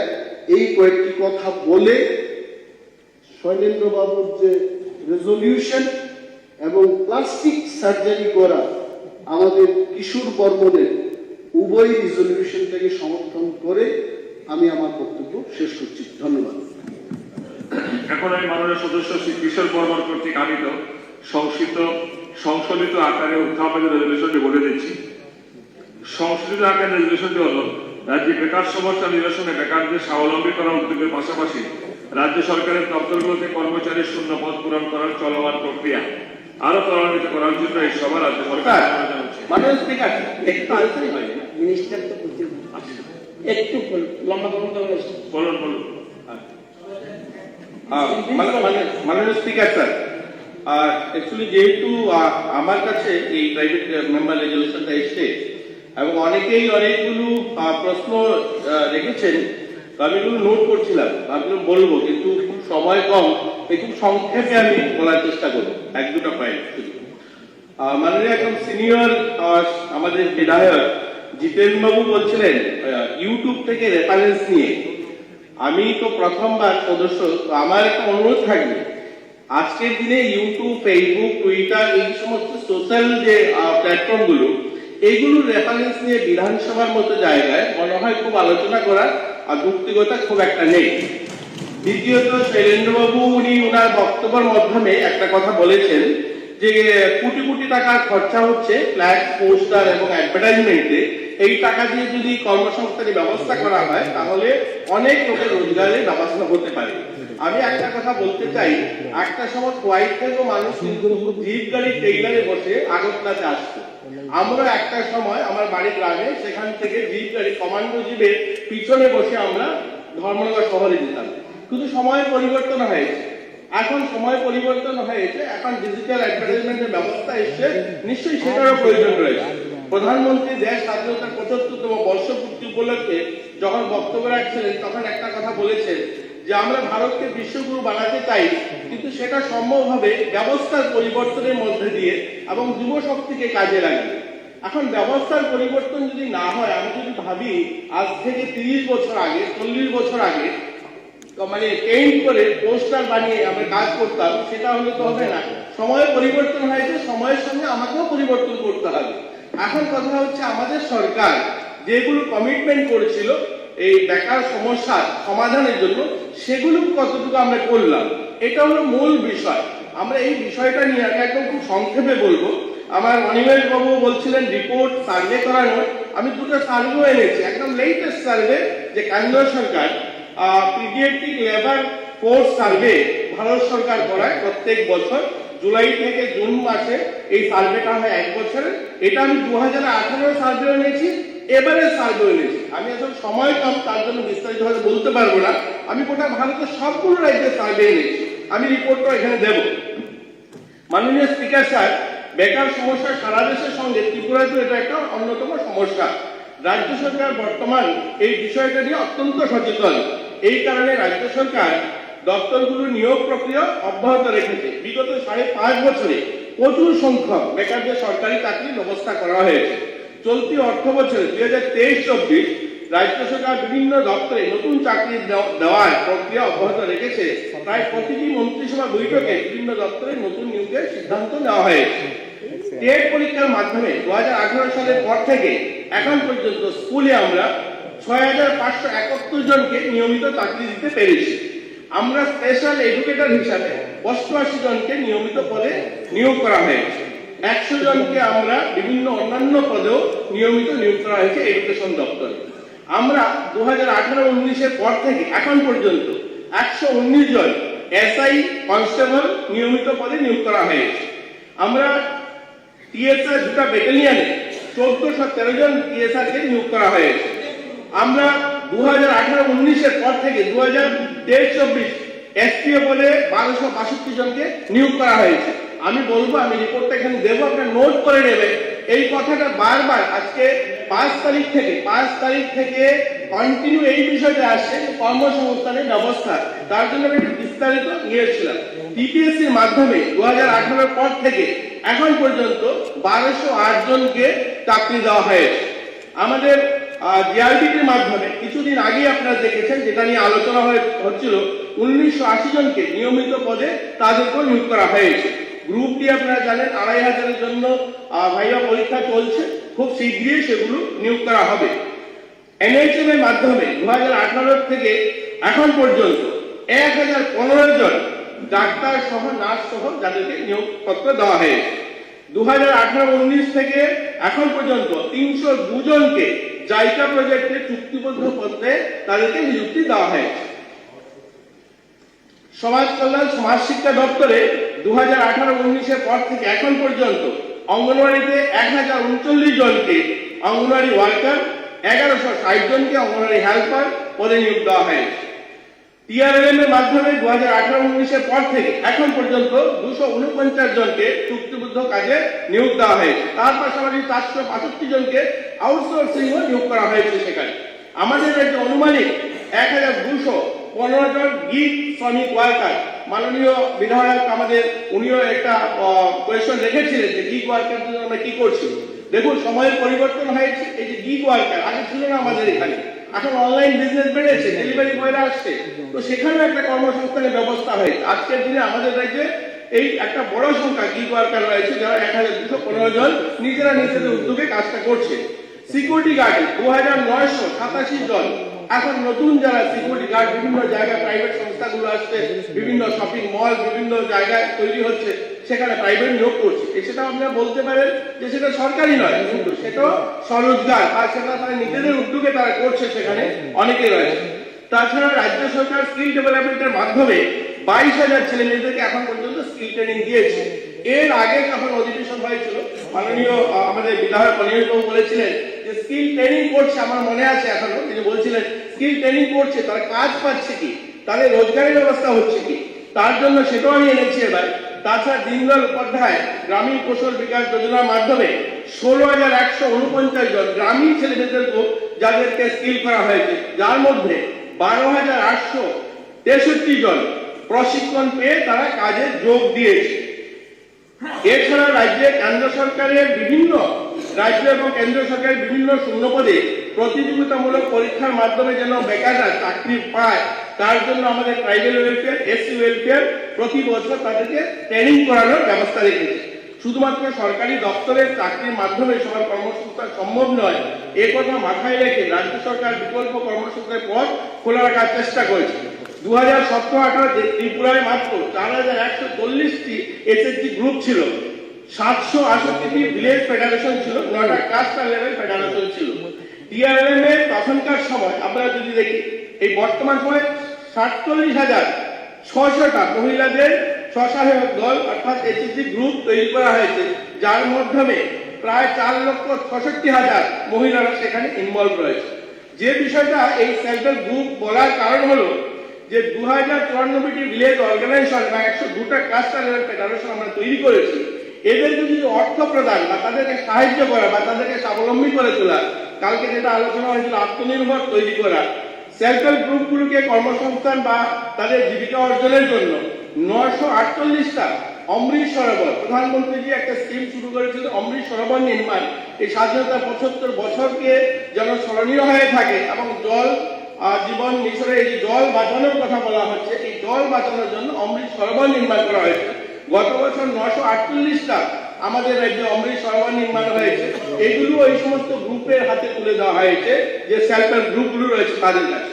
2013 থেকে 2018 আমি এই 5 বছরের শুধু হিসাবটা দিচ্ছি, যে 4,95,00,000 টাকা ওই সেলফ হেল্প গ্রুপগুলো, যে 4,100 মতো তাদের সেলফ হেল্প গ্রুপ, তাদেরকে লোন দেওয়া হয়েছিল 4,95,00,000 টাকা। বর্তমান সময় 2018 পর থেকে 2018-19 যে বছরটা ফাইন্যান্সিয়াল ইয়ার, আমরা দিয়েছি 27,91,00,000 টাকা। 2019-20 যে ফাইন্যান্সিয়াল ইয়ার আমরা দিয়েছি 81,49,00,000 টাকা। আমরা 2020-21 আমরা দিয়েছি 108 কোটি 15 লক্ষ টাকা। 21-22 ফাইন্যান্সিয়াল ইয়ার আমরা দিয়েছি 213 কোটি টাকা। আমরা 2022-তে আমরা দিয়েছি 289-82 লক্ষ টাকা। আমরা 2023-24 সাল এখন পর্যন্ত আমরা দিয়েছি 335 কোটি 54 লক্ষ টাকা।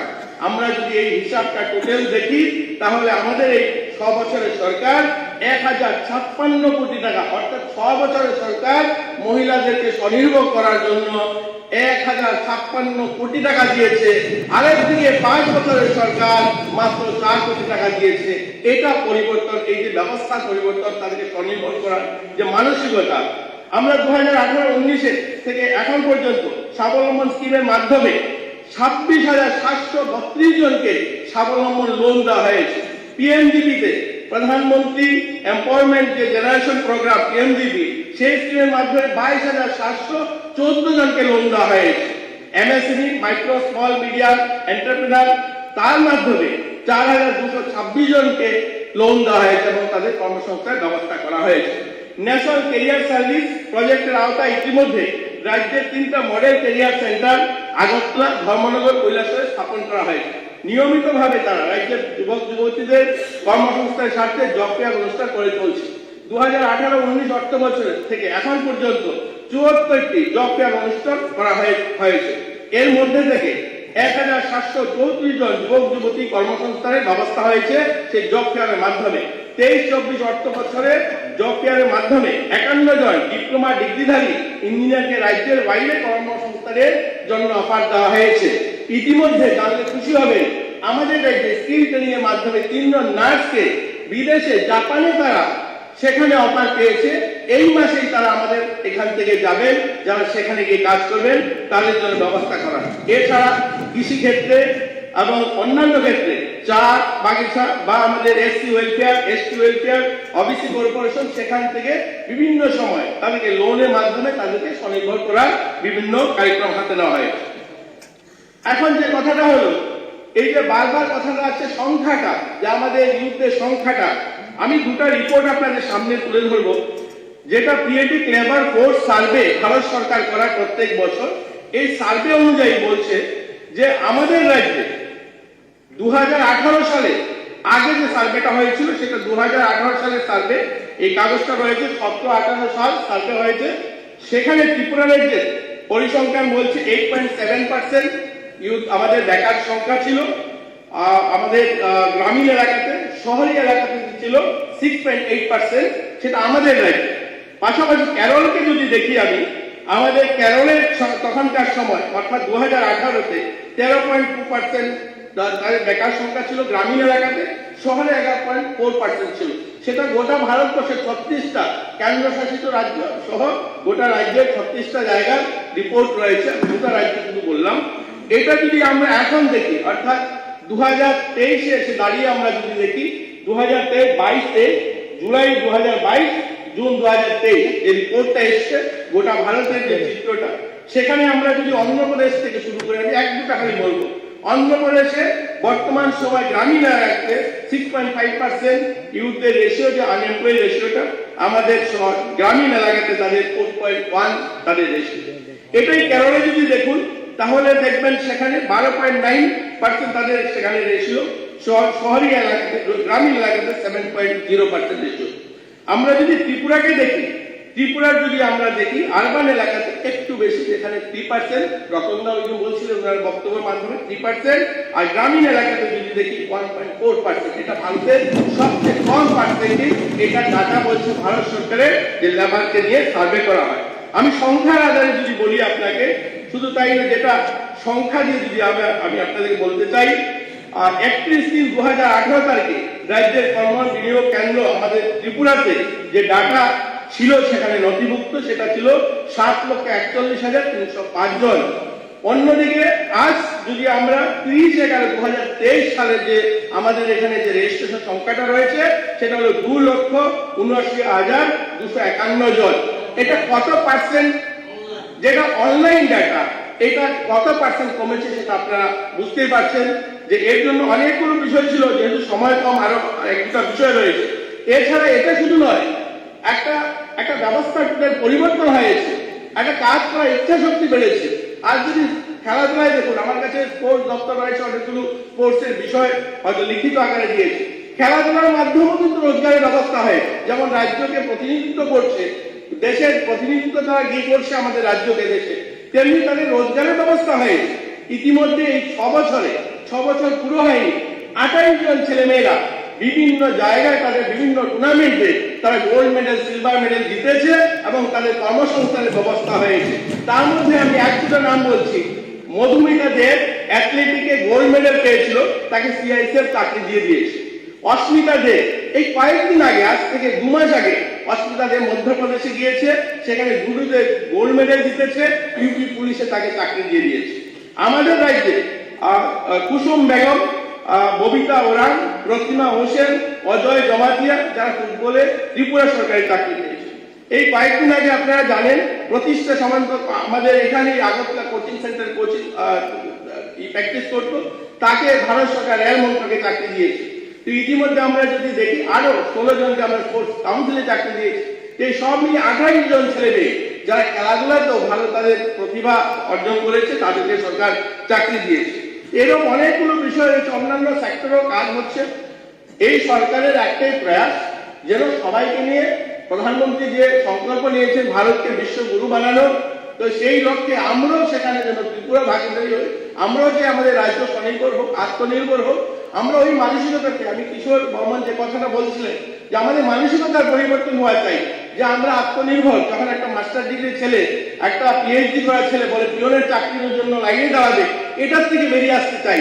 আমরা চাই আমাদের ছেলেমেয়েরা যেন স্বনির্ভর মানসিকতা এগিয়ে আসে। আমাদের এখানে অনেকগুলো রিসোর্স রয়েছে, সেগুলো বলছি না।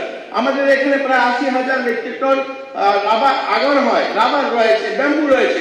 আমি ব্যাম্বু মিশনের কথাটা এনেছিলাম, ব্যাম্বু মিশনের মাধ্যমে, ন্যাশনাল ব্যাম্বু মিশন আমরা শুরু করিনি, কমিউনিস্ট আমাদের শুরু হয়েছে। এই ন্যাশনাল ব্যাম্বু মিশন 2018 সালে 22টা ক্লাস্টার ছিল ত্রিপুরাতে, অর্থাৎ কমন ফ্যাসিলিটি সেন্টার, এক জায়গাতে অনেক লোকে গিয়ে কাজ করতে পারবে, এরকম 22টা ছিল। আজকের দিনে দাঁড়িয়ে 64টা হয়েছে। যেখানে 800 লোকে কাজ করতো, সেখানে 2500 লোকে কাজ করছে। এটা কি পরিবর্তন নয়? এটা কি সুশাসন নয়? এটাকে নিয়ে ক্রিটিসাইজ হয়েছে। ইম্পোর্ট এক্সপোর্ট একটা শুধুমাত্র কর্মসংস্থান হবে, এর মানে এই নয় সবাই সরকারি চাকরি করবে। আমাদের রাজ্যে 2018 সালে এক্সপোর্ট কত হতো? মাত্র 6,46 লাখ, মানে 6.5 কোটি টাকা আমরা এক্সপোর্ট করতাম। আমাদের টোটাল বিজনেস কত ছিল? ইম্পোর্ট এক্সপোর্টের বিজনেস ছিল 3,399 কোটি টাকা ইম্পোর্ট এক্সপোর্ট বিজনেস হতো। আজকের দিনে দাঁড়িয়ে 2022 ফাইন্যান্সিয়াল ইয়ার আমরা 758 কোটি টাকার বিজনেস হয়েছে ত্রিপুরা থেকে ইম্পোর্ট এক্সপোর্টে। শুধু আমরা এক্সপোর্ট করেছি, যদি আমি বলি আপনাকে, 121 কোটি টাকা এক্সপোর্ট করেছি। কত রেশিও বৃদ্ধি হয়েছে এটা আমি বলছি না, আমাদের তথ্য বলছে, যারা ব্যবসায়ীরা রয়েছে, যারা এই ব্যবসার সঙ্গে যুক্ত রয়েছে, তারা বলছে। আগে যদি ইম্পোর্ট এক্সপোর্টে 500 লোক কাজ করতো, আজ 2000 লোক কাজ করতো। আজ একটা পরিবেশ হয়েছে, আজ চাঁদার জুলুম নেই, রসিদের জুলুম নেই, আন্দোলন নেই, এত কাজ করার পরিবেশ তৈরি হয়েছে। এর জন্য আমি মাননীয় কিশোর বাবু যে অ্যামেন্ডমেন্ট এনেছেন সেটাকে সমর্থন জানিয়ে, এবং উনি যেগুলো প্রস্তাব রেখেছেন এগুলোকে আমরা লিপিবদ্ধ করে সেটাকে আমি বলবো আমরা সেটাকে গ্রহণ করার জন্য। আর আমাদের শৈলেন্দ্রবাবু যেটা বলছিলেন ওটাকে আমরা মেনে নিতে পারলাম না পুরোপুরি। তো সবাইকে নমস্কার, মাননীয় স্পিকার স্যার নমস্কার। এখন আমি মাননীয় সদস্য শ্রী কিশোর বর্মন কর্তৃক সংশোধিত আকারে উত্থাপনের চেষ্টা করে দিচ্ছি।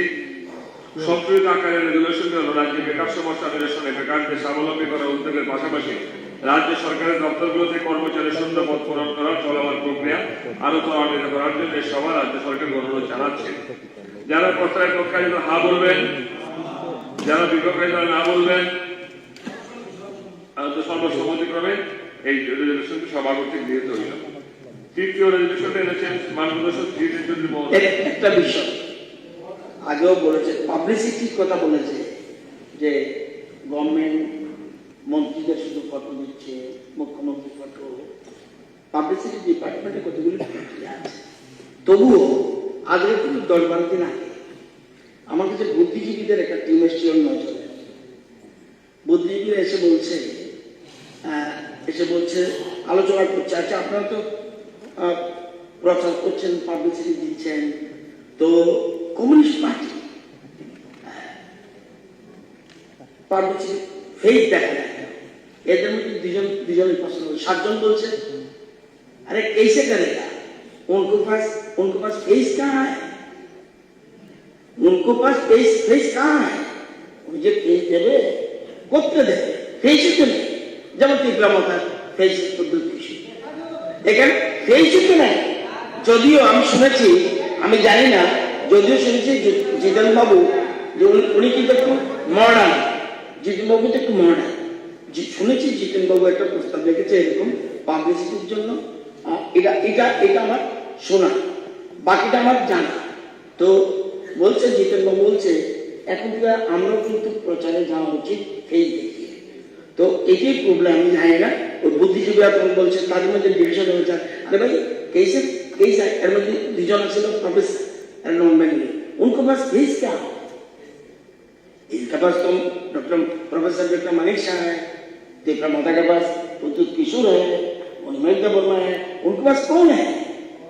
This is the problem.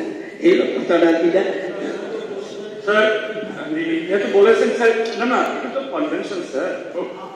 একটা পক্ষকে যদি কেউ বলে সেই পক্ষটা আত্মপক্ষ সম্পর্কে আর একটা আছে, এই দেখাচ্ছে না, এই দেখাচ্ছে। আমি মাননীয় পুলিশ ভালো করেছে, कम्युनिस्ट पार्टी को अपना शकल दिखाने के लिए ये जनता का पैसा का जरूरत नहीं है। और आपका लिए है ना, प्लीज विशेष करी ना, आपका जो मुखिया था ना, डॉक्टर मलिक साहब का पहले जो मुखिया था, उनका भी फेस हर गली में, हर रास्ते में थे। आज कहाँ है वो फेस, क्यों नहीं देखा जा रहा है? आपका पहला का जो मुखिया था, उनका भी फेस हर गली में, हर रास्ते में, हर गांव में थे। अभी कहाँ है? तो कम्युनिस्ट पार्टी का शकल देखने के लिए कोई जनता का पैसे का जरूरत नहीं है। हमारा फेस जनता का दिल में होता है, दिल में जनता का पैसा लगता है।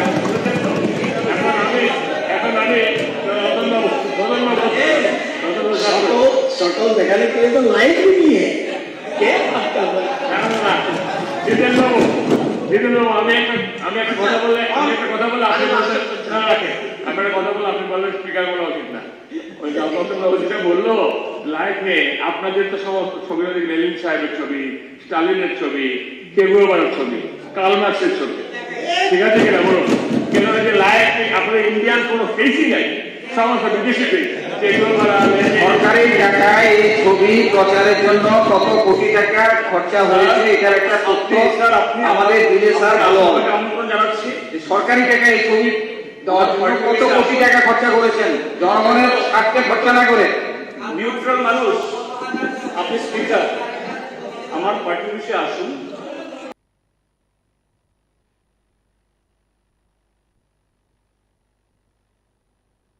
আপনাকে দেখাবো যে আমরা আমাদের পার্টি অফিসের মধ্যে, আমাদের বাড়িতেও আমরা তাদের ছবি রাখি।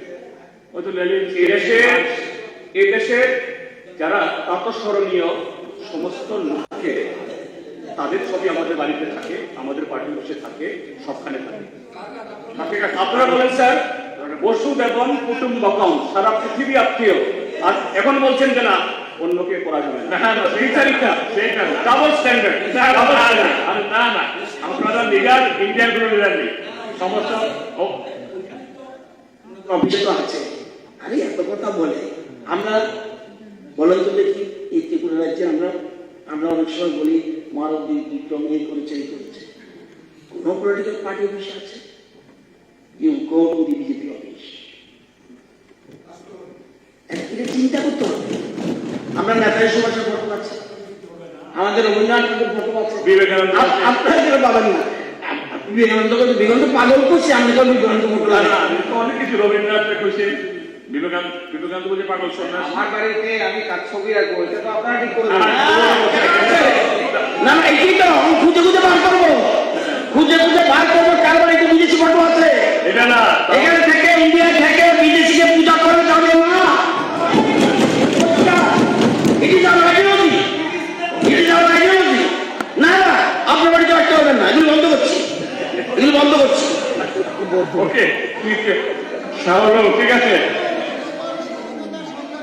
শাহুল ঠিক আছে। এই যে না এখন আমি তো হাত পা বেঁধে দেয়, বারবার কথা বললে যুক্তিপূর্ণ কথা বললে শুধু হাত বেঁধে যাবে, স্পিকার বলতে পারবেন না। তাহলে আমরা কার ফটোটা আনবো ফ্লেক্সের মধ্যে, এটাকে আপনারা গাইড করবেন নাকি? ওকে, তৃতীয় রেজুলেশনটা কিন্তু জানাচ্ছেন মাননীয় সদস্য জিতেন চৌধুরী মহোদয়। আমি এখন মাননীয় সদস্য জিতেন চৌধুরী মহোদয়কে অনুরোধ করছি ওনার রেজুলেশনটি সভা উত্থাপন করে আলোচনা শুরু করার জন্য। স্যার, মাননীয় স্পিকার স্যার, ঠিক আছে, আমি খুব বেশি না সময় নেব, আমি স্যার গতকাল মাননীয় মুখ্যমন্ত্রীকে ওখানে আপনি চা খাইয়েছেন আমাদেরকে, বলেছিলাম আমি ওনাকে অভিনন্দন জানিয়েছিলাম that you have improved your communication skill, how to defend yourself. তাহলে একটু ভালো বলেছেন। আর কতগুলো কথা ভালো লেগেছে, এমফ্যাটিক্যালি বলেছেন যে অতীতে যা ছিল থাকবে না, আগামী দিন আমরা সবাইকে নিয়ে উদারতার সাথে ত্রিপুরাকে এগিয়ে চলবে, 1 নম্বর বানাবো। আমি সমর্থন করি। মাননীয় মুখ্যমন্ত্রী যে ত্রিপুরাকে সবাইকে নিয়ে 40 লক্ষ মানুষ ত্রিপুরাকে আরো সমৃদ্ধ করার জন্য করুন, আমি সেই স্পিরিট থেকেই আমার প্রস্তাবটা আনছি। Don't take it, I am not proposing it, moving it to nail the government. আমি শুধু, আমি জানি না স্পিকার সাহেব কেমনে অ্যালাউ করছে, আমরাও ধরেন সিনিয়র মানুষ, এটাতে অ্যালাউ করা যায় না। আপনি দেখছেন প্রভিশনটা, দেখছেন 78 ইট শ্যাল নট কন্টেইন আর্গুমেন্ট। ঠিক আছে, বলুন না, পরে বলুন না। না এটা তো আসলে করা যায় না, বলি তো করে ফেলেছে। ঠিক আছে, পরে বলুন না, হ্যাঁ পরে বলুন, ইউ হ্যাভ দ্য রাইটস। স্যার, একটা বলে, এই যে আমাদের এখন ভারতবর্ষে অনেকেরই সুগার, ডাক্তাররা বলেন, অবশ্য আমি নই, আমরা মুখ্যমন্ত্রী ডাক্তার মহোদয় ভালো বলবেন, sugar is not any disease. যাদের সুগার হয় যদি কন্ট্রোল না করতে পারে, চোখ নষ্ট হয়, হার্ট নষ্ট হয়, নিউরো প্রবলেম হয়, কিডনি নষ্ট হয়, এরকম, অর্থাৎ it is mother or father of all disease. তো অনেক জায়গায় যেটা মাননীয় এই প্রধানবাবু চেষ্টা করছেন, এটা কলা করা যায় না, কি বলেছি, অভাবের তাড়নায়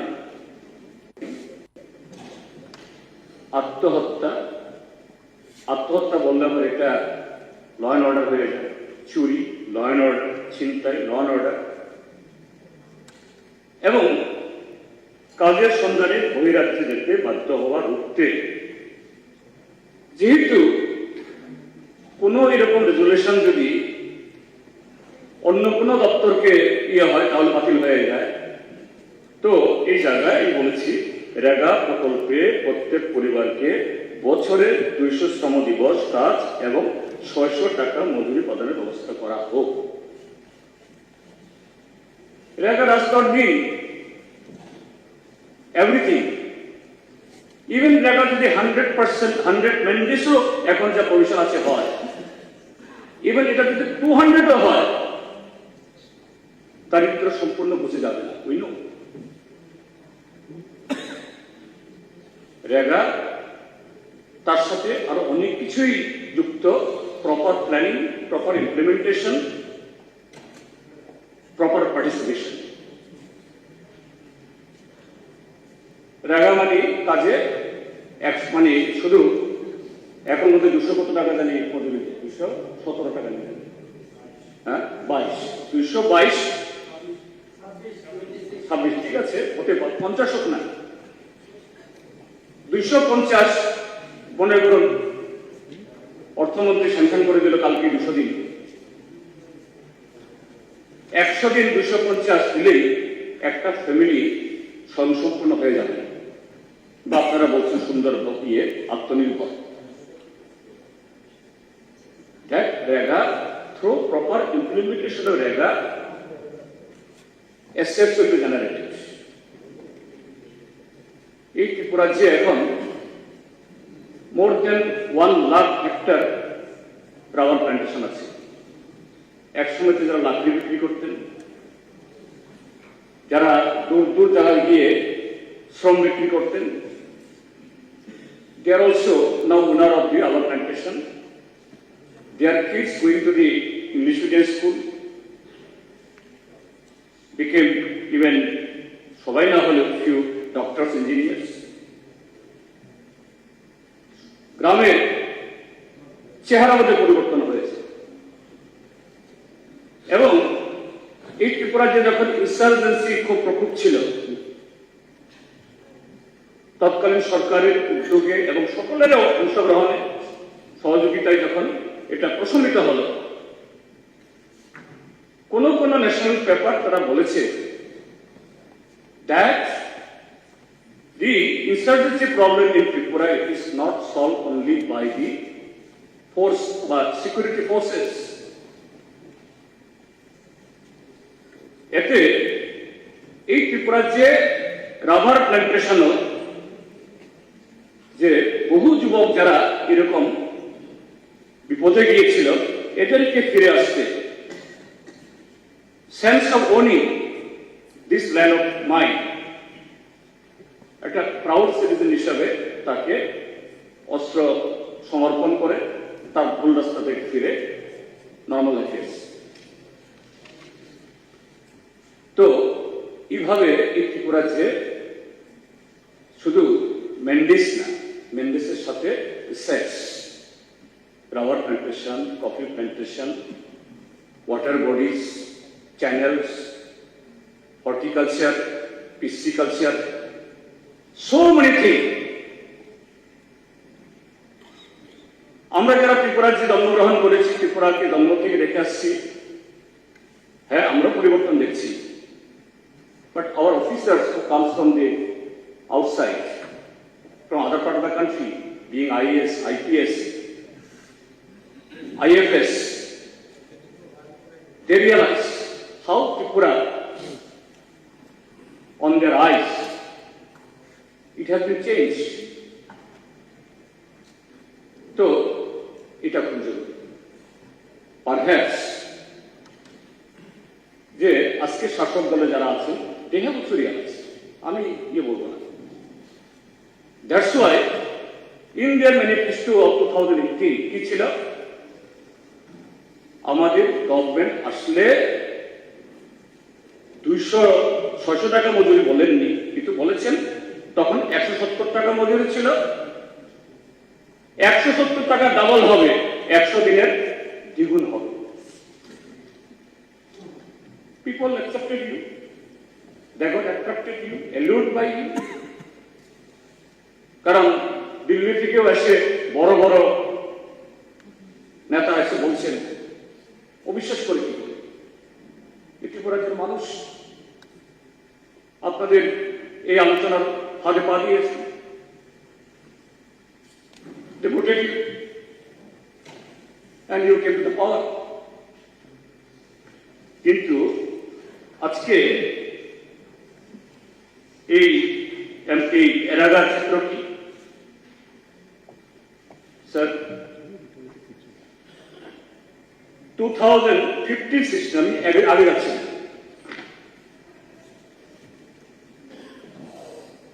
94 mandates, 16-17-18, into 17-18, yes, তখন লেফটেন্যান্ট গভর্নমেন্ট ছিল, প্রিভিয়াস গভর্নমেন্ট ছিল, it has come down to drastically 34. Election আছে আর অন্য কারণ আছে, আপনাদের গভর্নমেন্ট আসলো 2018-19 41, 1920 61, 2021 75, 21-22 72, 22-23 60. হয়তো অরবিন্দ বলবেন যে তো অনেক বেশি, but I collected it from the Government of India's website. If I am wrong, then Government of India website is wrong. তাহলে এর আছে এর আগে যেভাবে এর এরা আসতো তার কাজ হতো, শুধু তা নয়, তার বাইরে in addition to that agriculture department, forest department, I was holding forest, RD, tribal welfare, এটা খুবই এই দপ্তরগুলো মিলে আরো প্রায় 40-50 ম্যান্ডেট জেনারেট করতে, অর্থাৎ একটা রুরাল ফ্যামিলি প্রায় এভারেজ 150 ম্যান্ডেট পেত। That has helped to reduce the poverty. That has helped to create the assets. That has changed the economic scenario, social scenario. But today, গতকাল মাননীয় মুখ্যমন্ত্রী অনেকগুলি স্কিমের কথা বলেছেন, কোনটা 30 কোটি, কোনটা 40 কোটি বলছেন, হবে, হচ্ছে, হ্যাঁ, আমরা না বলছি। এবং এবারের যে আপনারা বাজেট করলেন 2023-24, শুধু মুখ্যমন্ত্রীর নাম দিয়ে অনেকগুলো যোজনা করেছে। আমি জানি না গণতান্ত্রিক দেশে শ্রদ্ধেয় ভারতরত্ন অটল বিহারী বাজপেয়ীর নামে স্কিম করেছেন, ভালো। দীনদয়াল উপাধ্যায়ের নামে স্কিম হয়েছে, তারা প্রয়াত ব্যক্তি। কংগ্রেস আমলে ইন্দিরা গান্ধীর নামে IOI হয়েছে। তো গণতান্ত্রিক দেশে সেখানে এটাও আমি জানি না কেন ব্যক্তির নামে হতে হবে, জীবিত ব্যক্তির নাম। Sorry, you are misleading idea. ওহো, হোয়াট ইজ ইউর প্রবলেম? হ্যাঁ, মুখ্যমন্ত্রী মানে কার নাম? মুখ্যমন্ত্রী মানে কার নাম? মানে কি ব্যক্তি, একদম একটা পোস্ট। তো কালকে আপনি চিফ মিনিস্টার হলে আপনি নামে থাকবেন না। হোয়াটস রং উইথ দিস? যাই হোক, ডোন্ট মিসলিড দ্য হাউস। তো এই জায়গায় ঠিক আছে কি সব token provision, sir, cosmetic development দিয়ে একটা যখন ছেলে বা মেয়ে, কনে বা জামাই সাজি, এই সময়তে আমরা একেবারে পাউডার, এখন তো আবার বিউটি পার্লারে নিয়ে সাজিয়ে একদম সুন্দর করে টুপড় টুপড় পরিয়ে, কিন্তু ওই ছবিটা সবসময় ছবি হয়। That is not the real মানে ফেস অফ দি এনি মানে ইন্ডিভিজুয়াল। কাজে ডেভেলপমেন্টের ক্ষেত্রে তো এরকম কোন কসমেটিক ডেভেলপমেন্ট দিয়ে সাস্টেনেবল ডেভেলপমেন্ট অ্যাচিভ করা যায় না। তো সেই কারণে এই যে রুরাল, এই যে এমপ্লয়মেন্ট নেই, তারপরে হলো এখানে নানা ধরনের পত্রিকা খুলুন, আমি পত্রিকা নেই, কারণ অনেক সময় হবে, আমি বলবো না। একটা দিন পত্রিকা থাকবে না, কোথাও মজুরি নেই, ব্লক তালা দিচ্ছে, জল নেই, রাস্তার উপর করছে, আজকেও আছে, কাজ নেই, হচ্ছে। স্যার, আমি একটা প্রশ্ন করেছিলাম এই সেশনে, and that question was approved by you.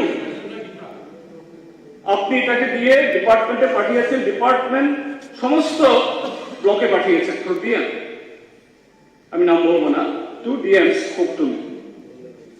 Sir, so critical question you have given to the assembly. আমি কি কোশ্চেন করে আমার মনে নেই, অনেকগুলো তো করেছি। আমি বলেছিলাম যে বিফোর দি পূজা কোন ব্লকে কত কাজ হয়েছে, এবং বিফোর পূজা, পূজার সময় তো অনেকে কাজের আশা করে কিছু টাকা পয়সা পেয়েছে, কত মজুরি হয়েছে, তারপর যে এভারেজ কোন ভিলেজে, কোন ব্লকে হাইয়েস্ট কত হয়েছে। হ্যাঁ, প্রশ্নটা লেন্দি, উত্তরটাও লেন্দি হবে। আমি ভাবলাম যেন একটা তথ্য একটা তো পাবো, আসলে সিনারিওটা। স্যার, সেদিন এই 5 তারিখের আগে 4 তারিখ আসলাম, কিন্তু আমার কোশ্চেনটা ডিসেম্বর তারিখ আমি তো কোশ্চেনটা চলে গেল ব্লকে, কোশ্চেনটা চলে গেল ব্লকে। আর এখানে আপনার সেক্রেটারিয়েট আমাকে বলে দিল, কেন কিসের স্যার কিসের, আমি রেজার্ভেন্সকে বলবো, আরে সত্যকে সত্য তো স্পেল আউট করতে, হোয়াট ইজ দি প্রবলেম? হ্যাঁ, আরে কি মুশকিল, আমি বলছি ওটা আমার তথ্য তো আসলো না, আমার তো তথ্য ওটা সম্ভবত 2 মিনিট অনেক ল্যাঙ্গুয়েজ ছিল। হ্যাঁ মনে হয় স্যার, আপনি একবার পাঠিয়েছেন ব্লকে, পাঠানোর পরে সবকিছু বলা যায় স্যার, আপনার সাথে আমি তর্ক করবো না, তর্কের ব্যাপার স্যার। আপনি আমার শুভানুধ্যায়ী, কাজে আপনার কাছ থেকে না চাই না। এখানে যে আজকে যে ক্রিটিক্যাল জিনিস কিন্তু আপনাকে অ্যাকসেপ্ট করেছি, ঠিক আছে না, ঠিক আছে, আপনি ভালো চাইছেন, কিন্তু কি করে হয় এগুলো? একটা প্রশ্ন গেল, আমি তো ভাবলাম একটা তথ্য পাবো। তারপরে আমার একটা প্রেস কনফারেন্স ছিল, একদিন দেখলাম একেবারে রণবর্তীতে মাননীয় এই পার্লামেন্টারি অ্যাফেয়ার্স মিনিস্টার কি জানি খেয়ে কি হয়েছে ওনার। স্যার এই কথা বললে আজকে শোনা যায় মোহনপুরের মধ্যেই এসবের চাষ বেশি হয়, কাজে ওই এফেক্ট আমাকে হবে না, হওয়ার সুযোগ নেই। তো আজকে স্যার, স্যার আমি শেষ করছি স্যার, আমি তো বললামই, স্যার স্যার এই কারণে আপনার ফ্লাইংটা খুব ভালো, হ্যাঁ ল্যান্ডিংটা ঠিক হচ্ছে, হ্যাঁ স্যার স্যার আপনিও ডিস্টার্ব করলে তো হবে না স্যার, আপনার ফ্লাইংটা দুর্দান্ত স্যার, ল্যান্ড করুন স্যার। এই কারণে বলছি, এখানে অনেক আলোচনা হয়েছে কিন্তু বলবো না, অনেকগুলি করার দরকার নেই। এখানে শিশু মৃত্যু, কারণ আমি নাম টাম বলে তাদেরকে এমরাজ করতে চাই। এই যে আপনার পয়জামারি মানে মুঙ্গিয়াকান্দি ব্লক, ওদিকে মনু ব্লক, জুলাইবাড়ি ব্লক, হ্যাঁ আপনারা বিরোধিতা করুন, কিন্তু ঘটনা আমি বলছি কারণ একটু আপনাদেরকে একটু সজাগ করার জন্য। আপনি এখানে বিরোধিতা করুন, কিন্তু প্লিজ দেখুন what is the state of the affairs of the district people. Sir আমি তো আবার বললাম যে ব্লাড সুগার মানে কোনো রোগ না, এটা নানা ধরনের রোগের সোর্স। তো অভাবও, এই যে বললাম অভাবের তাড়নায় চুরি ছিনতাই এগুলো আলোচনা হয়েছে এখানে, কেন কতগুলি ফিগার যে অ্যালার্মিং ভাবে আসছে ত্রিপুরার। স্যার এটা আমার তথ্য না স্যার, এটা গত 8 তারিখে, এই 8 তারিখে স্বরাষ্ট্র দপ্তর থেকে দেয় থেকেই আমি নোট করেছি। আই হ্যাভ নট, আমার সেই সোর্স নাই সেটা লেখা করার জন্য। আচ্ছা হ্যাঁ স্বাভাবিক, মানে হবে তো সুইসাইড 1890 কত 972 দিন, আমি ওই প্রশ্ন ইয়ে বলছি, that is 1:every 2 days unnatural death. হ্যাঁ আনন্যাচারাল ডেথ সত্য অভাব না, অন্য কারণও থাকতে পারে, কিন্তু এটা প্রিন্সিপাল ইয়ে 3632 ওই পিরিয়ড ধরলে দ্যাট ইজ প্রায় অলমোস্ট 4% এভরি ডে। দেন আরেকটা তথ্য এসছে, এটাও হোমের কিন্তু রিলেটেড, যে ন্যাশনাল সাইবার ক্রাইম রিপোর্টিং, এবং এটা রাজ্যপালের ভাষণের মধ্যে আছে, এবং বলছে হোল কান্ট্রিতে that reporting the amount is against 14 crore 90, and out of that 14 crore 90, 1 crore 30 lakhs is in Tripura, that is 8.7. মানুষ কখন এই সমস্ত এতে যুক্ত হয়? যখন অভাব, ইনসিকিউরিটি এই সমস্ত থাকে। হ্যাঁ তাই এটা ওয়ান অফ দি রিজন। এবং স্যার আরেকটা, আজকে এই কলিং অ্যাটেনশন ছিল, আপনি দয়া করে অ্যালাউ করেছিলেন, আপনি বললেন যে না, অতন্বয় বলেছেন এগুলো এখানে ইয়ে করার খুব আছে। এখানে এই যে নেশা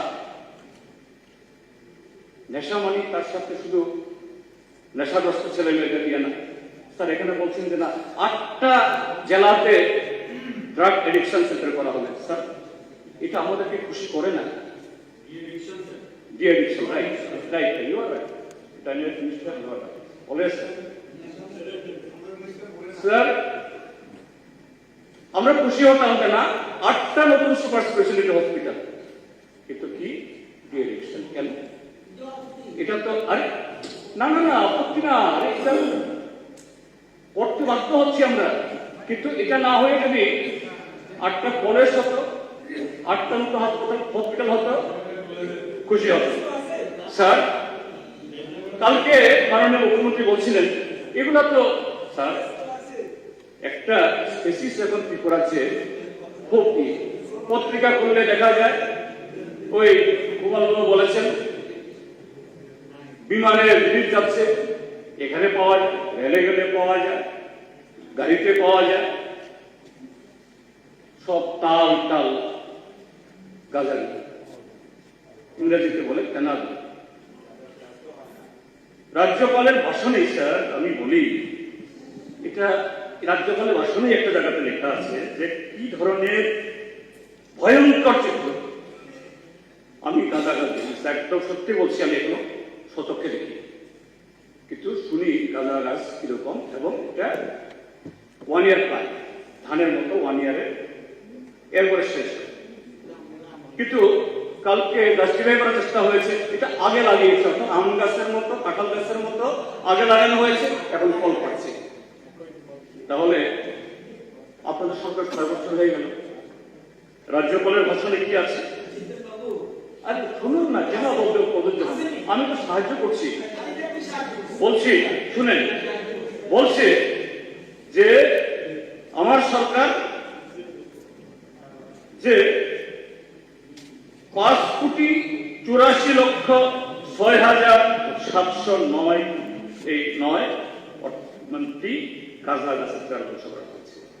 আমি যদি 5 বছর হিসাব করে 1825 দিনে 32,003। ঠিক আছে না স্যার, আমি শেষ করছি, আমি তো লেন্ডিং করছি। স্যার আপনি বলছেন লেন্ডিং না প্লিজ। তো কেন দিনে হচ্ছে, কেন আমাদের লোকরা উৎসাহিত হচ্ছে না গাঁজার পরিবর্তে অন্য কিছু করতে? বিকজ দে আর ইজিলি অন্য সুখ পাচ্ছে না, এই সমস্ত করে সুখ পাচ্ছে, এই ঘটনাগুলো হচ্ছে। আর এগুলো তার ক্যাসকেডিং এফেক্ট হচ্ছে সোশ্যাল লাইফে, ল অ্যান্ড অর্ডারে। আমাদের কোনো থানা এগুলি যায়, এরপরে এখানে ওই আম পাতা কাঁঠাল পাতা দিয়ে আবার রাতে অন্ধকার আসে, গাঁজার প্যাকেটটি চলে যায়, নিয়ে যায়, আর আম পাতা জাম পাতা এগুলো পুড়িয়ে দেখানো হয় যে এই ব্যবসা হচ্ছে। এবং এগুলোতে যখনই ধরা পড়ে, কারা ধরা পড়ছে? সাংঘাতিক পাওয়ারফুল লোকগুলো। এই সময়তে পাওয়ারফুল লোক কারা? তখনই থানাওয়ালা পুলিশ আর তদন্ত হয় না, শেষ। কিছু লোককে লোক দেখানো, গ্রেপ্তার করা হয়। স্যার এই কারণে বলছি, এই যে অভাবের তাড়নায় এইভাবে আমাদের যৌবন নষ্ট হচ্ছে, আমাদের যৌবনে ভবিষ্যৎ নষ্ট হচ্ছে, ত্রিপুরার যে সামাজিক, রাজনৈতিক, অর্থনৈতিক যে কাঠামো এটা দুর্বলতর হচ্ছে। এই আগরতলা শহরে আনাচে কানাচে সন্ধ্যা হলেই ড্রাগ, ইয়াবা, কি হল? কাজে প্লিজ ডোন্ট টেক ইট। আমি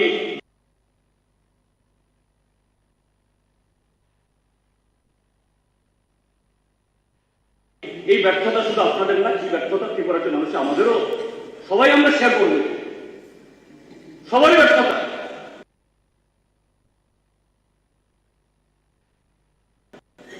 কাজে এটা থেকে ত্রিপুরা যদি মুক্ত হয়, আমি ব্যক্তিগতভাবে কাউকে দোষারোপ করছি না, ঠিক আছে, কিন্তু ত্রিপুরার এই চেহারা, এই জন্য বলবো আপনাদেরও ইলেকশন ডকুমেন্টে এই ম্যানিফেস্টো ছিল 200 দিন, প্লিজ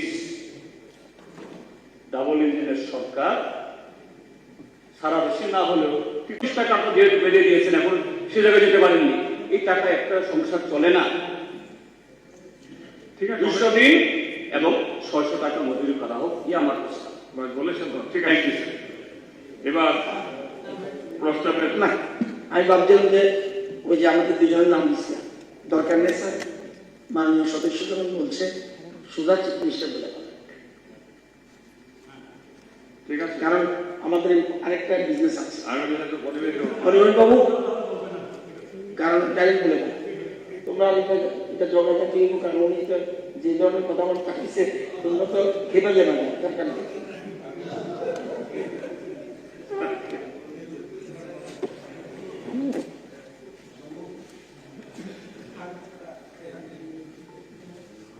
মাননীয় স্পিকার মহোদয়, এখানে আমাদের মাননীয় সদস্য চৌধুরী মহোদয় যে একটি বেসরকারি প্রস্তাবের বিষয়বস্তু এখানে উনি রেখেছেন। কি রেখেছেন? অভাবের তাড়নায় সন্তানকে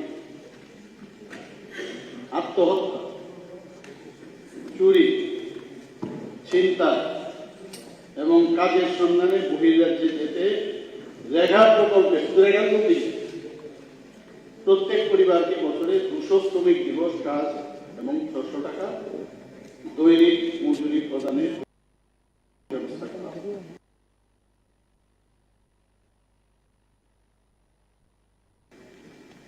মাননীয় speaker,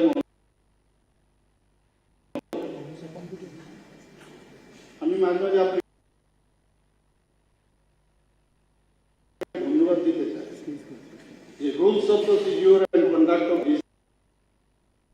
business in Tripura legislative অ্যাসেম্বলিতে মাঝে মাঝে আমার যখন প্রয়োজন হয় আমরা বলি রুলস মানুষ, আর যখন আমার ঠিক লাগে না তখন এটা ঠিক আছে, এটা করলে হবে। আশ্চর্য হই, কি লিখেছে? It shall not contain argument, interference, ironical expressions, imputations, or defamatory statement. আরো একটু তো আছে, আমি বললামই না। আপনাকে এর জন্য আমি ধন্যবাদ দিচ্ছি। আপনি যে এলাও করলেন, আর আমি সবচেয়ে খুশি আছি আজকে আমি চুরিটা যেমন খালি এখন হচ্ছে, চোর শব্দটা যেন এইবারে খালি জীবন চোরের অভিযানটা যেন চোরের অভিযানই ছিল না, কোনো কারণে কখনো হতো না। গতকাল আমি মাননীয় বিধায়ক শ্রী জিতেন্দ্র চৌধুরী মহোদয়, অর্থাৎ প্রাক্তন মেম্বার অফ পার্লামেন্ট, ওনার বক্তব্য শুনে আমি একটা কমেন্ট করেছি। উনি বলেছেন, আজকে পেপারও দেখলাম যে আমি মুখ্যমন্ত্রী ওনাকে অ্যাপ্রিশিয়েট করেছিলাম, কিন্তু আজকে যেভাবে আপনি বক্তব্য রাখলেন, মানে সাবজেক্টের বাইরে আমি খুব ডিপ্রেশন চলেছি। Sorry, depression, sorry, please don't mind. যে স্পিচ নিয়ে বললেন না, আমি স্পিচ নিয়ে কথা বলছেন, ওই স্পিচে আমি কথা বলছি। ডিপ্রেশনে কিন্তু আপনি আত্মহত্যা বললেন না, ডিপ্রেশনে কিন্তু আত্মহত্যা বললেন মেডিকেল সায়েন্স। আবার আপনি বললেন না কে, যেহেতু বিদেশ যেতে হয়, বিভিন্ন জায়গায় যেতে হয়, এই কারণে মানে তাদের আত্মহত্যা। বহু লোক আছে যাদের পয়সা আছে, টাকা পয়সা আছে, মানে ওই টু ফ্যামিলি, সেও কিন্তু আত্মহত্যা করে। তাহলে এই থেকে দাঁড়ায় যে শুধু না,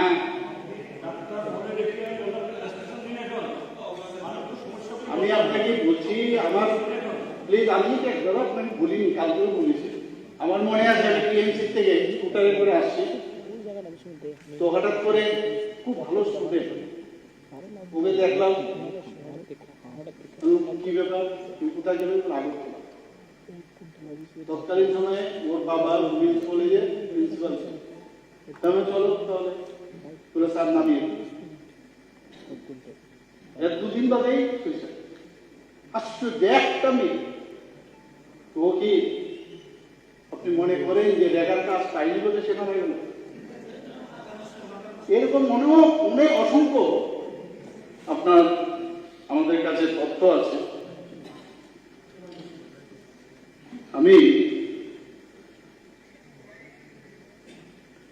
আর এটা মনে হচ্ছে ত্রিপুরাতে প্রথমবার 2018 আগে এখানে যারাই আছেন আমরা পেপার যখন খুলতাম এগুলো কিন্তু ডেইলি থাকে। আমি বলছি আপনি হয়তো বলবেন কবে দেখান, এর জন্য আমি 26শে সেপ্টেম্বর 2016 প্রতিদিন পত্রিকার শিরোনাম ছিল অভাবের তাড়নায় 650 টাকার সন্তানকে বিক্রি আদিবাসী দম্পতি,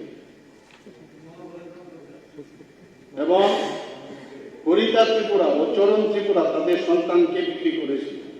তা নিয়ে তখনকার তৃণমূল কংগ্রেসের বিধায়ক শ্রী সুদীপ রায় বর্মন এক সাংবাদিক সম্মেলনে উনি তার উল্লেখ করেছেন। নীলকণ্ঠ.in নামক একই পত্রিকায় 6 ডিসেম্বর 2017 তেলিয়ামুড়ার পূর্ণদেব বর্মা বিপিএল কার্ডের জন্য আবেদন করেও কোনো লাভ হয়নি, তাই 8 মাসের মেয়েকে নামমাত্র টাকায় বিক্রি করে বাধ্য হয়। এবং এই যে রিপোর্টটা আনন্দবাজার পত্রিকায় ছাপা হয়। আমি আপনাকে ধন্যবাদ দেবো, কালকে আমাকে ধন্যবাদ দেওয়ার জন্য যে আমার কমিউনিকেশন স্কিল নাকি বেড়ে গেছে। আমার কমিউনিকেশন স্কিল ডাক্তারিতে ছিল, কিন্তু আপনাদের সাথে থেকে পলিটিক্যাল স্কিল যে সেটা আমি শিখছি এখনো, দেখা যাক কি কোন জায়গায় দাঁড়ায়। আমার মনে আছে যখন আমি রাজ্যসভায় যাই, তা আমাকে বললাম আপনি কিন্তু 15 মিনিট সময় দিলাম ওই ডালন কমিউনিটি। আমি বললাম ঠিক আছে, তো যেভাবে ক্লাস নেই ক্লাসের মতো আমি বললাম। একজন এসে বললেন যে 5 মিনিটের মধ্যে আপনি শেষ করে ফেলেন। বললাম কেন? বলে এইভাবে হয় না, পলিটিক্স লাগাতে। আমি তো বুঝতে পারলাম না, মানে 15 মিনিট তো বলবে, কারণ স্পিকার সাহেব বলবেন থামুন। আমি ওই দিকে শুরু করেছি, 5 মিনিট শুরু করলাম। এখন আমিও ভাবছি কিভাবে পলিটিক্যালও কিভাবে কথা বলে, আসল মুদ্রার থেকে আপনি অনেক কিছু বলবেন। আমি টু দা পয়েন্ট বলবো, আমি এদের বাইরে বলবো। এখানে দেখো প্রতিদিন পত্রিকা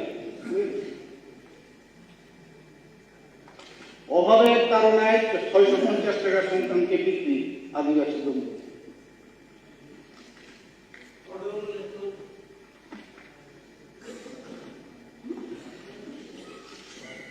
এরকম অনেকগুলো আছে, আমি নিয়ে এসেছি।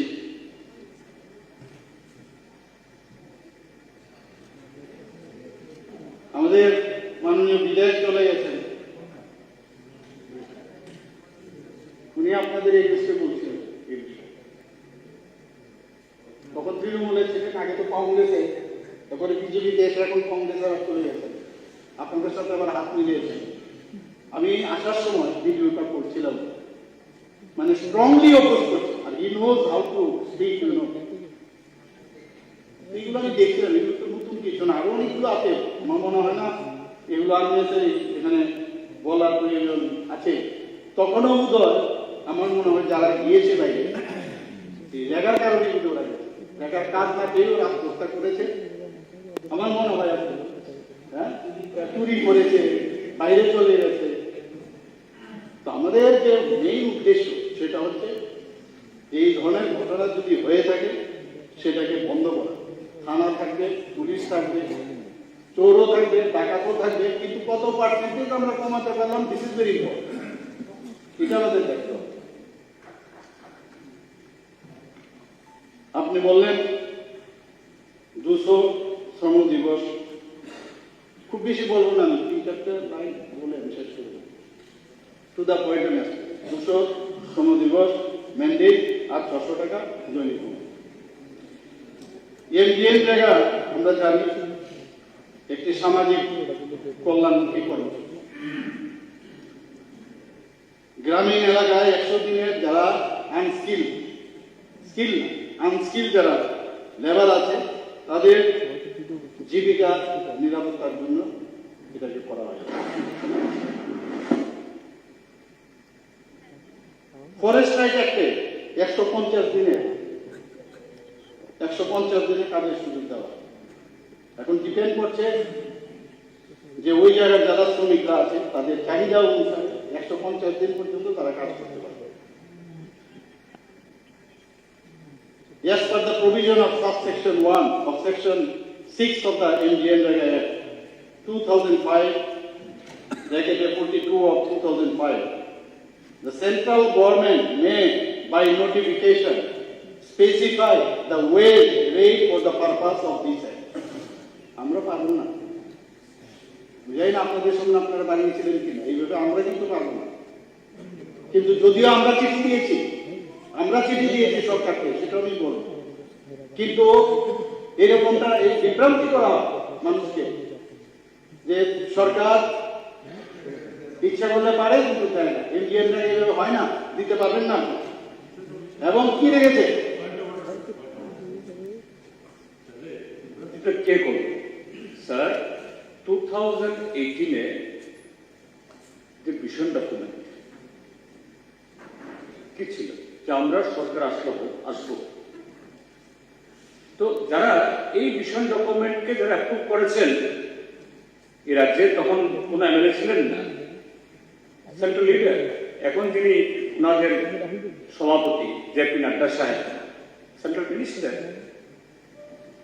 তারা অ্যাপ্রুভ করেই তো এটা হয়েছে। এবং সেই ইয়ের উপরে, ম্যানিফেস্টোর উপরে এখানে সে প্রাইম মিনিস্টার বক্তৃতা করেছেন, বিডেন ফাইন্যান্স মিনিস্টার বক্তৃতা করেছেন, त्रिपुरा के लिए राशि का कोई कमती नहीं होगा, साफ मिल जाएगा, मिशन डॉक्यूमेंट हम पूरा करेंगे। तो विभ्रांति के করলো মাননীয় মুখ্যমন্ত্রী? বিভ্রান্তি আমরা করিনি।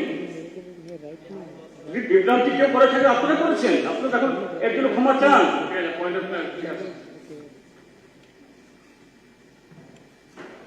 মাননীয় স্পিকার মহোদয়, আপনাদেরও কিন্তু অনেক সময় আমরাও করেছি, আপনারাও কিন্তু ভিশন ডকুমেন্ট বানান,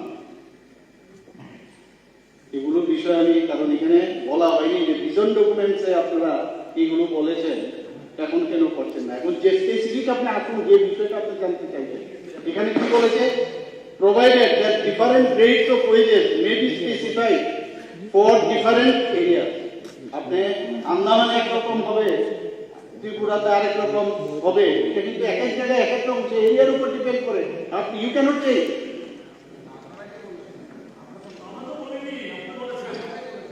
আপনারা কি করে করেছেন তখন? না, আপনারা তখন কি করে করলে? যদি আপনারা জানেন যে এইভাবে হয় না, আপনারা তাহলে দাবি করছেন কেন যে এই যে কথাটা বললেন যে 600 টাকা করতে হবে, 200 তুমি ম্যান্ডেজ করতে হবে, কি করে করছেন আপনি? আমাদের ম্যান্ডেজের উপর ভিত্তি করে? আরে আপনার তো আইনটা জানতে হবে আপনার। না, ডিমান্ড করুন, কিন্তু জানতে হবে তো এটা কি আইন। প্লিজ আমাকে বলতে দিন। কেন্দ্রীয় সরকার, আপনি জেনে নিন, আমার মনে হয় এটা বোধহয় আপনি জানেন, হয়তো আপনি জানেন না, মাসবিন নয়, কিন্তু এখানে বলা দরকার, কারণ অনেক সময় গুমরাও হয়। মাননীয় মনিমেশবাবু এখানে আছেন, আমাদের উনি বিষয়ে বলেছেন, কেন্দ্রীয় সরকার প্রতি বছর consumer price index for agriculture labour অর্থাৎ CPIL এর উপর ভিত্তি করে প্রত্যেক রাজ্যের জন্য যারা আনস্কিল, যারা লেবার আছে তাদের মজুরি নির্ধারণ করে এবং টাইম টু টাইম সরকারি বিজ্ঞপ্তি জারি করে। Consumer price index for agriculture labour CPIL যে তথ্য আমাদের কেন্দ্রীয় শ্রম মন্ত্রণালয়ের, যেটা সিমলায় অবস্থিত, লেবার ব্যুরোর ওয়েবসাইট থেকে এটা নেওয়া। 23-24 অর্থ বছরের জন্য কেন্দ্রীয় সরকার রেগা প্রকল্পে যারা আনস্কিল লেবার আছেন তাদের মজুরি, এখন আপনি জিজ্ঞেস করছিলেন কত, সেটা হচ্ছে আগে 212 টাকা থেকে এখন বৃদ্ধি করে 226 টাকা করে। 2006 ইয়ার ওয়াইজ যদি ওয়েজ রেট আমরা দেখি, ফাইন্যান্সিয়াল 2006 62, 2007-8 71 এবং 85, 2008-9 85 এবং 100 ছিল, 2009-10 100 2010-11 100 and 118, 2011 and 12 124, 12 and 13 135, আবার 2013-14 135, 2014-15 155, 2015-16 167, 2016-17 172, 2017-18 177, 2018-19 177, 2019-20 192, 2020-21 2005, 2021-22 212, 2022-23 2012, এখন সেটা 2026 হয়েছে। এখানে আমরা সবাই জানি যে যারা শ্রমিক তাদেরকে কেন কেন্দ্রীয় সরকার ডিসিশন নিয়েছে যে স্থায়ী সম্পদ সৃষ্টি করার জন্য, স্থায়ী সম্পদ সৃষ্টি করার জন্য। আপনারা বারবার বলছেন যে সন্তান বিক্রি, আত্মহত্যা, চুরি, চিন্তায়, নিউজ পেপারে। এখন দেখবেন আমাদের সম্পর্কে পেপারগুলোতে কি আসে, ডেভেলপমেন্টের বিষয় আসে। কি কি? জাতীয় সড়কের কাজ নিয়ে, মেডিকেল কলেজের উন্নয়ন নিয়ে, অমৃত সরোবর নিয়ে, অমৃত বাটিকা নিয়ে, আরো কত উন্নয়নমূলক কাজে তথ্য এখন শিরোনামে আছে। তো প্রচুর আমাদের এই সরকার আমাদের, কারণ এটা আমাদের হাতে নেই কোনো অবস্থায়। ওনাদের যেটা আপনারা বলছেন সেটা কোনো অবস্থায় কেন্দ্রীয় সরকারের যে নীতি নির্দেশিকা আছে সেই মতেই কিন্তু সেটা সম্ভব হবে, সেটা বাড়ানো। আমরা দেখেছি আগে, আমি নিজেও বহু জায়গায় যখন বিভিন্ন জায়গায় যেতাম দেখতাম 4-5 জন জায়গার শ্রমিক থাকতো আর তার সর্দার থাকতো, ক্যাডার, ও দাঁড়িয়ে থাকতো 4-5 জন, বাকিরা ঘরেই থাকতো, নাম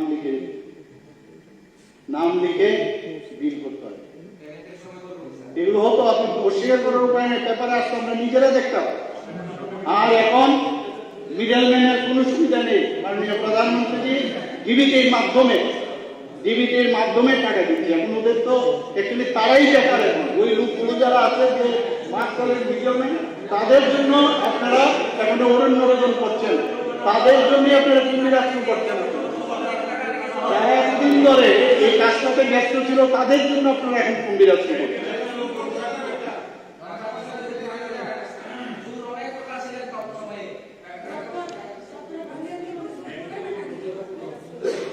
এবং তাদেরকে দিয়ে কি করা হতো, যদি তুই কালকে না আসিস, তুমি যদি কালকে না আসো মিটিং এ মিছিলে, তাহলে কালকে তুমি তোর একার কাজ করবে।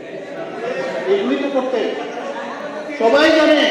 এখন সম্ভব নাই তো, তুমি না আসলো, ওই প্রধানমন্ত্রী বলে দিয়েছে মিটিং মিছিলে, আমাদের এখানে মিছিলের দরকার নেই, কারণ ডিবিটির মধ্যে চলে যাবে, জিও ট্যাগিং এর মাধ্যমে হচ্ছে, সম্ভব নয়। আপনারা যে জিনিস শিখিয়েছেন এটা আমরা করবো না। আমরা নিজেরা দেখেছি রেগা শ্রমিকদের দিয়ে কি স্থায়ী সম্পদ সৃষ্টি করবে। আমরা দেখতাম দাঁড়িয়ে থাকতো, বসে থাকতো। আর এখন আমরা কি করছি, আমরা অমৃত সরোবর বানাচ্ছি। এই রেগা শ্রমিকদের দিয়েই অমৃত সরোবর বানাচ্ছি। শুধু তাই নয়, এই অমৃত সরোবরে মৎস্য চাষ, সেচ ইত্যাদি করা হচ্ছে। অমৃত বাটিকা আমরা করাচ্ছি। শুধু তাই নয়, আমরা গ্রামীণ রাস্তা তৈরি করা হচ্ছে ওদেরকে দিয়ে। আমরা পার্মানেন্ট, যেটা আমাদের মাননীয় প্রধানমন্ত্রী বারবার চাইছেন, যে রেগা শ্রমিকদের ইউজ করা এবং আনস্কিল থেকে স্কিল করা, তার জন্য ট্রেনিং এই গভর্নমেন্ট করছে। খালি সারা জীবন আনস্কিল থাকবে সেটা সম্ভব না, সেই ব্যবস্থাও করছে। তার জন্য এখানে উল্লেখ করা আছে তাদেরকে কিভাবে স্কিল করা যায়। সারা জীবন খালি আনস্কিল থাকবে সেটা সম্ভব নয়। আমাদের লক্ষ্য হচ্ছে স্থায়ী সম্পদ তৈরি করা, বিশেষ করে মহিলাদের সশক্তিকরণের জন্য গ্রামের এবং শহরে যারা মহিলারা আছে, টিআরএলএম এবং টিউএলএম দুটো জায়গায় আমরা কোটি কোটি টাকা লোন দিচ্ছি। সবাই জানি আছে যে গ্রুপ এখন কোন জায়গায় যাচ্ছে, একটা হিস্ট্রি তৈরি হয়েছে এখন। সরকারের এইসব পদক্ষেপের জন্যই আজ গ্রামীণ যে অর্থনীতি সেই কারণেই কিন্তু অনেক অনেক স্ট্রং। কাজেই আমার মনে হয় মাননীয় জিতেন বাবু যে এখানে প্রস্তাবটা এখানে দেখেছেন, এই প্রস্তাবটা আপনি উইথড্র করলেই বেটার হবে, মোশন আনুন এবং তাতে সবাই উপকৃত হবে, সময়ও বাঁচবে। এর জন্য আমি বললাম এগুলোর তো উত্তর আছে, সবকিছু আছে আমার কাছে, ফটোগুলো আমি পাঠিয়ে দেবো আপনাদের। কিভাবে মানে সন্তান বিক্রি, মৃত্যু, এগুলো তো আগে দৈনন্দিন পত্রিকার মধ্যে এগুলো ছিল। আমি বলছি না যে আমাদের এখানে রিসেন্টলি আমরা দেখছি, এখন আমাদের অনুসন্ধান করতে হবে। আমি ভাবছিলাম জবের থেকে 2018-19-এ আমাদের সরকার এসেছিল, এগুলো নিউজ আসছে, হঠাৎ করে কয়েকদিন ধরে দেখলাম নিউজ হচ্ছে। তো এটা নিয়ে আমাদের প্রশ্ন, এখন এটার একটা এনকোয়ারি করতে হবে কেন, এটার একটা এনকোয়ারি দরকার। এখন তো কাজ আছে কিন্তু লোক পাওয়া যায় না। আপনি দেখবেন বাড়ি ঘরেও যখন কাজ করাবেন বলে লোক নেই, পাওয়া যায় না, কারণ তাদের আর্থ সামাজিক উন্নয়ন অনেক বেশি হয়ে গেছে, যে কারণে কাজই পাওয়া যায় না, লেবার পাওয়া যায় না। আমি জানি না যে খবর বাড়ি যদি কোনো কাজকর্ম হয় লেবার পান কিনা, আমার খুব অসুবিধা হয়, লেবার পাই না। আগে লক্ষ্মীনারায়ণ বাড়ি, বিভিন্ন মন্দির, এদের সামনে গিয়ে দেখবেন সবাই বসে থাকতো, ভিখারিদের দেখতে, এখন ভিখারি দেখা যায়, কারণ সবার কাছে কাজ আছে, বরং কাজ আছে, এখন কাজের লোক কম। আগে একটু কথা হয়েছিল, কেরালার বিষয়ে কথা হচ্ছিল, যে কেরালার লোক যখন বাইরে যায়, আমরা দুবাইতে দেখেছি, কামাতে আয় বলে কেরালা, সব জায়গাতে কেরালার থেকেই যায়। কেরালা নিয়ে আপনারা খুব গর্ববোধ করেন, অনেক কিছু কেরালা থেকে উৎপত্তি হয় এবং সারা ভারতবর্ষে সেগুলো ছড়ায়। সেটা বললেন আপনার মাননীয় মন্ত্রী মহোদয় বললেন। কাজেই আমরা যেটা বলছি, কেরালা না, আগামী দিন গুজরাট মডেল হিসাবে মাননীয় প্রধানমন্ত্রী যেভাবে দেখান, মাননীয় প্রধানমন্ত্রী নিজে বলেছেন হীরা মডেল আমাদের দিয়ে গেছেন, ত্রিপুরা মডেল হিসাবে আপনারা অ্যাকসেপ্ট করবেন। এবং আমি আশা করি এটা কোনো অবস্থায় আমাদের যে এই আপনি যে রেজলিউশনটা এনেছেন, এটাকে আপনি কোনো অবস্থায় সমর্থন, আমি তো করবোই না, আপনিও এটা কিন্তু করবেন। ধন্যবাদ। এখন আমি মাননীয় সদস্য শ্রী জিতেন চৌধুরী কর্তৃক আনিত আমি রেজলিউশন ভোটে দিচ্ছি। রেজলিউশনটি হলো অভাবের তাড়না, সন্তান বিক্রি, আত্মহত্যা, চুরি, ছিনতাই এবং কাজের সন্ধানে বহিরাজ্য যেতে বাধ্য হওয়া রুখতে রেখা প্রকল্পে প্রত্যেক পরিবারকে বছরে 200 শ্রমদিবস কাজ এবং 600 টাকা দৈনিক মজুরি প্রদানের ব্যবস্থা করা হোক। যারা প্রস্তাবের পক্ষে আছেন না বলবেন, যারা প্রস্তাবের বিপক্ষে আছেন তারা না বলবেন। আমি মনে করি যারা না বলেছেন তারা সংখ্যাগরিষ্ঠ, রেজলিউশনটি সভা করতে বাতিল হল। Discussion on matter of urgent public importance for short duration, নোটিশটি দিয়েছেন পাবলিক ইম্পর্টেন্স ফর শর্ট ডিউরেশনে মাননীয় সদস্য তথা বিরোধী দলনেতা শ্রী বর্মা মহোদয়।